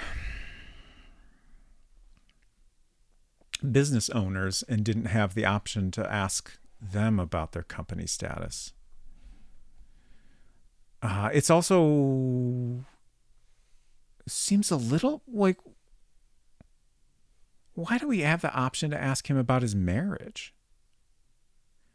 I can't remember ever being given a reason that is somehow relevant or even interesting, but I'm going to try it. Martha is my second wife. My first wife died of heart disease. The children are Martha's by her first husband, but that's not a problem. I love them like my own. Okay. Interesting.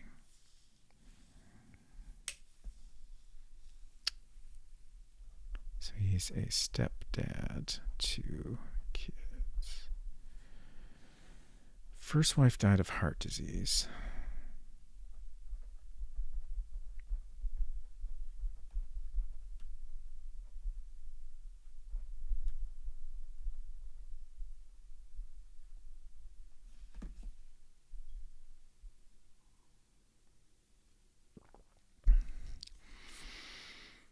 So this is another thing that it seems weird no one ever mentioned. I don't think anyone has ever mentioned that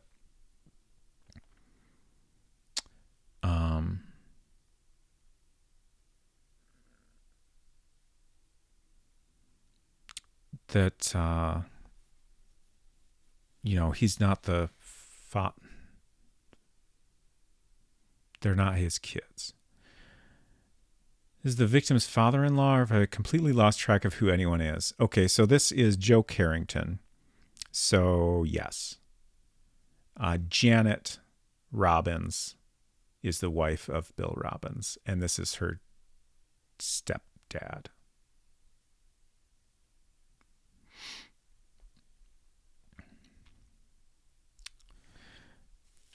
But yeah, it seems interesting that this hasn't come up at all. Like, again, I guess it's not a thing, people are going to bring up all the time for no reason. It's just kind of interesting.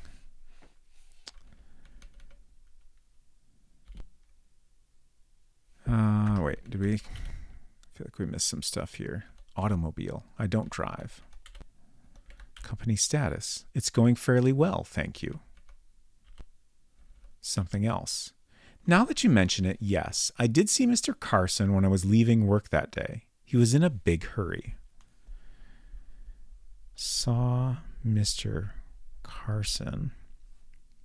That would have been around 10. Around 10. He was in a big hurry. So Mr. Carson. I feel like I've mostly done a good job of keeping all this information straight. But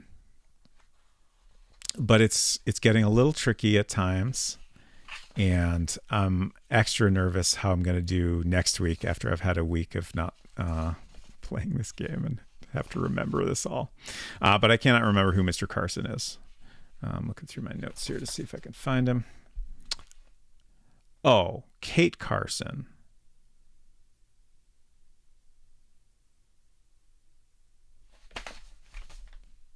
Judy Carson. Doug Carson. Oh, so this is Kate. Kate is the sister of Bill. And then she married Michael Carson. And then Doug is Michael's dad. Okay. Got it. So, saw Mr. Carson when I was leaving work that day, and he was in a big hurry. Okay. Doug claimed to be home all night.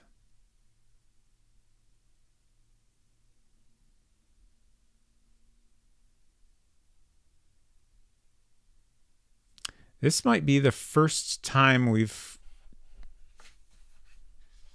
caught a definitive lie. Like, definitely one of these two people is not telling the truth. I would assume it's Doug.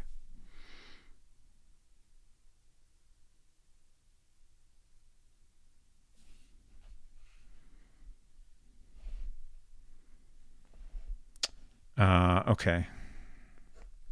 So I'm just trying to figure out how to keep track of stuff like this. Joe C. Saw him around 10 in a hurry. So around 10 would have been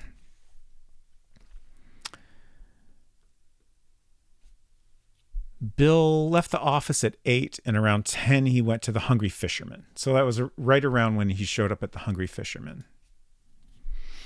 Enter corkboard relationship flowchart. Like, I'd prefer not to have to purchase a corkboard, but I guess I'll do it if I have to. Okay. Let's continue asking questions here. That was the something else. So we finished all those now. Okay. Bill Robbins. He was a selfish man. I hate to say this about my daughter's husband, but he had it coming.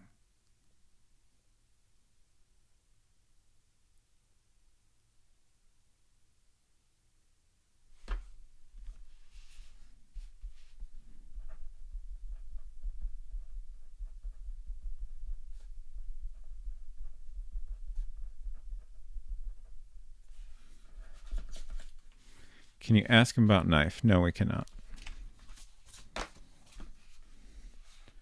It's not an option. Nope. Ask about others. I guess we'll go through the whole family here. Martha, she's a treasure. She takes very good care of me and the kids. Edward, I can't stand arrogant bastards like him. Fred, don't know him very well. Kate, never spoken to her. Doug, I hear that things have been hard for the Lee Cosmetics Company since larger competitors have moved to the area.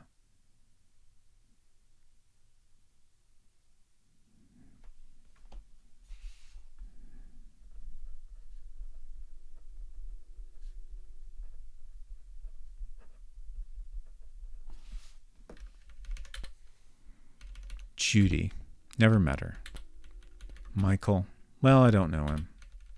Joe, oh, what do you want to know about me? Nothing, that's fine, thank you.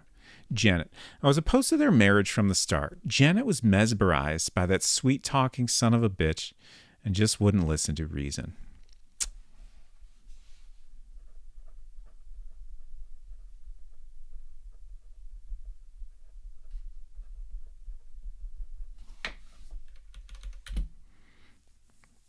Bunner. Yeah, it's a real bunner, all right. Let's see, that was Janet. Dave. He's at a difficult age. Still, I think we have a good relationship. He tells me everything. Interesting. Including the murders he's done? Or helped plan?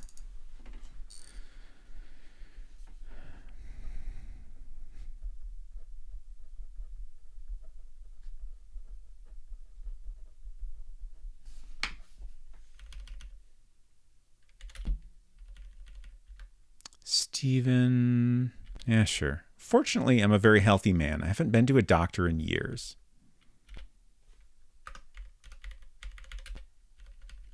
Barbara. I've only met her a couple of times. We'll skip most of these here. Doesn't know Sarah Shields. Brian. Don't know him. Okay. Do you know Glenn? Don't know him. Never met him. No doctor equals healthy? Yeah, that's how it works.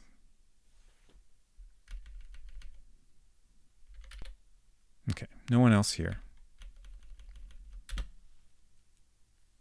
Oh, what? I was trying to leave. Okay. So, up next is... Let's do movie theater next.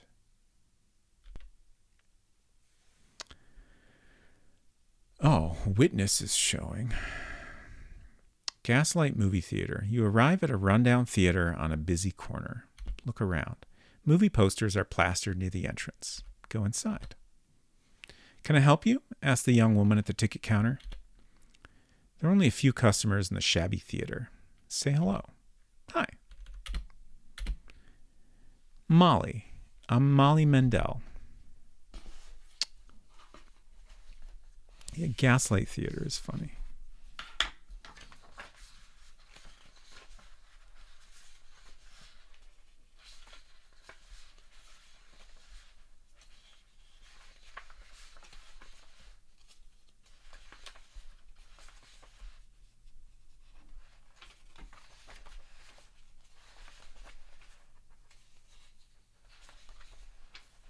There she is. Okay.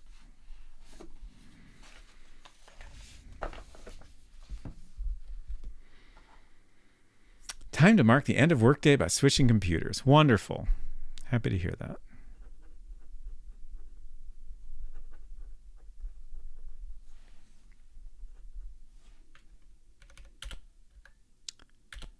"19 years old. Family. My parents and my big sis.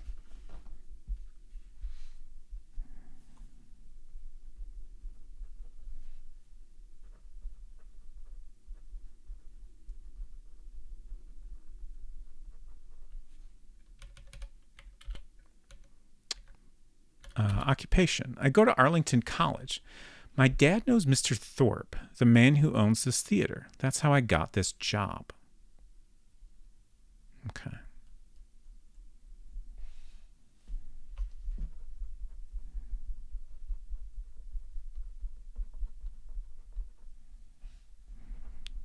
Dad knows Mr.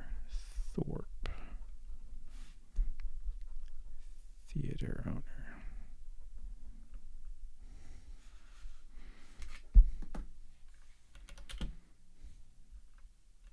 Blood type A. We already asked family, right? Hobbies. Movies and modern dance.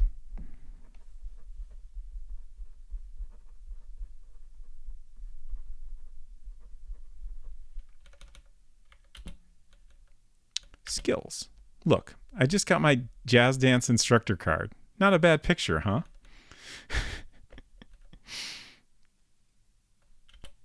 Oops. Birthplace. I should have wrote down jazz dance instructor.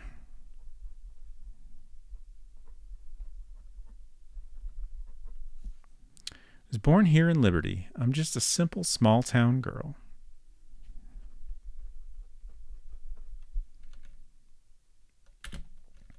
Clubs. I belong to the Arlington College Cinema Club.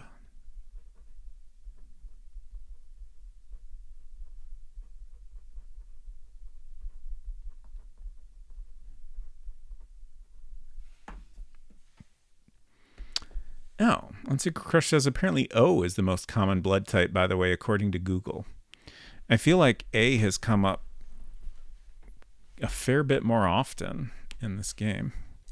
So that's interesting.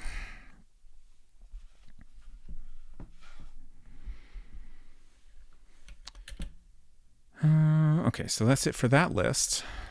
What's your alibi? I think my shift ended around 7 o'clock that night. Alan picked me up and we went for a drive.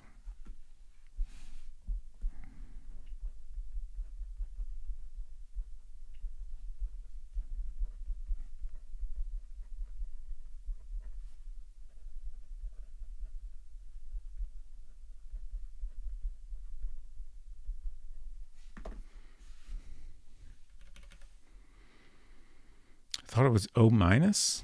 Interesting. Nobody's been AB either, as I recall. No, we've had at least 2 ABs.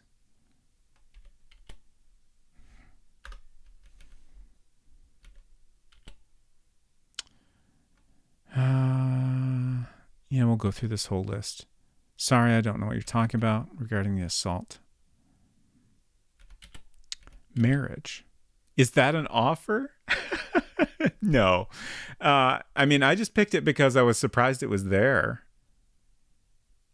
Do we just have the option to ask everyone about their marriage suddenly? What made that appear?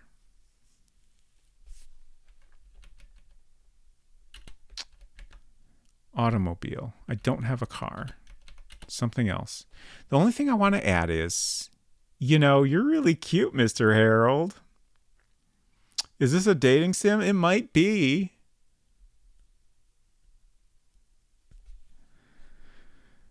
Okay. I'm sorry, ma'am. I'm just trying to do my job here. Oh, now I'm all flustered. Ask about others. Bill Robbins. The man who was stabbed to death. I read about it in the papers. It's creepy to think the murderer is running loose. Calinera says, oh yeah, it's O positive. Okay. I don't think we'll ask about most of these people. Edward, don't know him. I guess we'll try Janet. We went to the same high school, but she was a couple of years ahead of me. Same high school as Janet.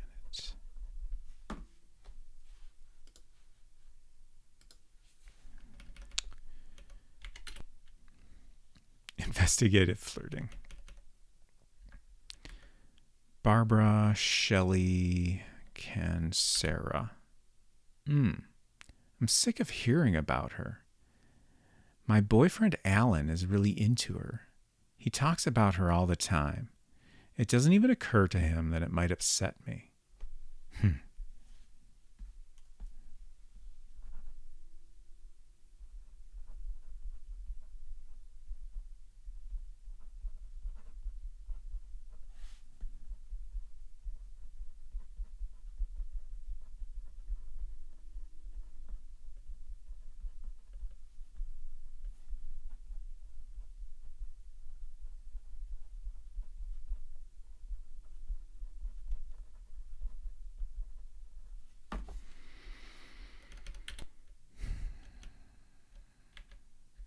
Brian? Oh, she knows him. The writer, right? He came to see a movie here not too long ago.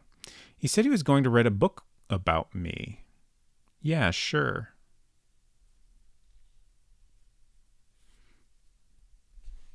Okay.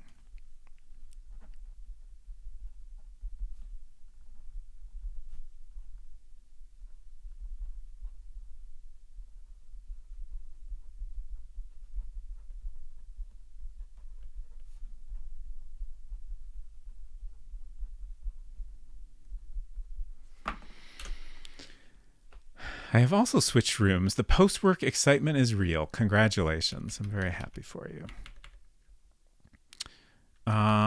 Is there anyone else we can bring in? No. Okay, so I think we're done here.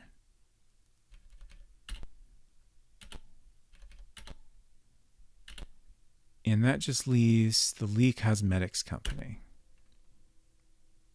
You arrive at the cosmetics company headed by Doug Carson. On the window next to the entrance is a huge promotional poster. The woman in the poster seems to be staring straight at you. Welcome, says the blonde receptionist with a smile. Look around.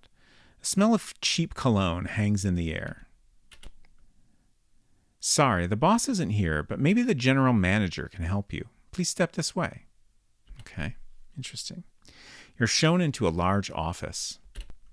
The general manager looks at you questioningly. Hello. Well, detective, what is it? Michael Carson. Okay. I figured it was probably the son.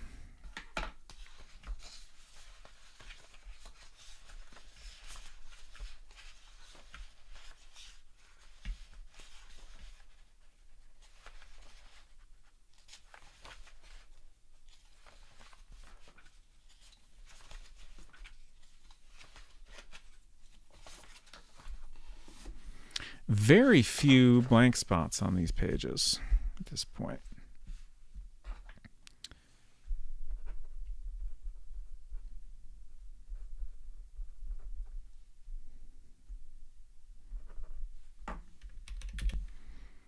Age, 30 years old, exactly. Blood type, A blood. Of course, just like most people in this game, apparently. Occupation, I'm the general manager here.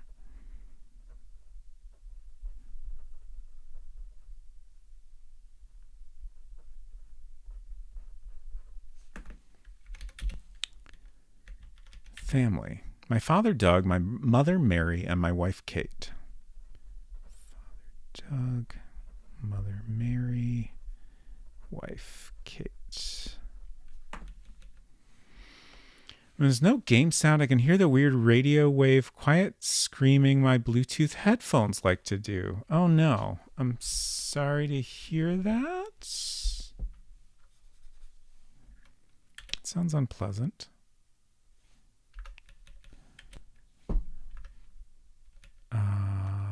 Question person. That's what I want. Family hobbies. I'm really into my stamp collection and I read a lot. Another reader and our first stamp collector. Reading. Stamp collecting.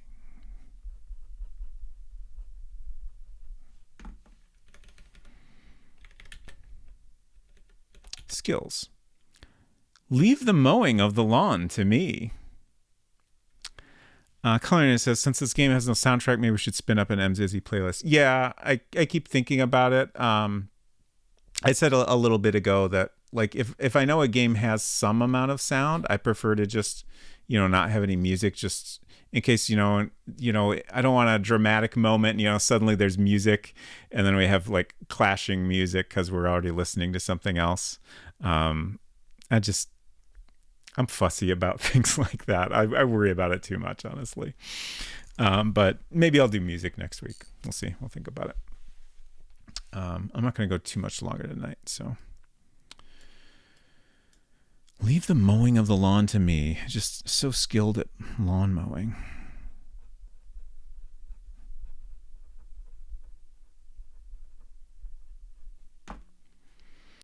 You could hire a live band to improv a soundtrack. Now you're talking. I would love that.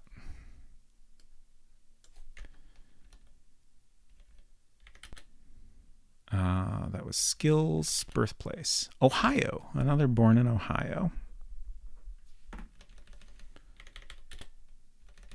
Clubs. I'm a member of the Liberty Drinking Club. Okay, someone else was a member of that club, right?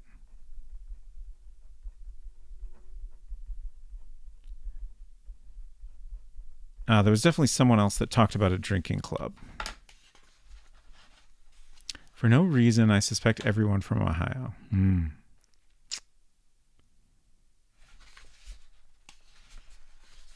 Club of Hotel Managers.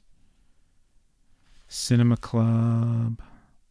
Bankers Association. Chamber of Commerce. Liberty Drinking Club. Fred Robbins. Okay.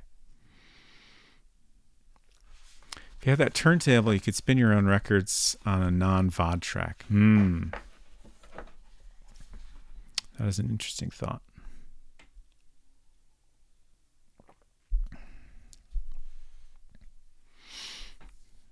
Oh, you got it. You remembered it. Thank you. I didn't notice in time to be useful.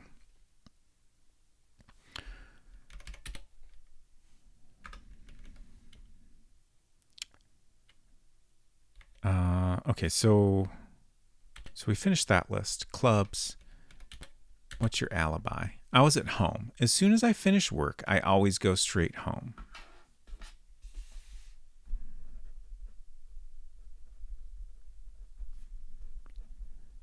Always straight home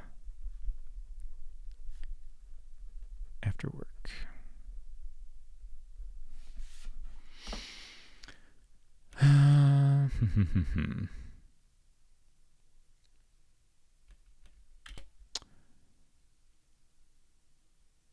Okay, so we're going to ask about the drinking club.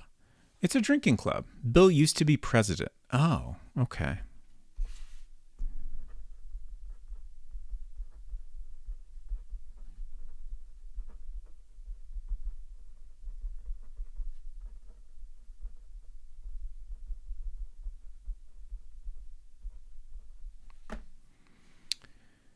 We were going to call it the Red Rum Club, but we didn't want people to confuse it with the old Red Tie Club. Sure. How does one get to be president of the drinking club? Is there an election? I mean, I would think there's some voting, right? Probably. Perhaps more informal than a proper election. Oh my God, red rum is murder. That's actually a good point, isn't it?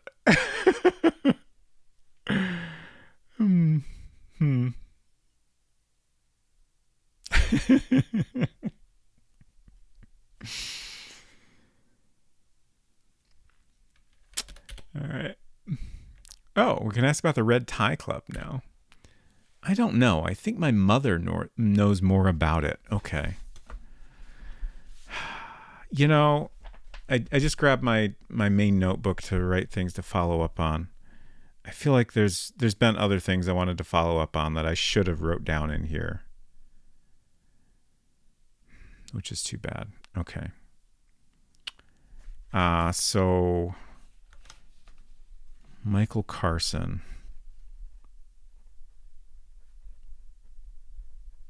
says, mother may know about Red Tie Club.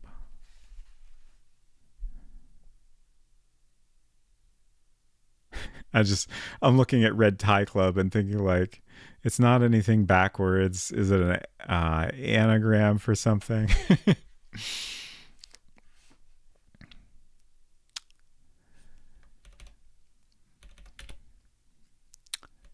So we asked about Liberty Drinking Club, Salt. It was a terrible case. Speaking of which, Bill once told me he knew who did it. He was really strange about it. He wouldn't say anything else and sort of laughed it off. I didn't take him seriously.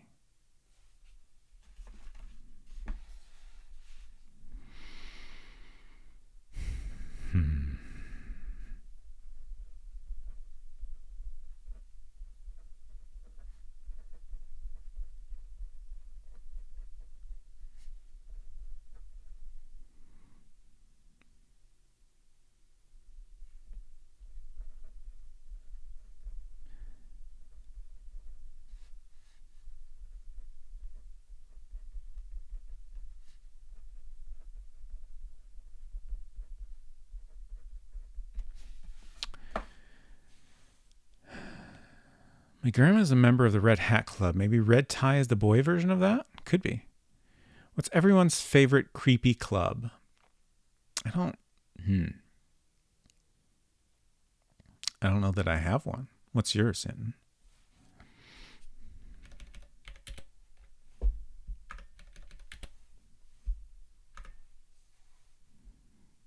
She's big into Unix.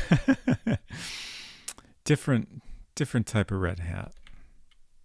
Actual red hats.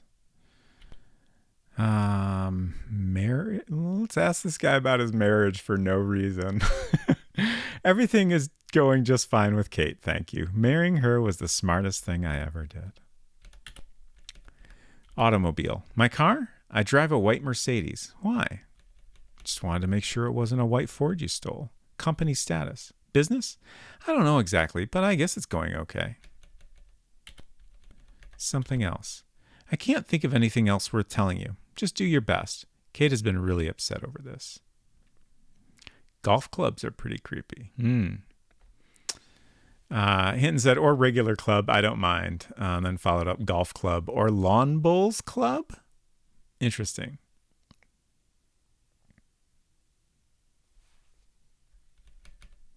I generally don't spend a lot of time thinking about or being in clubs.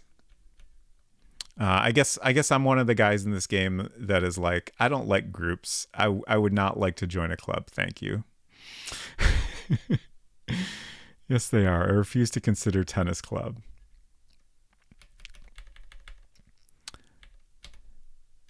Let's see. Do we finish this list? Yeah. Let's ask about others. So he's Michael Carson. I guess we'll go through all the family. He was a bit overbearing, but you could really count on him. Martha Carrington. Haven't talked to her much. Edward. My father-in-law is a difficult man to please. I have a hard time dealing with him.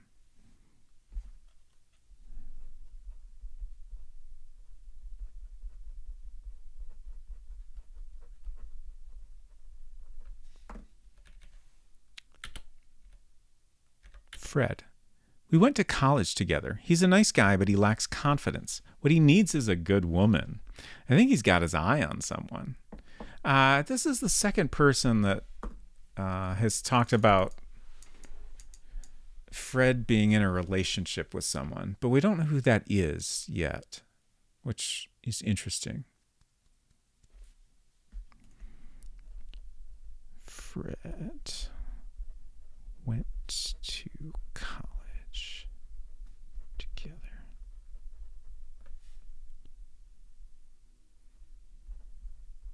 Has his eye on someone. Clarna says, I always used to find assorted golf clubs in the riverbed of my hometown. Collected them as a kid, but never considered how they got there. Interesting. Discarded murder weapons, perhaps. Or probably someone like, I don't know, slipped out of their hand, threw it out of there in anger.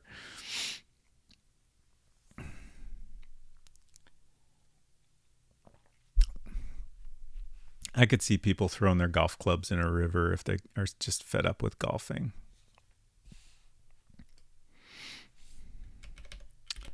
Fred, Kate. We got married 2 years ago. Bill introduced us. She's the best wife a man could ask for.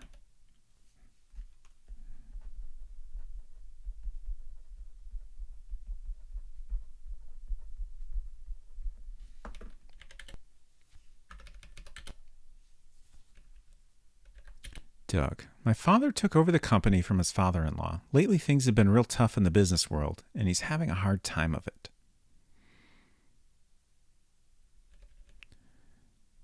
So that's interesting. Like, I asked him about how the company was doing, and he's like, I guess it's fine. But here he seems to recognize that, well, I guess he's not necessarily saying the business is doing poorly, just that he's having a hard time running it, which is not necessarily the same thing. Doug, Judy. That's my mother. Michael. That's you, right? Yeah. Let's see what he says. Who, me? Joe. I have no contact with Janet's father. Janet. It's sad to think that she's a widow just 6 months after her wedding. Oh. I don't think anyone else has mentioned that they were married that recently.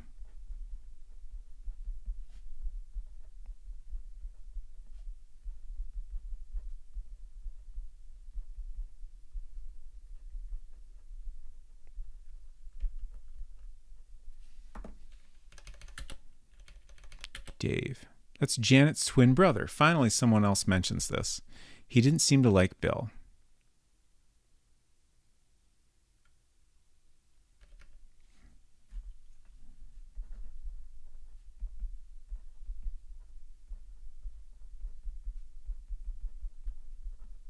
Like, didn't like Bill, was studying how to commit the perfect murder. Things aren't looking great for Dave in this situation here. Let's ask about Stephen. He has a clinic near my house. Barbara.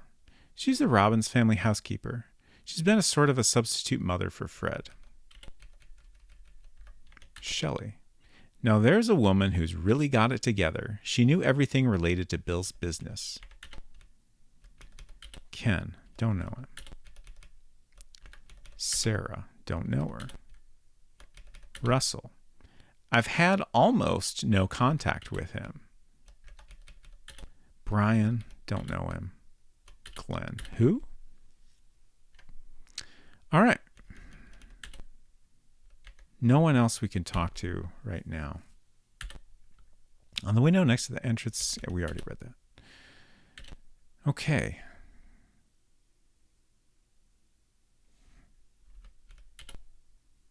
Debate club.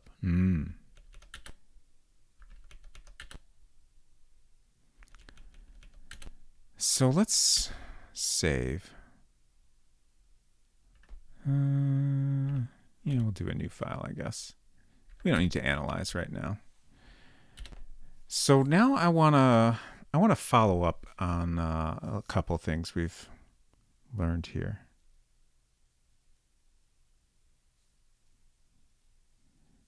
So Michael Carson says mother may know about Red Tie Club. Let's start with that.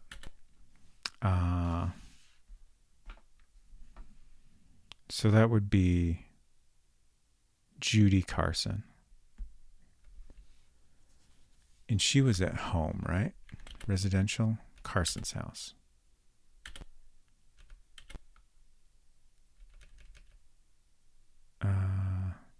I wish it would show me the person's name. That's not Judy. That's Kate, I think.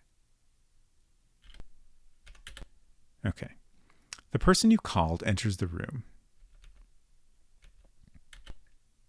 Okay, now we can ask about Red Tie Club. Great.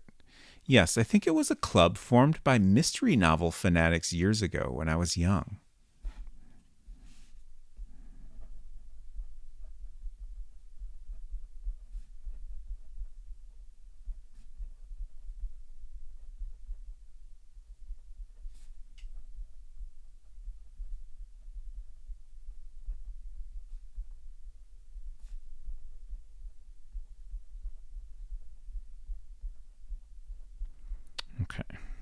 Just writing that down. I don't think we have anything else new to ask her. We've gotten some new people added to our list as we've been making the rounds today. But unfortunately, it's very hard to know who we haven't asked people about. Oh, and said Toastmasters. Yeah.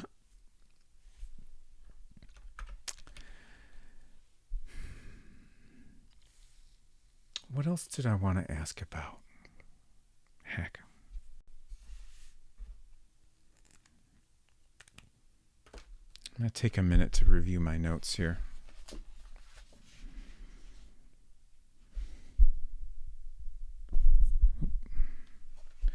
Doug has not been sleeping since the murder.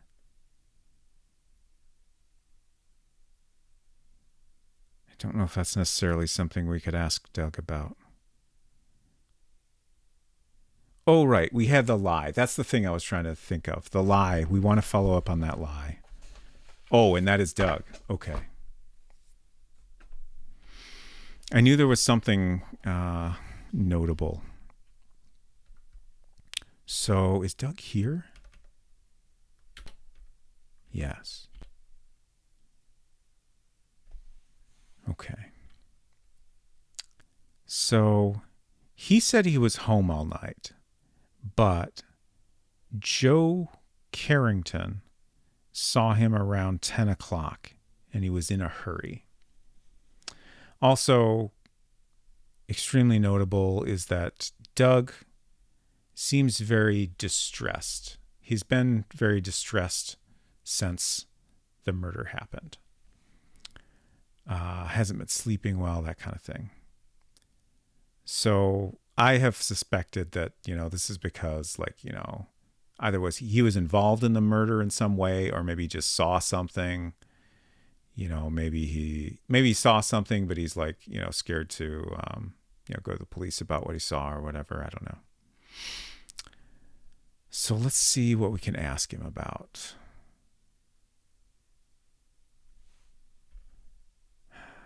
I guess we'll follow up on his alibi. Let's see if we get anything different if we ask him about that again.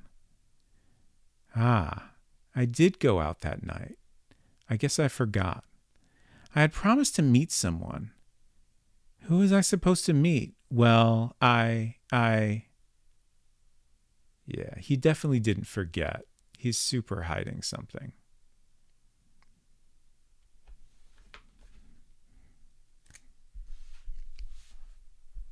So, not home all night. Went to meet someone.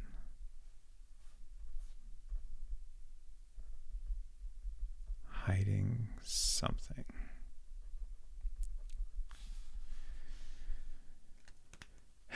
So,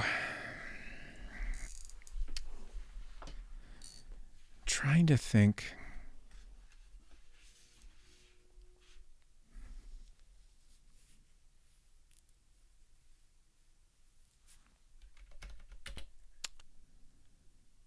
Dave Carrington? I don't know. There's different things here that seem suspicious, but I have no idea how they might all fit together. But let's ask about Dave. I've never met him. Let's ask about Red Tie Club. What's that? Okay. Marriage. I suppose someone's already told you that I married into money. The Lee Cosmetics company was founded by my wife's father. Interesting. Automobile. I drive a black BMW. So I guess we can now ask everyone what kind of car they drive. Company status. We're going through a difficult time, but the management is stable. Martha.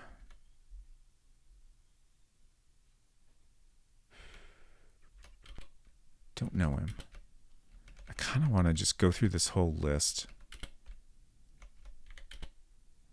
Russell Thorpe. He's the owner of the Gaslight movie theater. He's a very good businessman. Sarah Shields, don't know her. Ken Scott, don't know him. Shelley McDonald, he used to be Bill's secretary. They were always together. I keep wondering, like at one point we heard that Bill, I think, would sometimes show up at the Hungry Fisherman with a woman with long blonde hair. I keep wondering if that might be his secretary, but I don't think we've seen Shelley or gotten a description of her. Just, them always being together certainly makes it seem like that might be the case.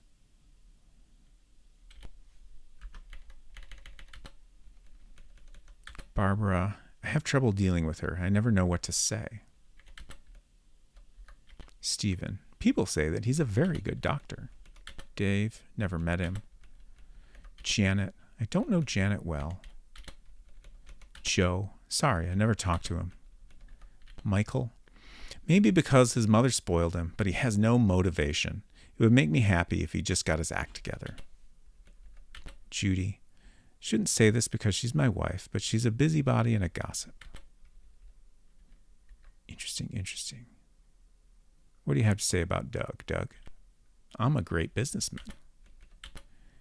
Kate, she's a very kind and considerate. She even manages to get along with that nagging wife of mine, which is no small feat.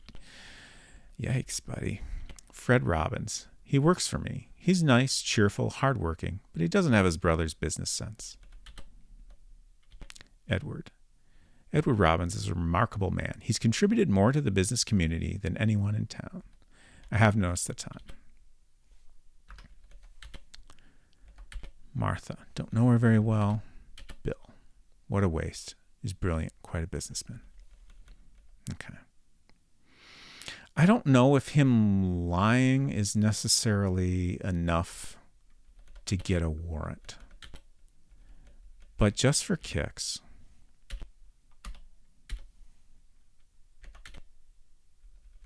let's try it. And then we'll finish up for the night.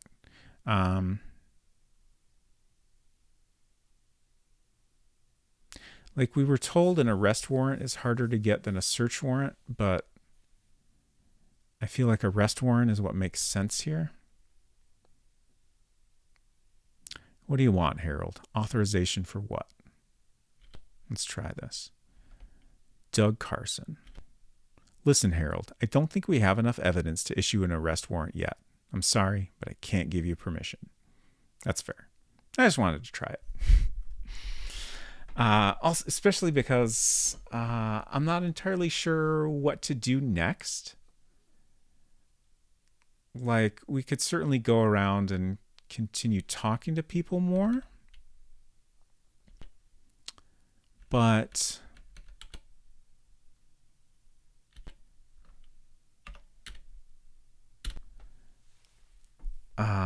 I don't know. It seems like it's going to get a little tricky to do that, especially after waiting a week and forgetting about a lot of this stuff.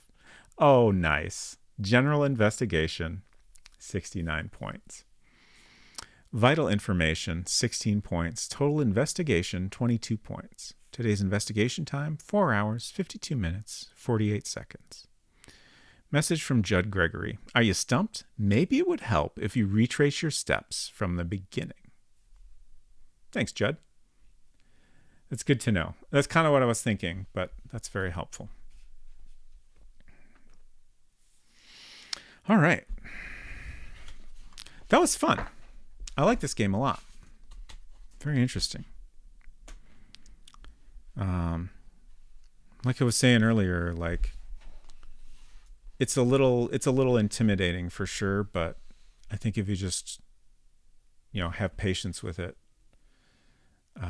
it starts to become pretty interesting, and I'm very excited to it's starting to get interesting because we're finding some tiny bits of things that come together, but I feel like it's going to get a lot more exciting once some more significant stuff starts piling up.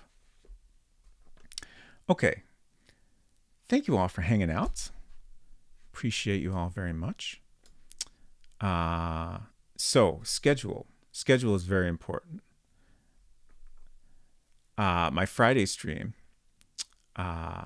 is going to be a very special one because I recently dug up some games I made when I was about 12 in HyperCard. And Friday will be the day that I share them with you all. I'm very excited about it.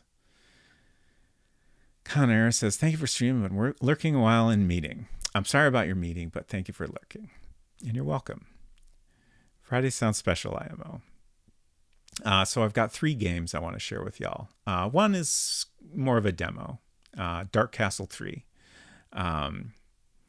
There's a little bit of an animated thing. There's not much to it, but there's a pretty lengthy, like, kind of design document included in it in the form of, like, here's how the game works. So I think it'll be fun to look at. And it's kind of the first project I have from, when I started, thinking about making my own games. So I think that'll be fun to share. Up next will be Beaver Pelt Man, which is the one I remember the most fondly, mostly because it's just kind of ridiculous. So it actually uses a lot of borrowed art from Dark Castle, and it even starts out as though you're playing as the character from Dark Castle. I guess he abandons his life of adventuring through Dark Castle and decides to become a beaver trapper. And you do some shopping at the beginning of the game, and then you do your best to trap some beavers and not get killed by them. It is a very hard game. I tried to get past the first level. I apparently made 7 levels. I could not get past the first one. I'm going to do my best to at least get past one of them. And then the last game is called Pump It Up, and it's based on Reebok pump shoes, which were these like inflatable shoes. And there was like a little basketball on the tongue that you would press in to inflate them to like adjust the fit.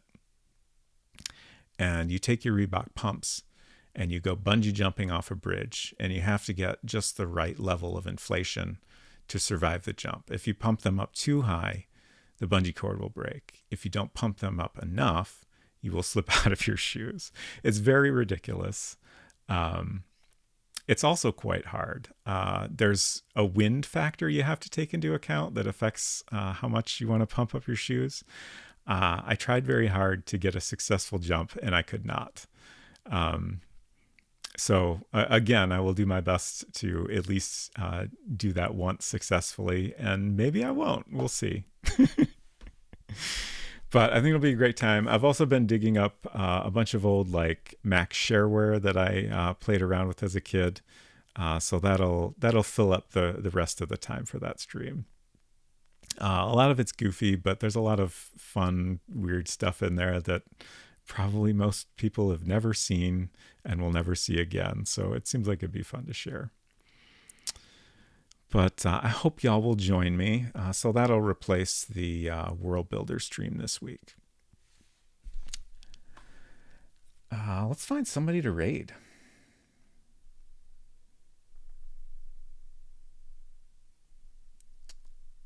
Who is streaming?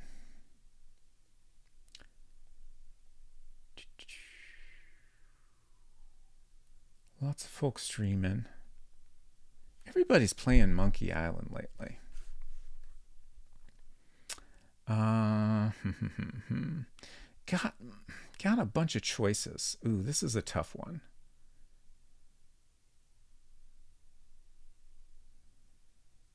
Galara Dragon is playing Monkey Island. Bumfluff Tornado is also playing Monkey Island. Rush Pirate is playing Landstalker? Not familiar with that.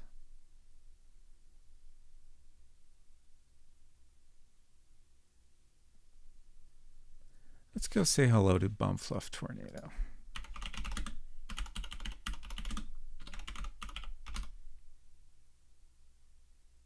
Did I get that right? I guess I'll know if it works or not. Thank you, Mousimus. All right, I think we got it. Thank you again for hanging out. It's been a good time, and I hope y'all have a good evening and a great rest of your week, and we'll see you around.